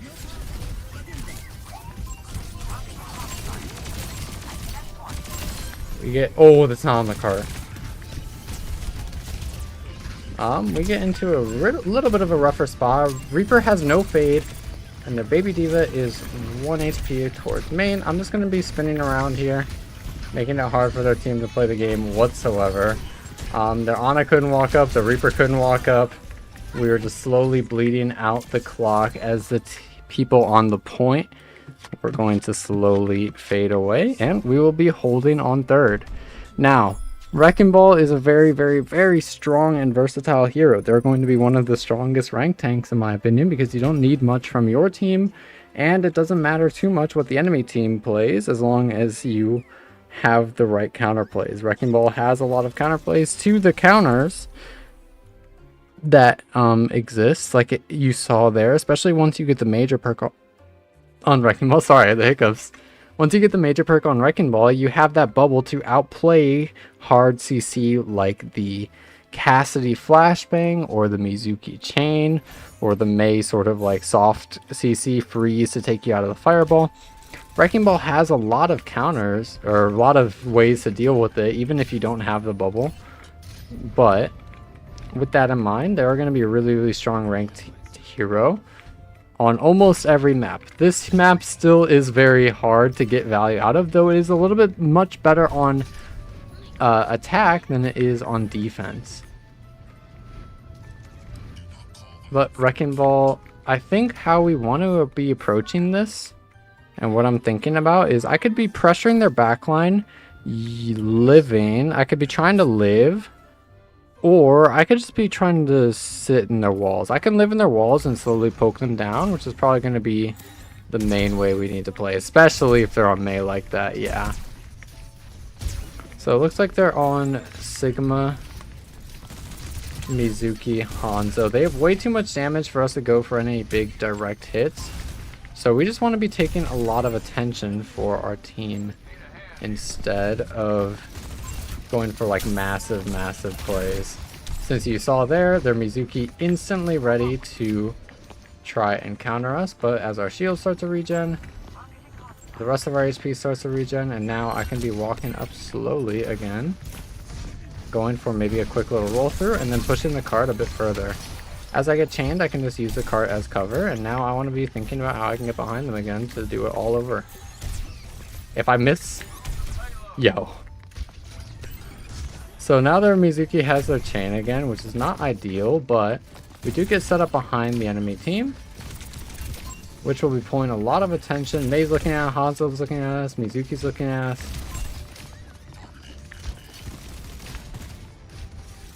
We pull so much attention over time, especially as their Kiriko starts to back, their Mizuki starts to back.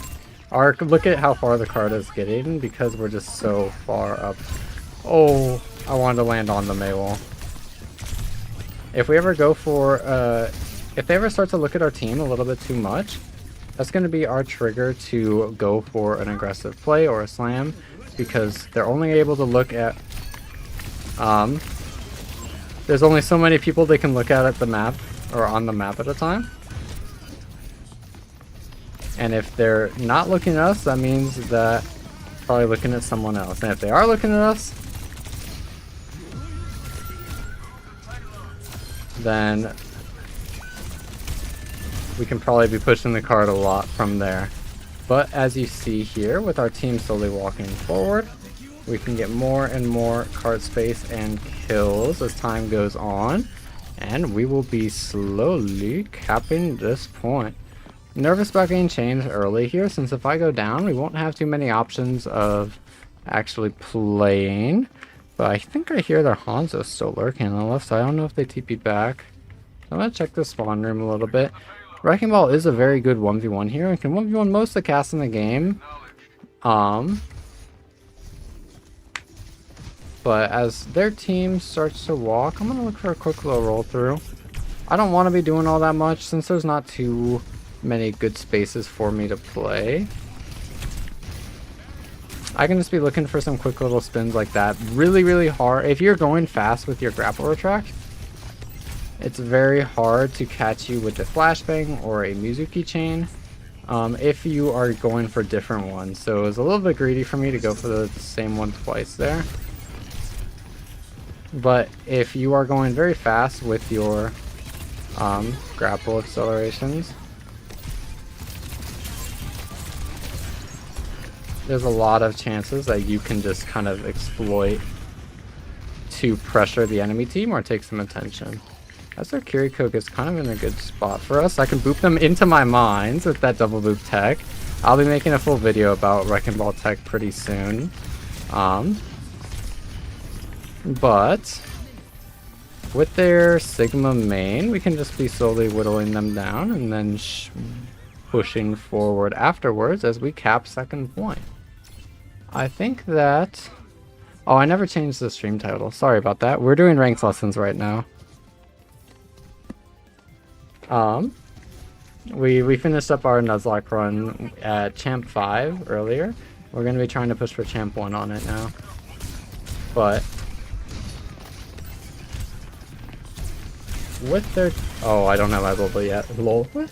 I was pretty close to my major perk, which would have allowed me to go for that sort of greedy spin play with my bubble to absorb CC. But since I didn't have that yet, I will be going down. And now this third point, kind of ironically, I think that's a lot of the time on attack for Wreckingball. The third point ends up being fairly difficult, while the first two can sometimes be some of the easier ones. So Cass is on this high ground. I'm going to be looking to step forward to take them down, and they will be falling pretty shortly. Genji's pretty close on this left side, and will be falling down as well. I think that there's not too much that we need to really be doing here. I can be looking for some more roll-throughs on the enemy team. Forces out the Sigma Rock, and that's going to be putting us in a pretty good spot. Sigma's still on the point. Mizuki ult gets used, Mail to counter any damage that they could potentially throw at us with the cover gain. Unfortunately, not quite able to find the... Oh, we are able to. What the hell? Find the kill onto the Mizuki. As our Cassidy walks forward, I think I'm just going to throw my mines on the cart and then chill. Pretty good flex from their Sigma to make sure that they're able to live. I'm going to give shields to my Baptiste as they are in a bit of a rougher spot themselves, but as our Mail gets popped onto the Sigma, Ashe gets 1 HP, Cassie's the last one remaining on the point, we will be winning this game. So Circuit Royale being one of the harder maps for Wrecking Ball, because we're not able to use many angles to poke out the enemy. We're only going to have basically the front line and the back line. It's a very one lane map. We are still going to be able to turn this game in our favor despite a lot of factors pushing against us here. Just it goes to show that you can make heroes work on kind of like any map. Theoretically, this should be a very difficult map for Wrecking Ball, but it goes to show if you're able to play them well enough, then you can force Wrecking Ball in a lot of different places and a lot of different ranks. But with that said, let's see what our next game looks like. Bang, and then editing person or EP is going to cut it right there. And sorry, I'll change the stream title for Twitch right now. And YouTube. If it lets me.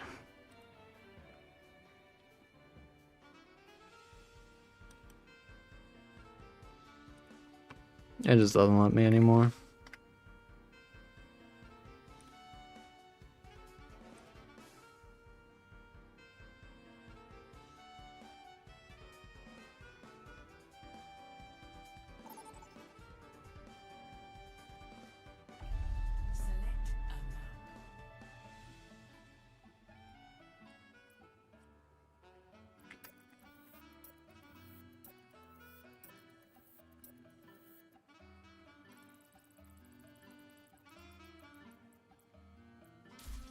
So would I want to play more front to back on maps like this? Because I normally just try to live in backline, or is it more of a matchup thing?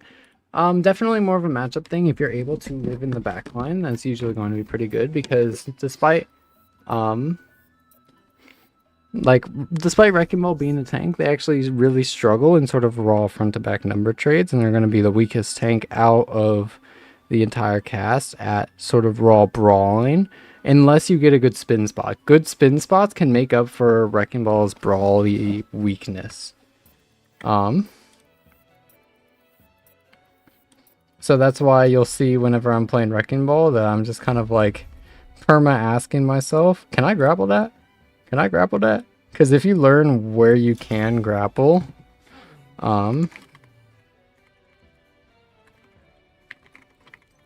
it will allow you to have a bunch more uptime in fights where you probably shouldn't be able to have too much uptime.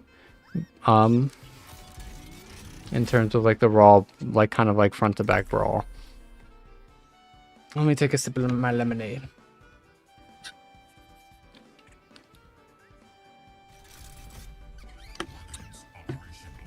On maps like that Circuit Royale though, Divergence leads to defeat.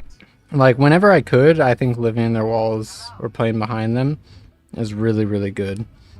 And you can see how much value it got on attack because they were able, like my team was able to just like slowly push up the cart more and more and more since their entire team wanted to look at me. Task to perfection.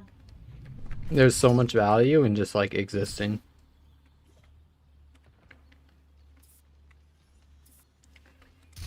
But locking into our next game here, we are going to be on Eichenwald, which is one of Wreckingball's better maps, with Sojourn, Sim, Kiri, and Ana for our heroes on our team, and then Cassidy, Mizuki, Hazard, and Alari. So my team banning out a lot of our counters is going to mean that we can go for some more aggressive plays, but unfortunately with the Ana still around and a lot of damage coming out from their team, then we're going to be falling pretty low, but we're still going to have quite a few options when it comes to how we want to be taking this game. Baptiste going very, very low. I can be using my shields to try to live here, but unfortunately we'll just be taking a little bit too much damage.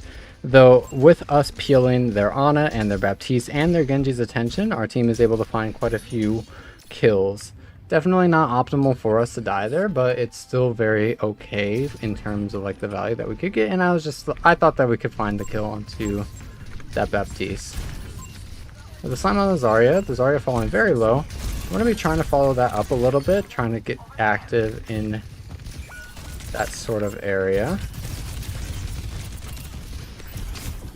Sleep Dart coming out onto us. I think I should be pretty fine here. Why this map is so good for Wrecking Ball is there's a lot of high grounds and roofs you can just straight up go over, and it makes it very hard for the enemy team to either stop you or engage, or to chase you. But with D.Va, that's going to be one of the heroes that makes it a little bit harder for us. Unfortunately, not quite able to get my grapple off in time to take down that Sojourn off the map, but D.Va falling asleep inside of our team's LOS gives us a chance to potentially walk a bit more. Sleep Dart coming out from the Ana. I thought that I got around the cart or the corner, but these things will happen sometimes.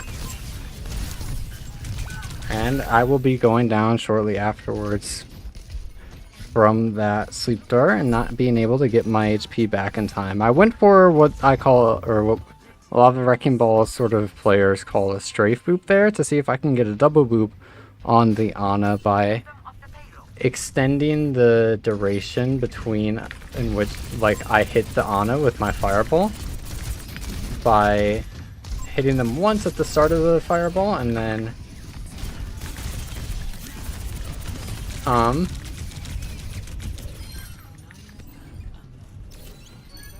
going on like an arch to extend like the distance that I cross, which will allow more time to pass and make the target hittable again.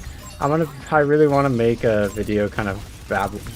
I just straight up babble about Wrecking Ball tech for like a while, because I have a lot to say about it. But with their Genji being healed up by their Ana, I'm just going to be trying to chill towards this main area. I might actually mine this, low-key. Sojourn slides in, Genji looks to dash in. Sojourn trying to stable on this little high ground area. Genji's brawling on the cart with their Dragon Blade. Don't want to get slept by this Ana again, but I don't know if we'll have too many choices. Genji's close. I just need a stable right now because I'm just very low and the enemy team is in a very good spot to sort of chase us. So I want to just try to do my best to live. And now I think that after this bomb is out, I can just be pressuring this Baptiste really hard and then living as soon as anyone starts to turn for them. So we see the Ana start to turn around to help the Baptiste. This has cut some healing from their front line, but unfortunately it's going to be a little bit too late and their team is going to be able to run down mine as they walk forward and take control of the map. Baptiste, Sojourn on this little high ground area. I can move their Bap off onto the low ground. We're able to negate a lot of the value from their window, but as their team pumps a lot of resources into dealing with us, We're not going to be in the bestest spot ever. As our Kiriko rush does not find its way onto the point, we will be falling shortly afterwards. So, because the show kind of sometimes you can be playing Wrecking Ball into a hard counter comp on probably the worst map for Wrecking Ball, and things will be going pretty well, or this comp is pretty damn good for Wrecking Ball and it's one of the Wrecking Ball's best maps. And sometimes things will just kind of get very difficult. It feels like I'm getting looked at a lot more than I probably should be able to. But sometimes these things will happen. The way that we want to adapt is by either doing less and letting our team cook a little bit more, or by trying to commit less in terms of like the actual hits that we're going for. But there, I thought that our team was on a good cycle to actually look to step, but unfortunately the entire enemy team was able to turn around for us and we will be going down. I think that I'll just try to do less. I'll try to just straight up go for less hits. A great Suzu from our Kiriko, but unfortunately I was trying to stabilize and live.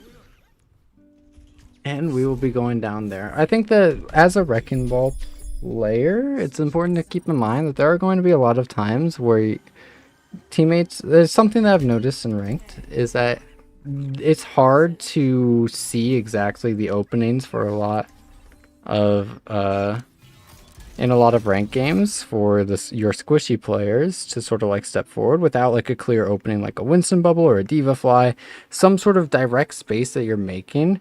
It can be a little bit hard to follow up on sometimes when you're just pressuring out the backline. So in these sort of situations, I'm just going to be chilling a lot more towards my team and playing more front to back and see if that will help us out at all.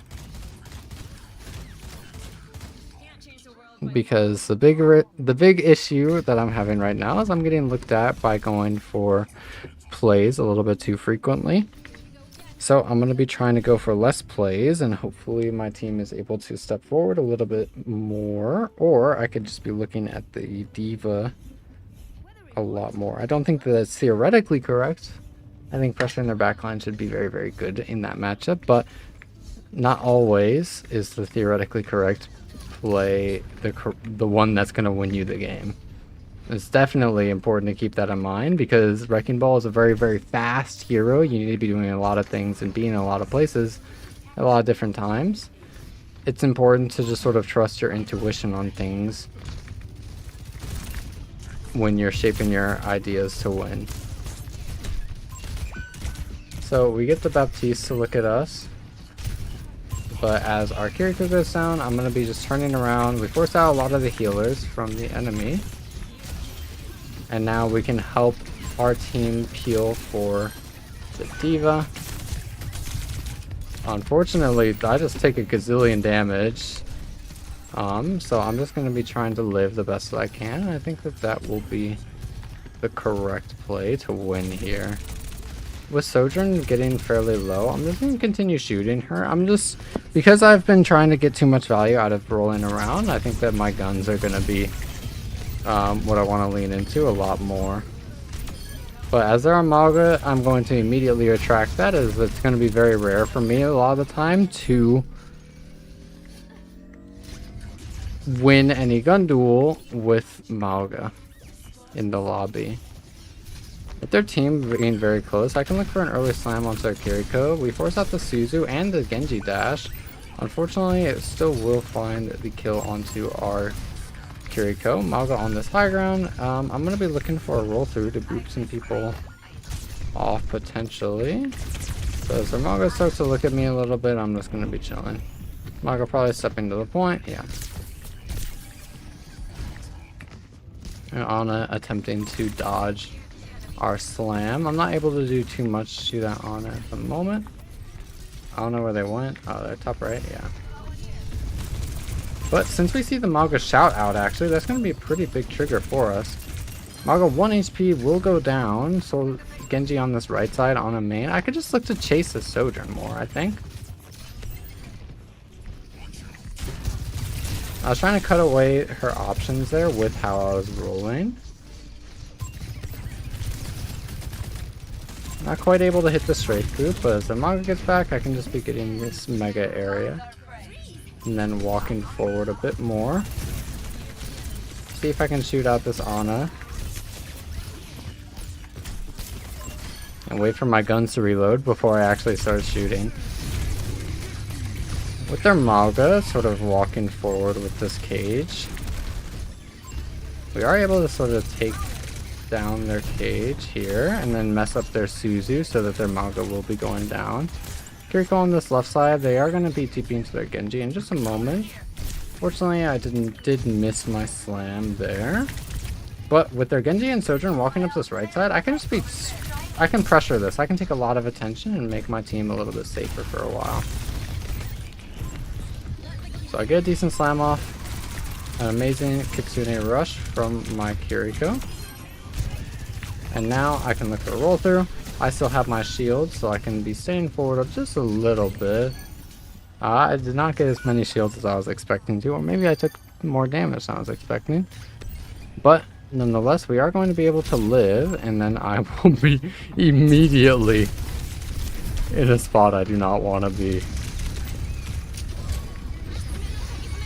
Kiriko uses her Kitsune Rush on the point. I will be dying very shortly after that because Manga is able to do a lot of damage to me in a very short amount of time. So, we just want to reset. We have our Mei ults coming up pretty soon, as well as our Minefield. We probably want to be trying to farm our Minefield to counteract the cage from the enemy team. With their Ana on this sort of right side high ground, Genji's looking to stop C9. They have a lot of people looking to stop C9 potentially, but I'm still going to try because it still forces the enemy team to physically back. As we saw their Kiriko TP away from the Sojourn, that's going to be the weak spot on the map that we can actually start to look to exploit, and we do force out the nano boost because of it. Their Ana is on the cart, wants to be continuing to be on the cart. I don't really want to be bothering that too much, so I'm just going to be looking elsewhere, trying to catch the Sojourn, which is going to be the weaker spot on the map. Maybe it would have been better to try and fight the Ana 1v1 on the cart, but I was just very nervous about Sleep Dart, and I figured that I'd be able to turn around and find a kill, though I was a little bit late to the party. With Ana being the one on the cart, I think that we have options to pressure it a lot more aggressively. Their team is probably definitely backing to be ready for us. But I think I can still just look to pressure this. Wreckingball, since Wreckingball is one of the best 1v1 heroes kind of in the game, just mainly being a tank.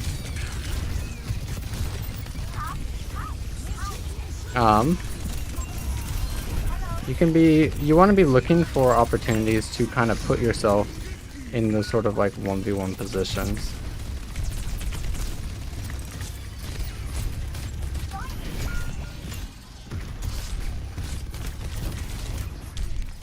As I get pretty low here, unfortunately we're not able to find the cap on the point. Our cage is going to be a little bit too strong for us. It's really hard to deal with cage as a Wrecking Ball player because it is a hinder. You are not able to grapple, you are not able to go in or out of your ball form. You are able to get out of your ball form, but you're not able to go into it again once you're out. It makes it very difficult to actually do anything that you want to be doing on Wrecking Ball. With their Genji low on the point,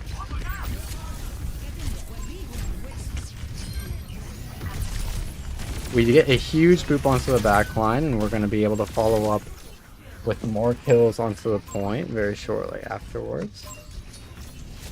Giving shield to my Ana, unfortunately, it's not going to be enough to keep them alive, but that will be okay as we still push the point all the way to third. I can make it all the way to this left side here, and with their Kiriko and Ana walking forward, I can maybe look for another roll through. Kiriko's on this high ground. I can look for an early slam, especially now that I have my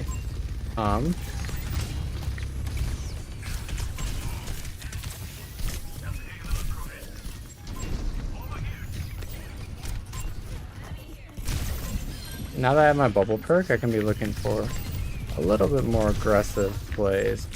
No, I was about to get out of my ball form and melee them. I'm not able to win many exchanges against the Mauga, but maybe if I find a good grapple spot, I actually am able to turn that fact around into our favor. With their cage no longer a factor for us, I can be looking maybe to just roll through this a little bit. Surgeon's 1 HP. We're not able to do too much against like any sort of hard CC base here. I saved their Mei because I'm just generous. Almost saved them twice, but I'm not feeling that generous. Sojourn going to be the one who remains from the enemy team. I want to see if I can boop them, find 2 good, decent boops. But unfortunately, they do buy enough time to get their Maga back into the fight. I sleep shortly afterwards, get naded, taken down by the Kitsune Rush and the Mei and the Sojourn. And with the rest of our team following, we will be losing this next game.